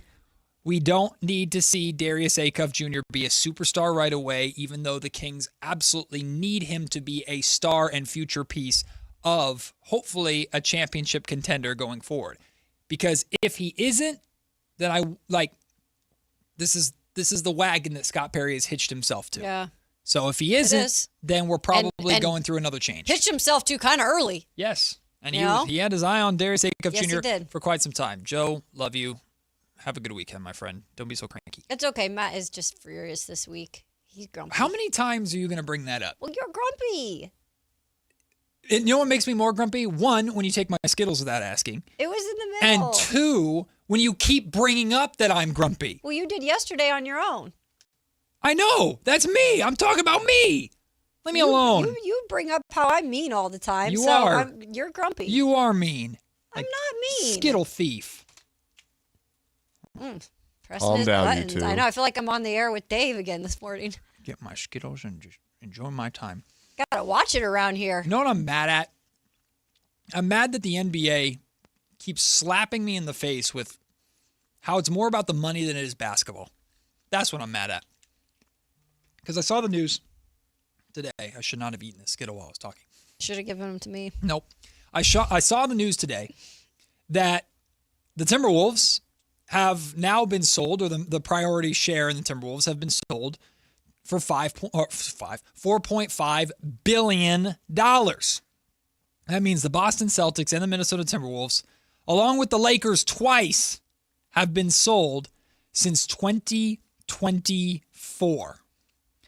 Between 2015 and 2022, 4 NBA teams were sold, and a good reason for that was due to the impacts of COVID financially on owners. But since 2023, 8 NBA teams' majority stakes have been sold. 9 if you include the Lakers selling twice over the span of a year. My thing is this, Kayla, and it's very easily could be old man, get off my lawn, but it's not really. But this is what bothers me about this. Everybody knows that professional sports is a business, right? We know that. We know this. We're not naive to this. But it does feel like we are being slapped across the face with it. The same way you feel Pat McAfee's everywhere and it's annoying. That's what I feel like the NBA is doing to the basketball audience. Everything is about money. And while I celebrate the fact that the league is in such a good place that they're signing these massive TV deals and these monstrous contracts and this and that, you can look at pretty much every major move and decision that Adam Silver is making and draw it all back to just money, money, money. From these owners flipping organizations like they're freaking houses to the draft lottery reform. That's not about competitive balance. It's about making sure games towards the end of the season matter so that gambling companies that the NBA's in bed with aren't pissed off. Player resting rules and regulation, that's based off of paying customers going to games when the Philadelphia 76ers come to town and I want to see LeBron James, but he's resting. Or national TV games when the Sixers are on national TV 30 times, but LeBron sits out some of them, or Jaylen Brown sits out some of them. That's what it's about. Yeah. And the whole NBA Cup. The whole NBA Cup was created to make earlier season games matter and add extra games that they could sell as a TV package to Amazon Prime. I mean, everything is just about money, and I get it, but it feels like we're being slapped in the face with it. Yeah, I think it's hard too because it's like they're always wanting to make sure that they stay. They're never going to be up there with the NFL, like in terms of they're not going to beat them in being the sport, right, that brings in the most money. Right. But they want to stay right there. Sure. They want to stay right after the NFL. And I think that you always talk about how much money these leagues bring in or how little money these leagues bring in. And so I think they're in this like time period right now where you're saying money just means everything because they're trying to just capitalize on anything that they can. But it isn't the NFL, right? It doesn't work like the NFL. And if you get too far away from the actual product and the actual game and focusing on what these guys are doing on the court, then if you get too much distraction, it's not good for the growth of the game. And I think it already hurts because you play so many games. So you're already kind of like fatigued at a certain point because guys are sitting, guys are injured, and then it's like, oh, we still have this many games to go. And then that opens the door to be paying attention to all these other distractions that have been going on. Right. So it's hard to maintain because, again, it is a longer season and you don't just have one game a week. But there, like some of this stuff has got to be cut down on. Right. We cannot be talking about every offseason or even during the season, situations with resting, situations with the draft reform, all these things. Some of those have been maybe taken care of now. But every time you think you're done with one thing, another thing unfolds in the NBA. So it is a distraction. It just feels like Adam Silver's just a little tone deaf. I think so, too. Like, that's just the sense that I've gotten really over the last year. And it started especially, and I know I've brought this up before, but I'm pretty sure it was Ramona Shelburne at his press conference before the start of last season, right around this time last year. Ramona Shelburne asked Adam Silver a question about the streaming services and the consumers' concern about struggling to find their team's games. And Adam Silver basically answered the question in one of the worst ways possible by saying, well, if you can't essentially afford to watch the game where we put it and have all these streaming services that are getting more and more expensive, then you can watch highlights on YouTube. Like, it was just, and it was incredibly tone deaf and just, it's just a very mean thing to say, in my opinion, with a genuine concern from a loyal fan base. Yeah.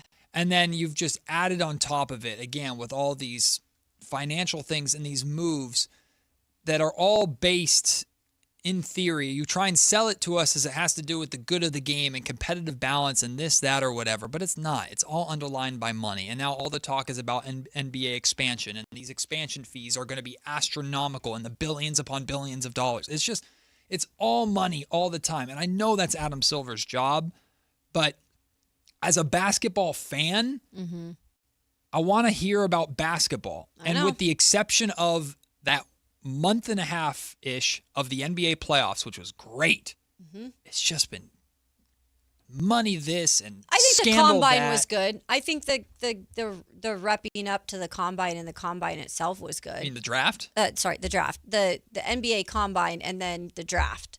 I thought that was good momentum too because you were focused on the future, on young, exciting players. Right. And I'd even say it carried a little bit into Summer League because you got to watch some of these promising players and people were excited about product on the court. So even with there was the start of some of the stuff, fusing up again. But I think Adam Silver is also a pleaser. Like, he likes to make sure the owners, first and foremost, are exactly pleased with what he's doing. He knows who he works for. He knows who he works for. And I think to the utmost, right? I mean, Goodell does it. All these guys do it. But to a certain extreme. Whereas Silver and Manfred, like, they do it to the utmost. I'm just, listen, NBA, go get your money. Just like players, go get your money. Like, who am I to roll my eyes at an owner that buys a franchise and watches it appreciate by millions upon millions to even billions of dollars and then sell? Like, hey, do you, man. Do you. But we need to get back. I just want to hear more about the game. And I don't think it's a good look for the National Basketball Association to have teams being openly flipped by people that, are they into basketball or are they there to make money? Yeah. And you're talking about owners, too. Oh, exactly. Yeah. Exactly. Like Tom Dum Dum. Yes. Up in Portland. That's another example. That's a prime example of it. Another example of, and he defended Tom Dum Dum publicly. I know, and I didn't like that. He's been a PR nightmare for the league. And everyone knows it. But because he has money, who cares? Yeah. It's ridiculous. I'm annoyed by it. So you know what I need to cheer me up? Kayla's 2-minute drill. You're probably annoyed with that, too. No, I'm not looking ahead. I'm looking forward to being surprised by Kayla's one-liners in her 2-minute drill. Let's enjoy it on a Friday. And then, very excited about this, Kenny Caraway joins us at 1 o'clock right here on Matt and Kayla, Sactown Sports. Take Sactown Sports with you everywhere you go with the Sactown Sports app. The most in-depth coverage of the Kings and 49ers. A library of written and video content. And all your favorite personalities all in one place. Download the Sactown Sports app today and get in on the action. Your local sports leader, Sactown Sports 1140.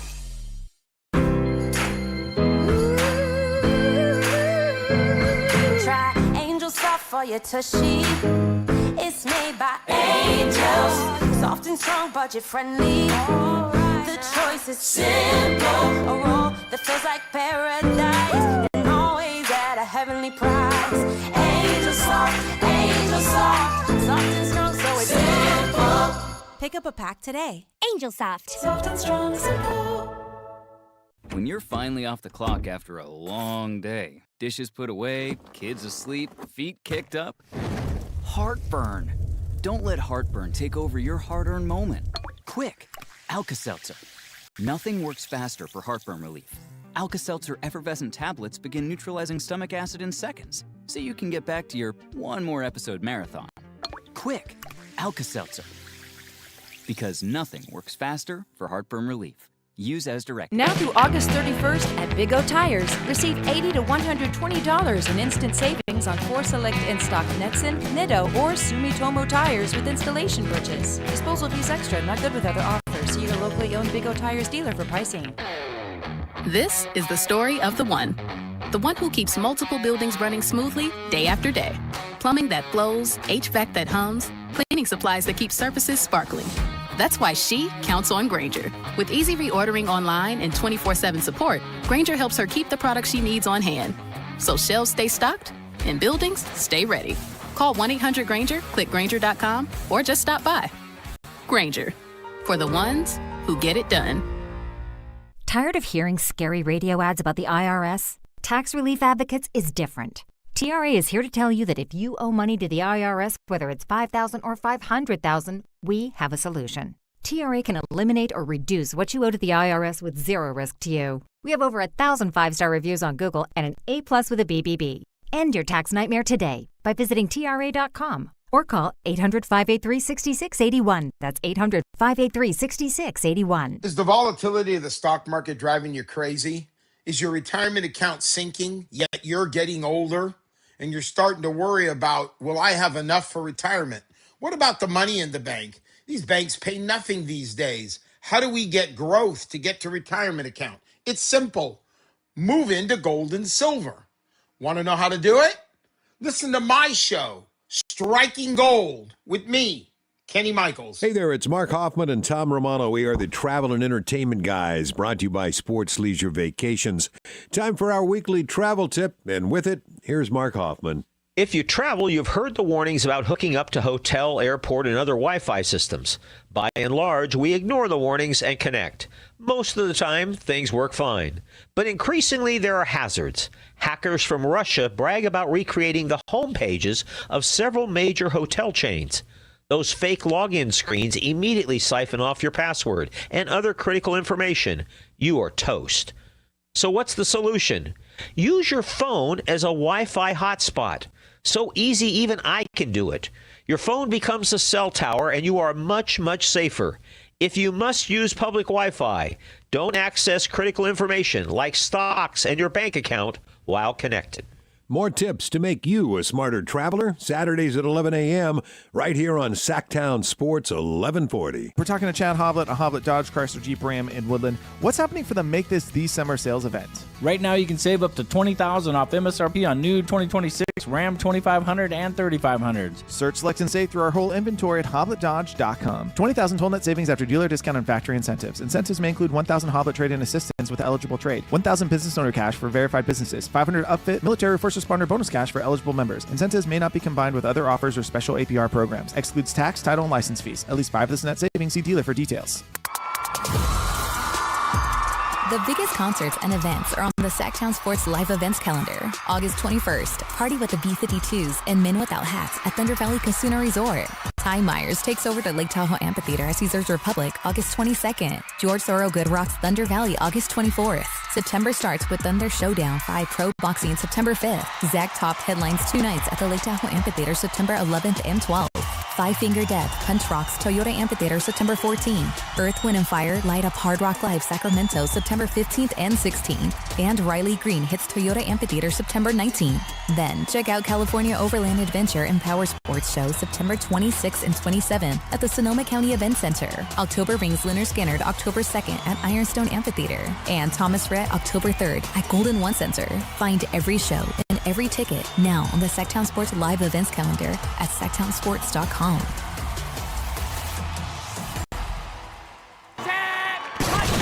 It's time for the 2-minute drill. Kayla Anderson has the ball, and she's taking us around the world of football. It's Kayla's 2-minute drill on Matt and Kayla. We got a lot of preseason football action tonight to look forward to, and plenty of games over the weekend as well. What else is going on around the National Football League, Kayla? I am excited at some point when the season actually starts that hopefully the injuries will not be dominating the headlines in the 2-minute drill, but unfortunately those are part of the storylines, and I have unfortunately a couple coming up here, but we'll start with this. Fight Club fines. The Dallas Cowboys and New Orleans Saints have each been fined. We're talking about money, right? No, money ain't no thing. Both clubs have been fined $500,000 for multiple fights that occurred in Tuesday's joint practice that we talked about. We explained to you guys how punches were thrown. There was some body slams to the ground, and clearly the NFL was not happy with this when it came to the competition committee and giving them both $500,000 fees and obviously warnings that come along with it. Do you think it's too harsh? What do you think? Well, this is all fronted by the organization, right? Do the players involved have to pay anything, or is it just all organization? This is to the clubs, to both teams. I'm sure the owners aren't happy too much. I guess Jerry's made some sort of statement too. Can't they find their players? Like, can't the teams find their own players in a certain way too? They could, but it's like, hey, you're paying for part of this. Isn't that kind of? I think it was such a big. I was gonna say, what are you going to like the? It was such a big group thing. The practice squad guys and making them pay for it. So it's like, I don't know why they decided to not do individuals, because usually if it's 1 or 2 players, they'll fine them individually. But I guess they just decided we're putting those big fines on each team. I think the NFL had to choose where the line was between what was too much and what's not. Mm-hmm. It is kind of lame by the NFL to do it because, it's kind of fun and adds flavor and flair. But ultimately, you probably don't want to be setting a precedent of every time I think that's you what get it together is. for a joint practice with anybody. It turns into an all-out brawl. Do you want to know why I think the long-term reason why they might have hit them with $500,000 fines too is because I think they eventually know we're going to be going to joint practices. We're going to be probably going majority joint practices. I heard it on ESPN this morning, and I said it earlier this week, and I was like, aha! They even said they think that they'll sell tickets to them. Like, it'll be a thing where they'll put it on ESPN. And so it's not too far out of the realm. And I think they don't want to set that tone for that's what it's going to be, because they're probably going to be going to doing this. So I don't know if head coaches would like that, though. I don't know either. But players. They don't like anything. Some players don't. Saquon Barkley said he hates joint practices. Says he can't stand them. Huh. Yeah. So not everybody loves them. All right, moving on, and this is unfortunate news that just happened today. as the Seahawks were in Nashville taking on the Titans for joint practices. Speaking of joint practices, oh no, Bobo. Yeah, I know. It's an injury. I hate to get Anthony, that. that's out of line. Honestly. I mean, this No, is Anthony, even that's one of out my. of line. This is one So of my funny. players, and I had to go with it. That's out of line. I had Oh, to no, go with. Bobo. Oh no, Bobo! I had to go with it, man. It just spoke to me. But in all seriousness, Boo both of you. I'm talking to my own players here. Boo you then even more. Okay, so Seattle Seahawks wide receiver Jake Bobo, in all seriousness, went down Friday, today. What appears to be a serious knee injury, Mike McDonald said after the joint practice. His knee was examined, but then he was carted off the field, so that is never a good sign. He's 28 years old. He's like their fifth receiver, but a really heavy factor on special teams, so not a great way to somewhat, tie things in a bow here for the preseason. I'm tired of these injury stories. It's crazy. It's a lot. It feels like it's more than in the past, but it's not. Every single year we say the same thing and deal with the same thing. These training camp injuries that I don't know what the NFL can do about it. Me either. But they just continue to pile up every single preseason, and they're just gross. I think it's hard because the way I look at it, you guys, is they play so intense during a season. And some of them even come back from injury during a season. And then even when you train, though, and a lot of them do that in the off season, it's nothing like what they experience every Sunday or every work week. So when you come back and you are introduced to that again, and the grinding and the pushing and the turf, it's inevitable for it to happen, and it sucks, but it's part of the game. All right, moving on to my next headline. I had to go check. Oh yeah, Lions still in the den. It's a repeat. Is it? I don't remember that being a repeat. Hey, there's only so much I can work with some of these guys. I tried to do something funny with Laporta, but that didn't work, so I just had to keep it at the mascot. Sam Laporta's status for the Detroit Lions regular season opener, still unclear. Of course, the star tight end sustained an injury in a recent practice and has missed multiple practices this week alone. Again, this is a hip injury. There's been everything from, I think I've seen a lot of groins. There's been hip stuff, abductors today, or this training camp. Those have been the popular ones, unfortunately. But this is a good tight end for them, and a tight end that Jared Goff needs. So I'd say, again, if you're not for sure to bring him back because they might retweak that, just keep him off the field week 1. Don't feel pressure. Hips don't lion? That's not bad. Screw you, Anthony. You suck. No. Are we You going suck. with the No, Shakira? that's creative. Hey. There's a pun in there. You suck. Okay, even I will give Thank you a little Kayla. credit for that. Thank you. Where's that Shakira beat? Thank you. How dare you? Of all things, That's of all not things, bad. that got a shake head? I love, though, now, like, Matt does not pay attention to the actual I do things. too, but I'm trying He just tries to up me with my puns. No, I'm just trying to have fun too. I can't even have my own segment where he doesn't try to up me with my puns. Unbelievable. Arms crossed. But that was a good one. I'll give you that much. All right, let's tie a bow in it with this one. He's already starting to look at this. What can I do? Forced brotherly love. Now give it a second. No. You got to think about So because good. if you watch the actual video, you will literally see that is forced brotherly love. And of course, the brotherly love part being that is Philadelphia's slogan when it comes to the city. It is the city of brotherly love. This is definitely forced. There is video yesterday of A.J. Brown and Jalen Hurts at joint practice, you guys. They knew the cameras were on them, and it was so awkward. And I for sure think they were just like, let's just do this. We'll stop this narrative of that we don't talk. I don't think they talk. I don't think they're good. But this is clearly... I have to watch it again. This is, I guess, somewhat smart of them, but then you need to have better acting skills because that was not Fresh Prince of Bel-Air style It's acting like a tap on the shoulder. The pinnacle thing. of acting. Right? Fresh Prince of Bel-Air. It's bad, you guys. We need lip readers on this. Right? I mean, body language tells a lot. It starts with like A.J. Brown like tapping him repeatedly on the I shoulder, know. like they're there. It's weird. Oh, and then a handshake afterwards. Oh man. man. Yeah, it was not real. And I know that I am not the only one who thinks this. I liked forced brotherly love. I thought that was kind of creative. Yeah. I don't know. Because we don't all get along with our siblings. Yeah. And I hate this brotherly love. It's the least brotherly love city there is. There ain't brotherly love there. They hate everything. It's like forced. Sometimes that's a part of it.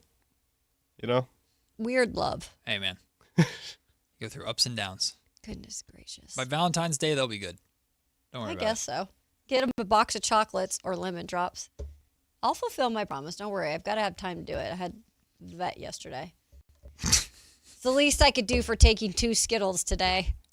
You took more than 2 Skittles. I took 3. See? You lied. And they were the icky ones. What do you mean the icky ones? Like the yellow and orange. Which one do you like? What's your favorite? I like red and purple. Red and purple. Well, Yeah. there's a red and, orange. Nope. Get back in there. Oh, there. See, There there's we a purple. go. Red and purple for you. Oh, thanks, Matt. Can I take those or am I getting my hand slapped? No, you can take them. Okay. Look at you guys sharing. It's so Sharing nice. is caring. Hey, pipe down, X-Man over there. I did like that one. I thought that was funny. Hips don't lie. I'm proud of it. That's good. It's when we growing come on me. back. No, it's not good. Shut up. Kenny Caraway.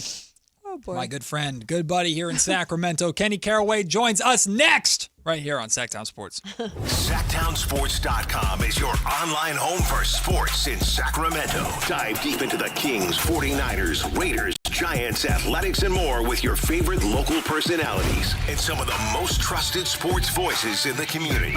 Stream Sactown Sports 1140. Watch original video content and read in-depth analysis all in one location. SactownSports.com. Your local sports leader. Sactown Sports 1140. This is the story of the one. As a safety manager at a manufacturing plant, he does everything he can to keep his coworkers safe. From finding ways to reduce risks to keeping safety supplies in stock. And for that, he relies on Grainger. Grainger offers a broad range of quality products and next-day delivery, so he can always play it safe. Call 1-800-GRAINGER, click Grainger.com, or just stop by. Grainger, for the ones who get it done. With 25 award-winning years in Northern California, Ashton & Price is your local injury law firm. Pro attorney tip, if a firm presents as local but they're in L.A., red flag. If your first consultation is not with a lawyer, big red flag. At Ashton & Price, your first consult is with a local attorney, and if serious injury prevents travel, a lawyer will come to you. Still not enough? George Washington's my uncle. At Ashton & Price, no red flags, just red, white, and blue. Remember, for the best advice, don't think twice. Call Ashton and Price. High voltage live boxing action returns to the venue with Thunder Showdown number 5 on Saturday, September 5th. Uppercut Promotions lists 10 scheduled fights as a stacked lineup of pros presents a night of exhilarating boxing action you won't want to miss. You'll see some of Northern California's best pros, like undefeated fighters Kyle Lockenlale and Sergio Gonzalez, Sacramento heavyweight Blake McKernan, and much more. Don't miss Thunder Showdown number 5, Saturday, September 5th, coming to the venue at Thunder Valley Casino Resort. Fight card subject to change. The groundbreaking advanced FUE treatment from Advanced Hair is finally here in Sacramento and the Bay Area. Some of you might have a receding hairline or thinning, or if you're lucky, a bald spot. Thankfully, you no longer have to travel far to get the very best in hair restoration. Advanced Hair has decades of experience using breakthrough technology that regrows your own natural hair, even in the places where it's disappeared for years. It's a simple one-day treatment, and your new hair, it begins regrowing the very next day. And the best part, it's guaranteed to grow for life. In celebration of Advanced Hair's grand opening in Sacramento and the Bay Area, get special financing, 250 free hair grafts, and $250 off. Schedule your free consultation to find out if you qualify. 916-314-HAIR. The best team in technology in hair restoration are finally here. 916-314-HAIR, or become inspired with before and afters at advancedhair.com. You know, I used to think all money managers were the same until I spoke with Fisher Investments. Really?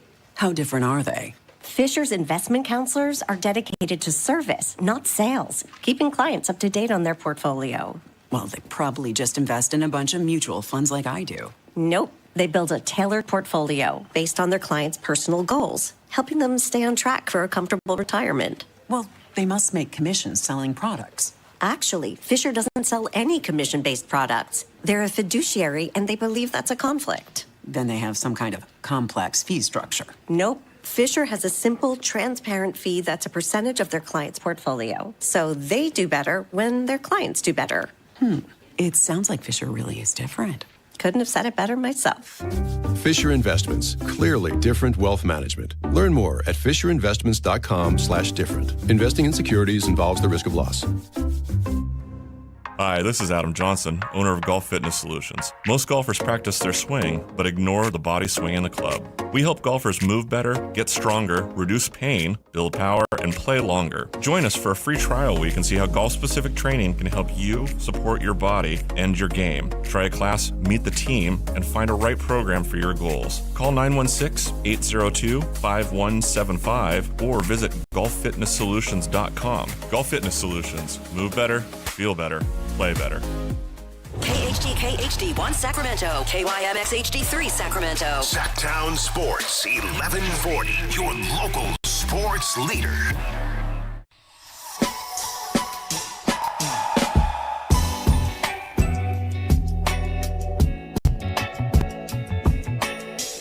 It's Matt George and Kayla Anderson on Sactown Sports 1140. I have been looking forward to this. Joining us right now on Sactown Sports 1140, the one and only Kenny Caraway, a.k.a. Mr. Sacramento. This man bleeds the 916, and it is a pleasure to have him with us here on the Matt and Kayla Show. Kenny has been a friend of mine for a very, very long time, has helped me out in so many ways in this industry, and someone just I love to talk to, even if I have to deal with him sipping his drink after a Niner win and laughing at Raider fans like me all over the place. KC, good to talk to you, my friend. How are you? Welcome to the Matt and Kayla Show. My guy, Matt George, Kayla Anderson, how you doing? What's up? Matt, I'm going to tell you right now, week 9. We ain't talking. We're enemies. I'm going to be sipping that San Francisco Splash. I'm going to tell you that right now. Y'all coming into Levi's, and it's about to be a problem. Hey, I'll make you a deal. I'll make you the same deal I made another Niner fan earlier on. I think I made this deal to Bonte. Listen, check this out. Hey, Fernando Mendoza makes his debut week 9 against the Niners at Levi Stadium, has a good game, no picks, but the Niners get the win. Can we make that deal? Well, what deal is that? What do you mean what deal is that? We talking about winning the game. I get to watch the future, you get to watch the present. I'm good with that. I think that's fair. I'm going to tell you like this. I think they played the Jets either the week before or the week after. That's when you need to have Mendoza. Don't throw Mendoza out there against the dogs. My boy OC. Cut him up. He ain't worried about them. My man Diamond Lenore locked down. You don't want to throw him out there like that. You don't want to do that. I saw what the Chargers did to that Niners secondary. We ain't worried, let alone that Fernando Mendoza threw a pick 6 yesterday, but we ain't worried. We don't care about none of that. Casey, before we get into the Niners and a little bit of Kings talk as well, my friend, because I'm excited to talk to you about that, I was perusing your Twitter today, and I saw you're out there at Hornet Stadium. You're checking out the new end zone seating and clubs they got over there. The MAC is almost here, my friend. I know you're excited about it. Tell me about what you're seeing out there at Sac State.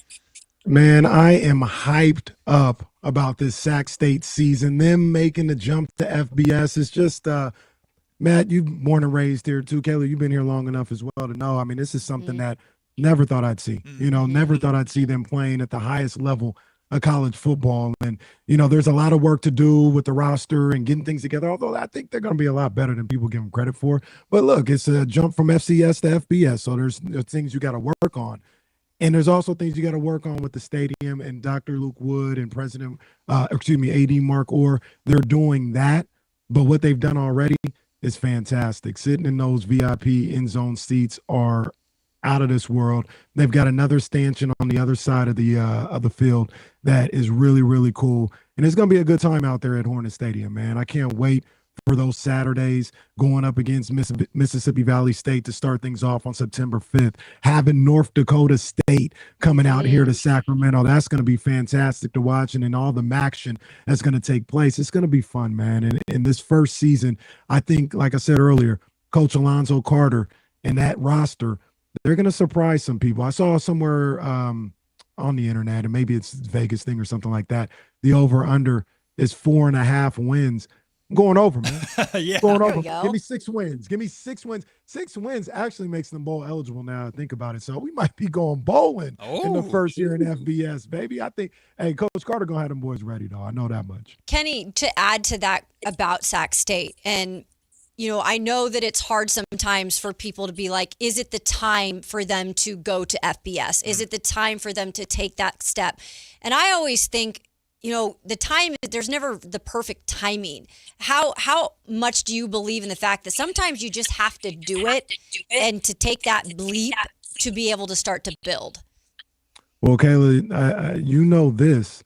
I'll tell you, the time is now for Sac State to get into FBS. The time was a year ago when they got there. And I say that because they're about to close some doors on FBS. Like, they're about to close the doors. We saw the entry fee for what Sac State has to pay. That's what Sac State has to pay. That's the new bar. So no shade to anybody else, but a UC Davis or a Tarleton who's trying to get into FBS, it's going to be above the $28 million that Sac State paid to get in. We're looking $30, $35 million to get into FBS. So I think a lot of the thinking with AD Mark Orr and President Luke Wood was, we just got to get in now before they close these doors. And wherever we can fall, whether it's the MAC, whether it's the Mountain West, Pac-12, wherever, we have to get in, and then we can maneuver once we get in there. But the hardest part is done. Getting in there is extremely difficult right now, and it's only going to get even more difficult. So I say the time was now to make that happen, because if you waited any longer, or like you said, you waited for the perfect time, your opportunity might have been gone at that point. So, there's, things that they got to adjust to and things that they're going to have to get used to on that FBS level. But making the move was essential at this point, in my opinion. We got a Prince of Sacramento, a Prince of the 916, Kenny Caraway, on with us. KC, brave of you to show up dressed head to toe in Giants gear, but I respect it. What I want to know is, how quickly are you getting yourself a DeJon Stribling jersey? I was on Fanatics earlier today. I was on NFL Shop earlier today. I'm getting that size 48. I'm just, it's in the cart right now. It's in the cart because I'm debating on whether I go with the home or the away. But DeJon Stribling, that's my guy early. Now, contrary to popular belief, I'm a little bit cautious when it comes to crowning somebody. Maybe it's just a defense mechanism. I'm just trying to make sure I don't get my heart broken. But DeJon Stribling, he looks fantastic right now. But I want to see it when them lights are on. And I have no doubt. I believe that he is that type of player. I believe he's the real deal. But that's the next step. I want to see it when those lights are on. I want to see you when you're going up against that secondary of the Rams week 1 and everything they've done to improve that secondary. I want to see it when you're in Seattle taking on that defense and seeing what that secondary is able to do. I have no doubt in my mind. I'm confident that DeJon Stribling will be able to produce and do what he's able to do in the preseason that he's going to be able to do in the regular season. But I just got to see it before I crown him. But I love what I'm seeing so far. He looked like a beast. He looks like a beast. Kenny, why do you think he maybe went a little under the radar during this whole draft process? And I'm not saying everybody thought he was under the radar, because clearly the Niners saw something. I think later on it came out that the Rams saw something in this guy. But, there's multiple teams that said that he was not even at the level of going where he went. Yeah. I think there's a gap in, I don't want to say communication because they're not communicating, but just in how they see players. When you talk about the people who put the big boards together and the draft boards and the actual scouts and the GMs and decision maker for these teams. As we got closer to training camp, you talked about the Rams saying that they had him high as well. You heard more and more people talk about, I heard from this team that DeJon Stribling was their second best receiver on their big board. I think Louis Riddick, right after the draft, was like, I don't know why the Niners are getting so much flack. Like, I talked to numerous teams that said he wasn't going to make it past the middle of the second round. They really liked this tape. So I think it was one of those things where he flew under the radar in the college football season. He wasn't, this super prospect over at Ole Miss. Ole Miss had a really good season, obviously, but he didn't stand out the way, Lemon stood out, or he didn't stand out the way, any of the other top flight wide receivers stood out. And he just kind of went under the radar. When you see his game film and when you see him play at Ole Miss, and now that's carried over to some of the stuff we've seen in training camp and seen in these preseason games, it jumps off the page. It jumps off the screen. You see it. You're like, oh, this guy, he's big, he's fast, he's strong. We saw on one of the plays yesterday, a 3rd and I think it was 5, where the DB, there was no jam at the line of scrimmage because it's like, this guy, he's about 4 or 5 inches taller than me. He's stronger than me. If I jam him and he gets around, he also has that 4.3 speed to get down the field on me. It could be trouble. So I got to give him a little bit of cushion. And Brock and Kyle Shanahan and DeJon Stripling take advantage of that. One quick little move, put a foot in the ground, hit that slant, and it's wide open. So those are the kind of compromising positions that he's going to be able to put DBs in on a consistent basis. And these are the things that you were able to see on the game film if you were watching the game and took the time to study the tape to see that, no, this is a really good prospect that the 49ers drafted, even if it wasn't at the place that a lot of people thought he would be on the big boards. KC, so far, Stribling is my top number 1 out of 3 biggest winners for the Niners in preseason / training camp to this point. I'll get to 3 in a second. Number 2, though, is Osa Odighizuwa. Kayla was fired up about that addition this offseason. Vic Tafur was talking about at joint practice earlier this week. The man would have had 6 sacks if they allowed such a thing. What do you think? I mean, you know how rough the pass rush was, and I know Nick Bosa coming back, hopefully he'll be able to get back to what we know Nick Bosa to be. But the addition of Osa Odighizuwa, that could end up being one of the sneaky best moves of the year based off how he's playing so far in camp. An absolute problem from everything that we've seen so far and everything that we've heard in training camp. I haven't heard not one report to this point that said, oh, Osa didn't really do much today, or, Osa was kind of getting handled by this offensive line of the Chargers or the Titans or the 49ers offensive line. We haven't heard that not once. And then we see the actual game footage, and he's disrupting everything. And I think that is big for this 49ers team on that defensive line. Last year, they got to the point where, I know they didn't literally do this, but essentially, Robert Saleh, Kyle Shanahan, they gave up on the pass rush. They said, you know what, we're going to rush 4. We're going to see what happens, but we're not expecting any pressure on the quarterback. We got to make sure we sharpen up what we do at the second level and then at secondary, and we're just going to have to get by. That's a tough way to live. That's a tough way to live if you're trying to win a Super Bowl where you just give up on the pass rush. I think Osa is going to be able to help that. Obviously, Nick Bosa coming back is going to be able to help that. They're hoping Romello Height is going to be able to help that as well.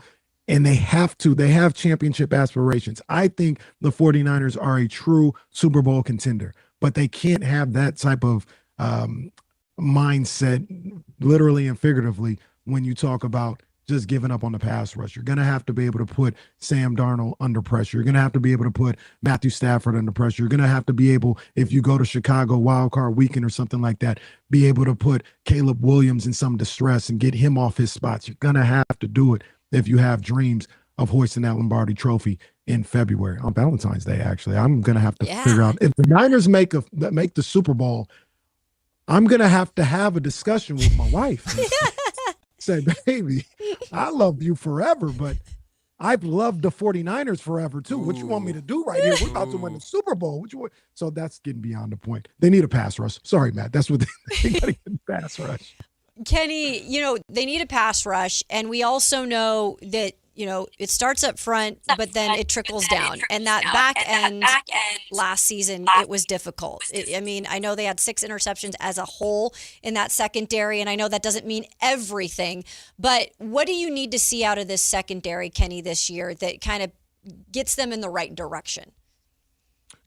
First and foremost, I need somebody in the back end of that secondary, talking about the safety spots, to step up and make plays. That's one of my big concerns about this 49ers team, is that safety play. Jair Brown, I like him, but he was getting torched at the end of last season, and we saw what happened when he went up against a top quarterback earlier this week in Justin Herbert, where it was nasty. It was just nasty work.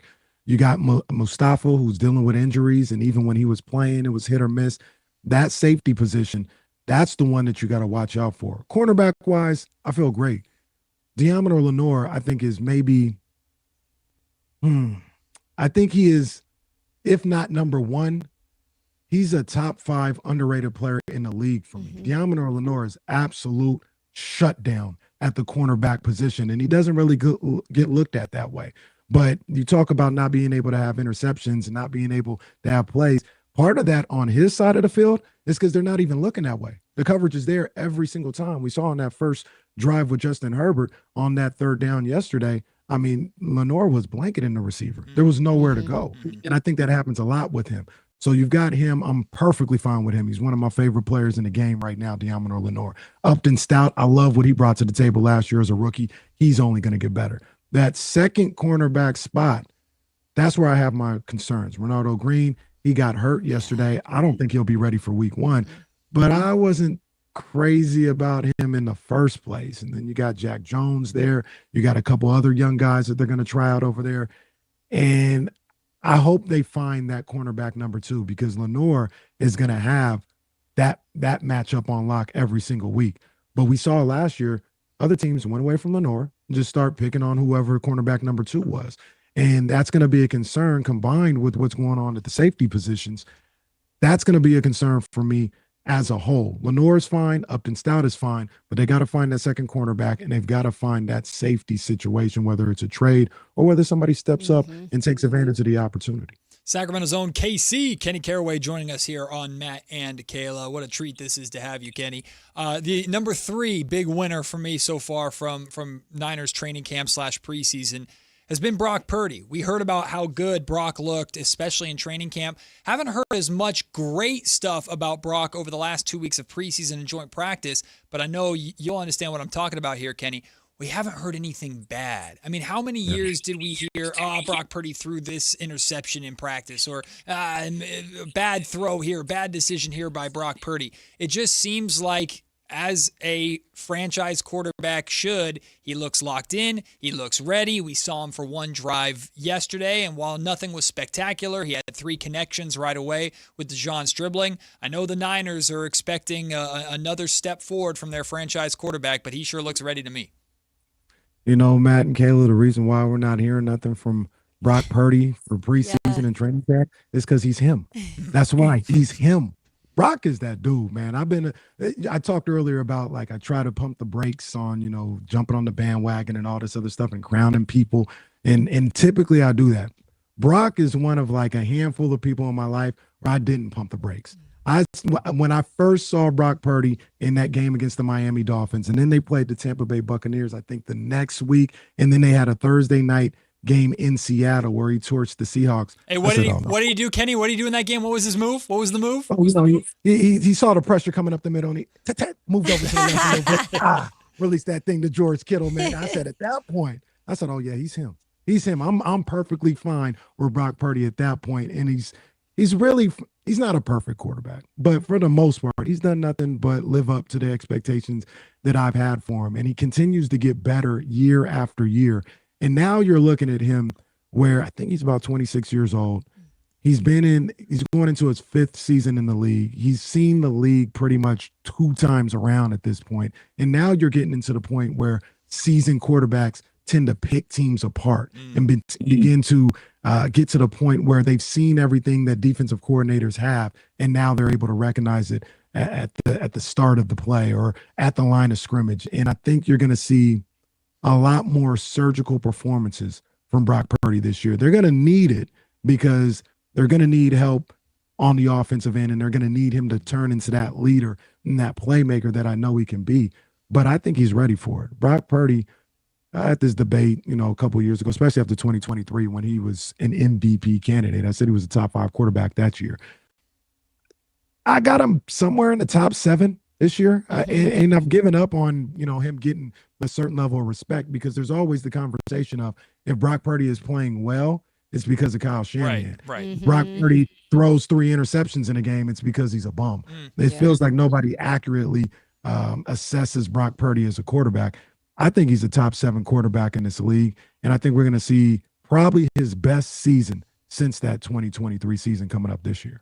I'm interested in your thoughts on this because we ask a lot of people this if we have guests on when it comes to Mac Jones and what the Niners could potentially do with him. Because First of all, I used to not like Mac Jones, right back in the day. And he's grown on me. And then obviously when he came to San Francisco and he's been able to do what he's done and revive his career a little, I think some teams might look at him at some point and be like, he's a starter. Is there a chance that they feel comfortable at some point with Curtis Rourke that they might utilize that trade option? I don't think so. Not this year. Mm-hmm. I'm like you, Kayla. When the Niners moved those draft picks or to move up to 3, and there were rumors that they were doing that to get Mac Jones, I almost lost it every single day. I said, do not trade the farm to go get Mac Jones. This is an NFL quarterback. He's a good quarterback. Yeah. Even if you stayed at 11 or 14 or wherever they had and drafted him there, I can stomach that. You do not trade the farm to go get Mac Jones. I was completely against it. And last season, he absolutely made me do a 180. Yep. I love the way he plays. I love his energy. I love the teammate that he is. I love the individual that he shows himself to be when the cameras are on and when the cameras are off and when he's dealing with everybody. I've done a complete 180 on Mac Jones. I love him as a player. I love him as a backup quarterback. I know he's not Brock Purdy. He shouldn't be the starter here in San Francisco, but as a backup and with the guy in Brock Purdy who quiet as kept has dealt with little nicks and knacks throughout the course of his career, I think it's essential that you have a guy like Mac Jones as your backup quarterback. So I don't know, because of the injury concern with Brock Purdy every now and then, I don't know if you actually pull the trigger on making a Mac Jones trade during this season. It would have to be something special, right? I'm not saying like the Raiders would need him. I'm talking this caliber player. If Max Crosby was available. Sure. And you said, you don't get Max Crosby if you give up Mac Jones. Yeah, maybe you do it at that point because Curtis Rourke is actually, he's had some good moments. He has. But it would have to be that caliber of player for me to move on from a Mac Jones this year because I think he's a great backup quarterback and great for this team. Casey, we've talked about the potential for Max Crosby to be a name just to keep an eye on for the Niners to go aggressively after, just maybe at trade deadline time. If the Niners are where we expect them to be, right in the mix with the Rams and the Seahawks, we know how good those defenses are, but we know the Rams made the big addition of Myles Garrett, which I'm sure probably made you want to throw up in your mouth, Casey.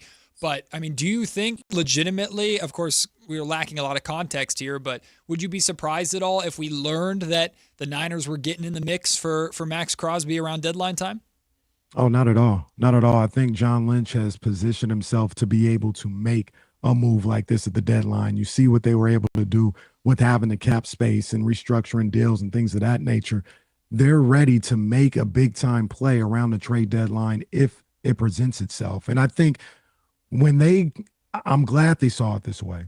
But at the end of the season, with all the injuries that they had and everything that they endured during that season, going into Philadelphia, winning a game, wild card weekend in Philadelphia, beating those Eagles. Yeah, they got slapped up by the Seahawks. But I think they looked at that as like, we're not far away. Like with everything that we had to go through this past season, we're in a divisional round. And if we get guys healthy and we add certain guys, I think that we can make a run for a Super Bowl championship. That's what John Lynch and his team was saying. And you saw that in the moves that they did in the offseason, going to get Mike Evans. That's a win now move. Mm-hmm. That's a win like this year move, not over the next 2-3 years. It's like we have a shot right now. Going to get Osa. That's a win now move. Going to do that. Drafting a guy like Deshaun Stripling in that first round specifically, and I love that they did this, targeting the Seattle Seahawks. They have to be able to handle their division before they handle anything else. And they looked around at what they were able to do or their lack thereof on the offensive end against Seattle and said, we need more playmakers, period. Going to get Christian Kirk, going to get another running back in Kayla Black. They are looking at this situation like we can win a Super Bowl this year. And that goes back to the original question of making a deal at the trade deadline. They freed up enough space. I want to say they got maybe $60 million under the cap. They got the most, I think, Kenny. Yeah. And that's to go get Max Crosby, who might make 40, 50, $60 million and be able to fit him under the cap if it presents itself. So I think they're ready to go for the gusto. I absolutely think John Lynch is ready to go for the gusto if it presents itself. I hope it does. I don't know if it'll be Max Crosby because I think the Raiders, after what happened in the offseason and him dedicating himself back to the franchise, I don't know if they would number one, trade him in general. Number two, I don't know if they trade him to the 49ers, but a player of that caliber, if it presents itself, I think John Lynch is ready to pounce. KC, we used all our time talking Niners. I guess that means we'll just have to have you back on in the future to talk Sacramento Kings. So we definitely got to make that happen. Before we let you go, though, my man, obviously, I mean, we can see it in our comment section. You're beloved in this city, the content that you provide in this city. What you up to? Where can people find you? And well, other than on the sideline of Sac State football games this season. Absolutely. You can find me there, man. Big stingers up. You know the vibes with that. But man, the new podcast is launching next week, Casey's Corner Podcast. And, I'm all over the place. We'll do that about 2 or 3 times throughout the week. You can find that on my Twitters at KingKC_916. Same thing on Instagram and KC Sports and Entertainment on YouTube. And I don't know, if I get a phone call, if I get a text from Matt George or Kayla Anderson, you might catch me on here. You might catch me with Whitey Allen. I'm not a hard guy to find. You're gonna regret saying that because the phone gonna be blowing up now, Casey. It's gonna be blowing up. Hey man, we appreciate you. Proud of you, my friend. Love you. Wish you the absolute best. This is an absolute treat to be able to do this with you again. And let's talk some Darius Acuff Jr. next time you're around. Anytime, guys. Anytime. I appreciate you guys. The great Kenny Caraway. He's a prince of Sacramento for a reason. What a pleasure to have him on.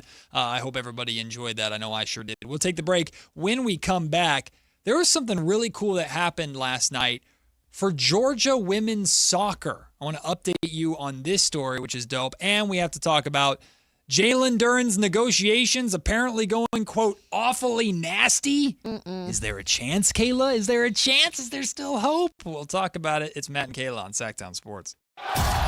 Football is back. This is Sactown, baby! And Sactown Sports 1140 is your home for primetime NFL games this season. This is Kevin Harlan of Westwood One. Catch all the NFL primetime action. Catch Monday, Thursday, and Sunday night football, international games, the NFL playoffs, and the Super Bowl right here on Sactown Sports all season long.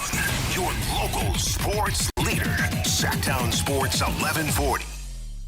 Sacramento weather is brought to you by Elk Grove Honda. I'm Tamara Berg in the KCRA 3 Weather Center. It's finally Friday. Looking at sun and clouds mixing in for the afternoon, and temperatures will top out in the upper 80s to about 90 degrees. We'll feel the impact of the Delta breeze cooling us down to the upper 50s overnight tonight and into Saturday morning. Get the latest forecast on the KCRA 3 News and the KCRA 3 app. At Elk Grove Honda, we've acquired some of the best pre-owned cars we can find. Whether you purchase a new Honda or a like-new pre-owned Honda, Elk Grove Honda has the right Honda at the right price. In the Elk Grove Auto Mall, Highway 99 and Elk Grove Boulevard, or elkgrovehonda.com. I gotta get an Elk Grove Honda. Hey, it's Carmichael Dave, and I've been on the air here just shy of 25 years, and you guys know that when I endorse something, I have a few very important things. Number one, I love it when they're local. Number two, I have to be willing to use them myself.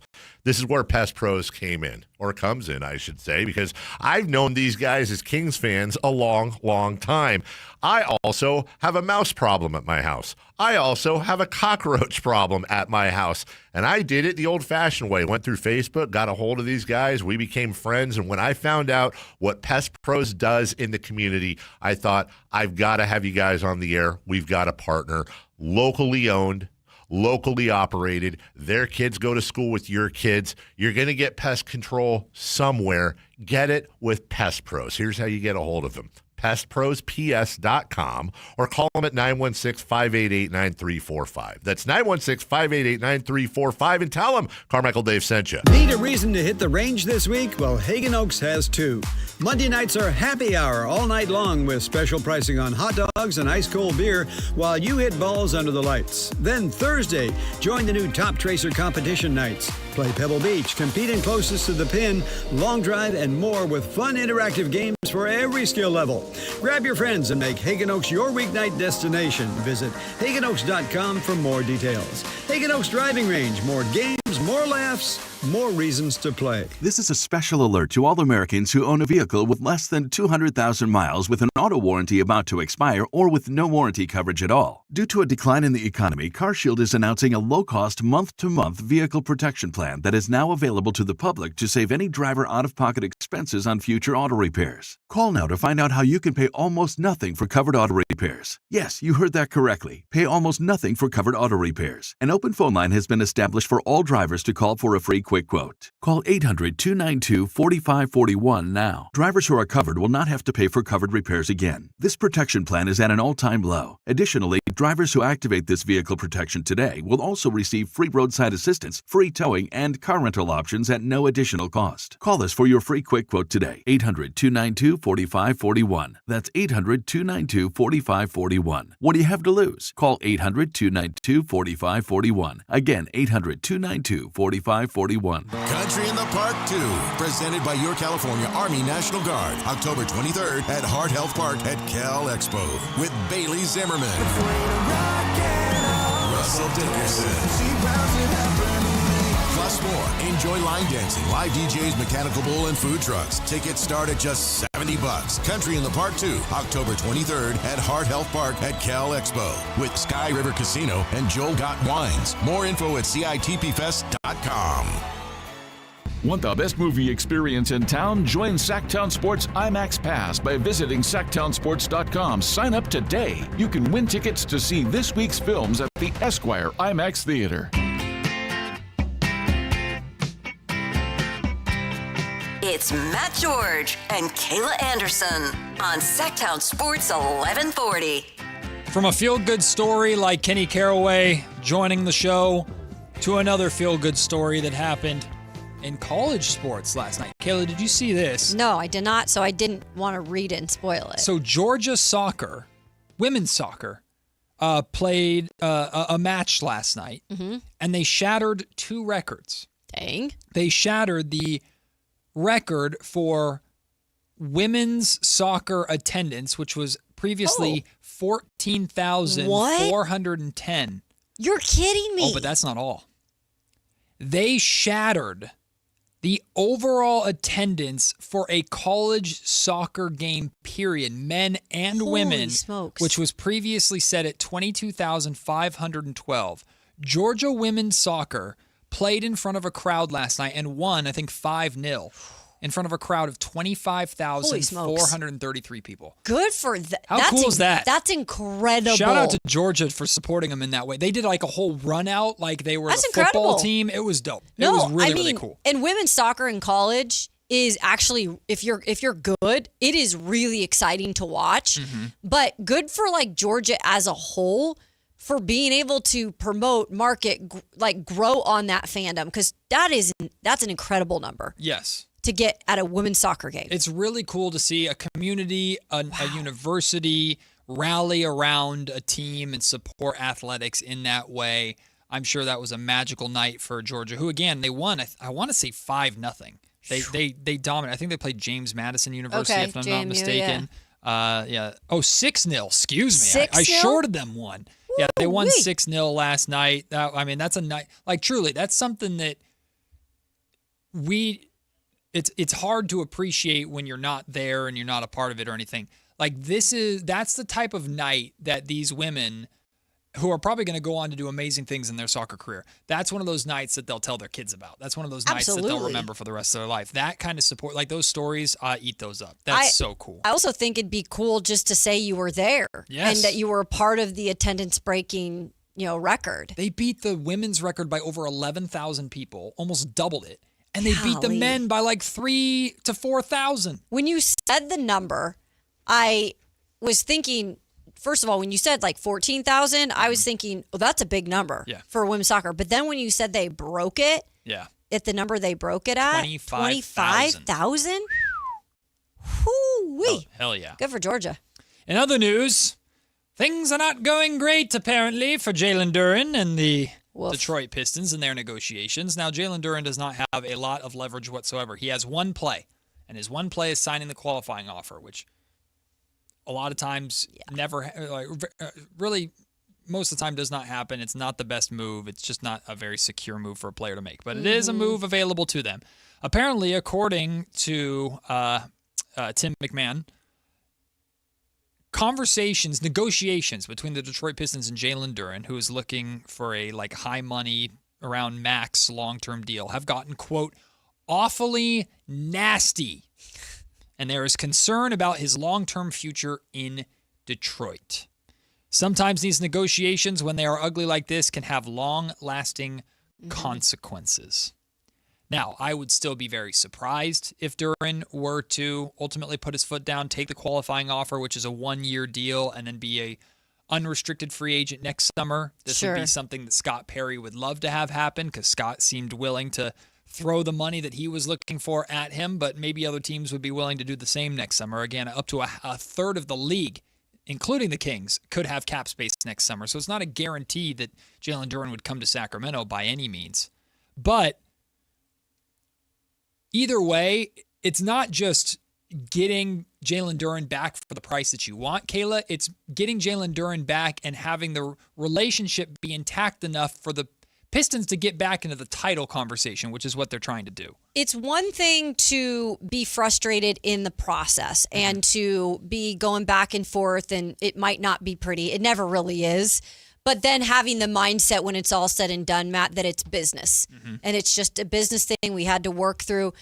But the more and more things continue to trickle out about this situation with Detroit, it's like it makes it harder to imagine long-term there with him, because there seems to be animosity building at the highest level because Detroit is putting their foot down and they're saying, we don't feel you're worthy of this max, contract. And every player is different, but most players going to want to get theirs. Right. But some players will take it deeply personal. Yeah. And I think the way we're hearing it, or it's at least being leaked out, is that he is definitely taking this personal. Well, no player wants to be the guinea pig. Yeah. And it's I think Detroit is fighting the good fight here, because like we illustrated yesterday when breaking down the second apron situation in Denver, which cost them Peyton Watson, if you give a lot of players max money or high-level contracts, high-number contracts, simply because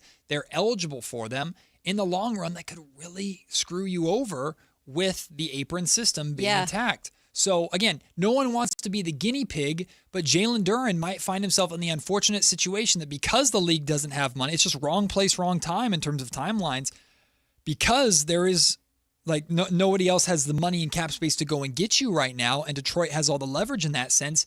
You kind of have to be either willing to take the risk on yourself and take the qualifying offer, or be the guy that changes or resets the market a little bit, because Detroit is trying to show that you don't have to give max money to max money eligible players.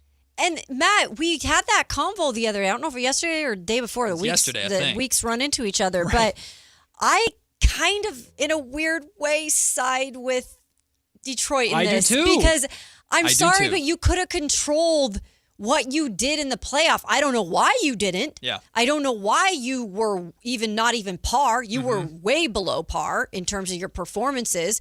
And I understand you held things together towards the end of the regular season without Cade Cunningham. But when it comes down to it, man, you had to do what you needed to do. You don't deserve the max. They're to me, the Kings should be double, and I mean double, rooting for the Detroit Pistons. One, because as a team that is looking to build, they want to make sure that the precedent is set before them that you don't have to give max eligible players max money. And two, if the Pistons piss off Jalen Duren enough for him to take the qualifying offer, then he becomes available next summer for the Kings to swoop in and grab him. So the Kings are probably double rooting for it. Hey, breaking news from Chris Haynes. Breaks, we have it first. It's Sactown Sports breaking news. Right before we get Whitey Gleason and Alan Stiles in here, perfect timing. Shout out Chris Haynes. Free agent DeMar DeRozan intends to sign with the Denver Nuggets. There we go. Via Chris Haynes putting that out there. I don't know how the Nuggets are affording this with their cap situation, but I like it. It's a really good, I think it's a smart addition for the Denver Nuggets, who are still just trying to keep that title window open. I got so excited about this about 4 days ago, when the fake Shams got me. The fake Sean struck again and had put out that DeMar DeRozan was going to the Nuggets. And I was like, okay, but this is for real. And I like it too. I like it, Matt. I mean, for one thing, I think DeMar kind of had places he could pick. And it seems like this he felt was the best fit, whether it be staying closer to the West Coast or just with the cast around him. But good for DeMar DeRozan, and that's good for the Nuggets too. Again, I don't know about the money thing and how they're going to figure that out, but they've obviously got a plan. The Kings still have until the end of this month to decide if they are going to, what is it? What is the candy bar? Stretch it out, caramello. Stretch out the $10 million that they owe DeMar DeRozan over the next 3 years. Well, excuse me. They would stretch the $10 million that they owe him over 3 years if they want to provide a little bit of cap relief. They have until the end of the month to do that. More than likely, they're going to do that. But it sure sounds like, according to Chris Haynes, DeMar DeRozan heading to Denver. And earlier in the day, we had another veteran on the move, Klay Thompson, heading to Miami. So some new jerseys on some vintage players. I like it. Good move for Good Denver. Stuff, Jamal. I don't know how the hell they're affording it. I don't either. But good move for the Denver Nuggets. We'll so take that the break. mean Aaron coming here? Maybe. I don't know. I don't know. You never know. Expiring contracts. You never know. We'll talk about this DeMar DeRozan move, Klay Thompson, and more with Whitey Gleason and Alan Stiles. The Drive Guys join us next to wrap up the week here on Sactown Sports. Follow Sactown Sports 1140 on Instagram and X at Sactown 1140 to see the best moments from all your favorite shows and up-to-the-minute live reactions and updates on the Kings, 49ers, and more. That's at Sactown 1140 on Instagram and X. Your local sports leader, Sactown Sports 1140. Every year, summer ends and the kids go back to school. This year, I'm going back too, at My Computer Career. They helped me get financial aid, and I got to choose online or on-campus classes that fit my needs. Now I'm on a fast track to a high-demand IT career where the rewards can finally match my value. Visit mycomputercareer.edu and take the free career evaluation today. That's mycomputercareer.edu. It's never too late to go back to school. Financial aid is available to those who qualify, including VA benefits. Out here, you know the drill. Animals are hungry, dogs are getting muddy, and you just noticed you're low on feed. Stocking up at Tractor Supply is easy on your wallet with our unbeatable prices on select shavings, retriever dog food, and Producer's Pride animal and poultry feed. From backyards to barnyards, we've got everything to keep your pets, animals, and livestock well fed and comfortable with low prices all summer. At Tractor Supply. Are you looking for a night out that actually delivers? Grab your friends and head to Sutter Health Park for Sacramento River Cats baseball. We've got cold drinks, great vibes, and live baseball all in one place. Get your tickets at rivercats.com. The summer of Silverado continues at Folsom Chevy. General Manager Eric Wilson and his team have rolled out an incredible deal for August on every 2026 Silverado half-ton truck in stock with a 5.3-liter engine. $13,000 off MSRP, 0% financing for 5 years, no monthly payment for 90 days, and there's a lifetime warranty. Find it all at Folsom Chevy at the Folsom Auto Mall. Must finance with GM on approved credit. $16.67 per 1,000 financed. Cannot be combined with other offers. Ends August 30th, 2026. The IRS finally caught up with Louie. I hadn't paid my taxes in 8 years. I owe the IRS a lot of money. Louie was in deep trouble. We're going to take your house, put a lien on your bank account, garnish your pay. They don't care. They're going to take your paycheck. Louie found out about Optima Tax Relief, the leading tax resolution firm. A-plus rated by the Better Business Bureau, they've resolved over $3 billion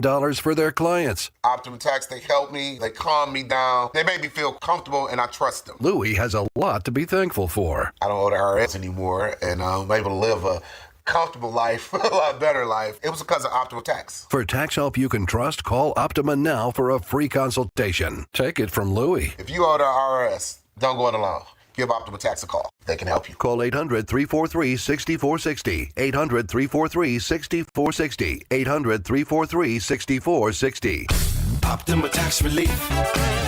Testimonial from an actual client. Some restrictions apply. For complete details, please visit OptimaTaxRelief.com. The Travel Guys, new on KHTK 1140 every Saturday at 11 a.m. We'll make you a smarter traveler. Tips you can use on the road and at the airport, plus reports from top consumer advocates. The Travel Guys, 11 a.m. on Sactown Sports 1140. High voltage live boxing action returns to the venue with Thunder Showdown number 5 on Saturday, September 5th. Uppercut Promotions lists 10 scheduled fights as a stacked lineup of pros presents a night of exhilarating boxing action you won't want to miss. You'll see some of Northern California's best pros, like undefeated fighters Kyle Lacanlale and Sergio Gonzalez, Sacramento heavyweight Blake McKernan, and much more. Don't miss Thunder Showdown number 5, Saturday, September 5th, coming to the venue at Thunder Valley Casino Resort. Fight card subject to change. At Big O, we offer total auto care to make any car problem feel like no problem at all. We keep the scary lights off and help you get back on the road.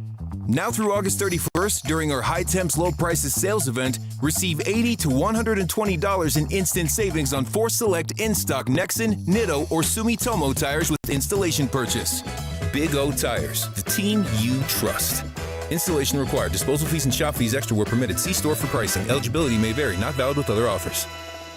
Capital Casino is conveniently located in downtown, 411 16th Street, and has been a part of the greater Sacramento area for over 20 years. They offer the best variety of games in the region in a safe and friendly environment, and there's plenty of parking, all well lit and monitored by security. Come have a great meal at the cafe and restaurant inside. Capital Casino has the best food, the best service, and the best action. But please always remember to gamble responsibly. 1-800-GAMBLER.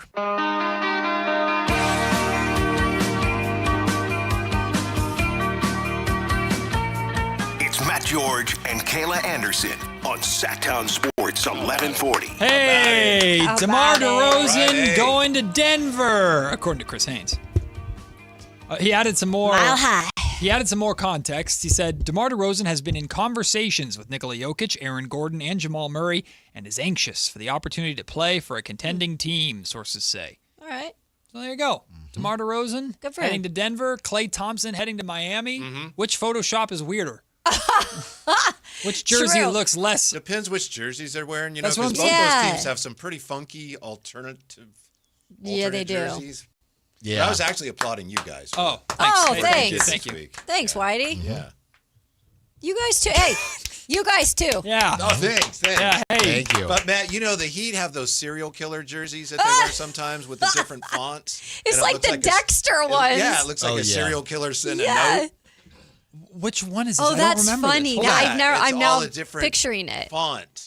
Yes. And then Denver has some crazy throwback I'm stuff. thinking of the Vice I like a jersey, but couple that's of not. those Oh Denver yeah, ones. yeah, that is a yep, for sure. It looks like the cut out like pieces of Oh, newspaper clippings. Those to make it. notes, those creepy. I got those in high school. You can buy I got bullied with a couple friends very badly, and they did that. You can buy a Miami That's creepy. serial killer jersey that's got Giannis Antetokounmpo's name on the back of it for $120. Oh, steal the deal. Good to know. Heat Team Store. Let me get back to you. Get on it. Mm-hmm. Can I interest you? No. Speaking of jerseys, I'm how about solid. Alan Yeah, I Stiles? was I gonna saw say. that. Yeah. It's Is this Chicago? You lose a bet? Chicago? No, it's a show, inside joke. So I figured my last day to whip Last out day. the Wait, whoa. Tim Anderson. Yeah, you got to be careful. Yeah, about saying that. don't Alan say. Stiles you said is last leaving day. us forever. He's quitting. No. No, What's it's happening? just the second half of paternity leave. Yeah, there we go. Not there a new it kid, is. not a new kid. Yeah, we've been talking about it, so I think most people know. But yeah, I'll be out for a couple weeks, and then I'll be back. Alan Stiles is going on paternity leave. Be Papa Yes. Stiles. Yeah, We'll so miss you. Gonna tour the world and be back. Tour the world. Mhm. You're not going out of the country, though, are you? No. Okay, I was like Not that I you know might have added to You your never know. itinerary. Yeah, not that I know of. Right. Not Where that the I know winds of. take you. That's right. Mm-hmm. Well, one more show before that. Yes. On a Friday. Part Yeah. of the show. Part of, No, majority. Wait, part. Oh, because you're river catting. Yeah, I've the cats. The Are- cats meow. So you won't be doing that either on this time, right? I'll be gone. Yeah. Yeah. He's worked good 3 or 4 hours this week. This is how you want. This is how you want the last show before the leave to be, Whitey. Well, what are we getting on today's show on Alan's goodbye show for 3 weeks. Hondo Carpenter, that's what we're getting. Raiders beat writer, among other things. Yeah. Nice. Breaking down the winners, losers for the Raiders last night for you Raider fans who are so excited about it. Is it over? Is it over, Alan? He threw a pick 6. Is it over? No, Fernando? this is how you become a real quarterback. This is your welcome to the league Thank moment. you. I'm glad it happened. Same. I'm glad. I wanted it to happen. I like he that. threw that. I said, please pick it off and keep running. That's what I said. That's what real ball knowers, they do. Jeez Louise. Real ball knowers? Real ball knowers. I'm not sure I want to be one of those, but well, you're not. Well, At least it wasn't with an S. Real ball knowers know that and love Latavius Murray. That's right. That's a real ball. He's knowers original Southsider know there. about Latavius Murray. Yes, sir. I know. I saw a couple people just headlines of just, should we be worried about Fournette? And I'm just going, that might be the dumbest thing that we even spend time talking about when they're on these like programs. Should we be worried about Fernando Mendoza after the performance? Like, what are we doing? I saw a dumber take on Fernando Mendoza. Really? Yeah, somebody they said on podcast or something, it's almost like, why don't they play him? It's almost like they think he's going to be a bust. And then that gets aggregated to radio host says Raiders think Mendoza going to be a bust. And it's like the whole thing was just No, that's great. dumb and nothing. It's all part of it. Is it? Yeah. Views, the clicks. Number one It's overall. all part of it. I love it. I love it all. How about Mike Washington Jr.? Are you as excited about him as I am? Yeah. He's he fine. seems solid. They had to add somebody. I think, I don't know, watching Jeremiah Love and these other guys, I wouldn't say I would never say I'm worried about Ashton Genty. I'm just trying to check back in and say, okay, is he going to be like a top tier running back or what level is he going to get to? Because he was 6 he overall. drafted like that, so yeah, it's going to be, iron sharpens iron. Let's go. Football So, terms. We're What here. are we going to call Jeremiah Samuelson now? Because I thought he was Jeremiah Love. Now we got to call him something different. Right? Well, I think it's Salminson, Yeah. But not Samuelson. okay. Well, I just call him Jeremiah Love, like I said. I but- think he makes probably it enjoys easier. that. Okay. Yeah. All right. I don't think he has a problem with that. Right. What He do you actually think- was at our place in Vegas, wasn't he? one Yeah, he night? stopped by. Yeah. He stopped by. He's funny, by the way. He's a funny guy. He stopped by. Hey, Jeremiah. What's up? What'd you think about the Niners? Because they got some get back after a real bad joint practice. Yeah. I mean, for the most part, I thought some of these rookies looked really good. Mac Jones maybe had 2 missed touchdowns, but that was more so on the receivers. But I thought overall they looked pretty good. They're back now. That's a real football team. Now No, we're talking now- about an actual Right. football team. Okay, Well, don't now do that. everybody. How dare you? I mean, Niner fans were just ready. There was tons of them Here's down the there. thing. When the joint practice happened, and I guess the Niners allegedly played poorly, there are people that didn't want to admit it. But once the Niners did their thing in the preseason, receipts.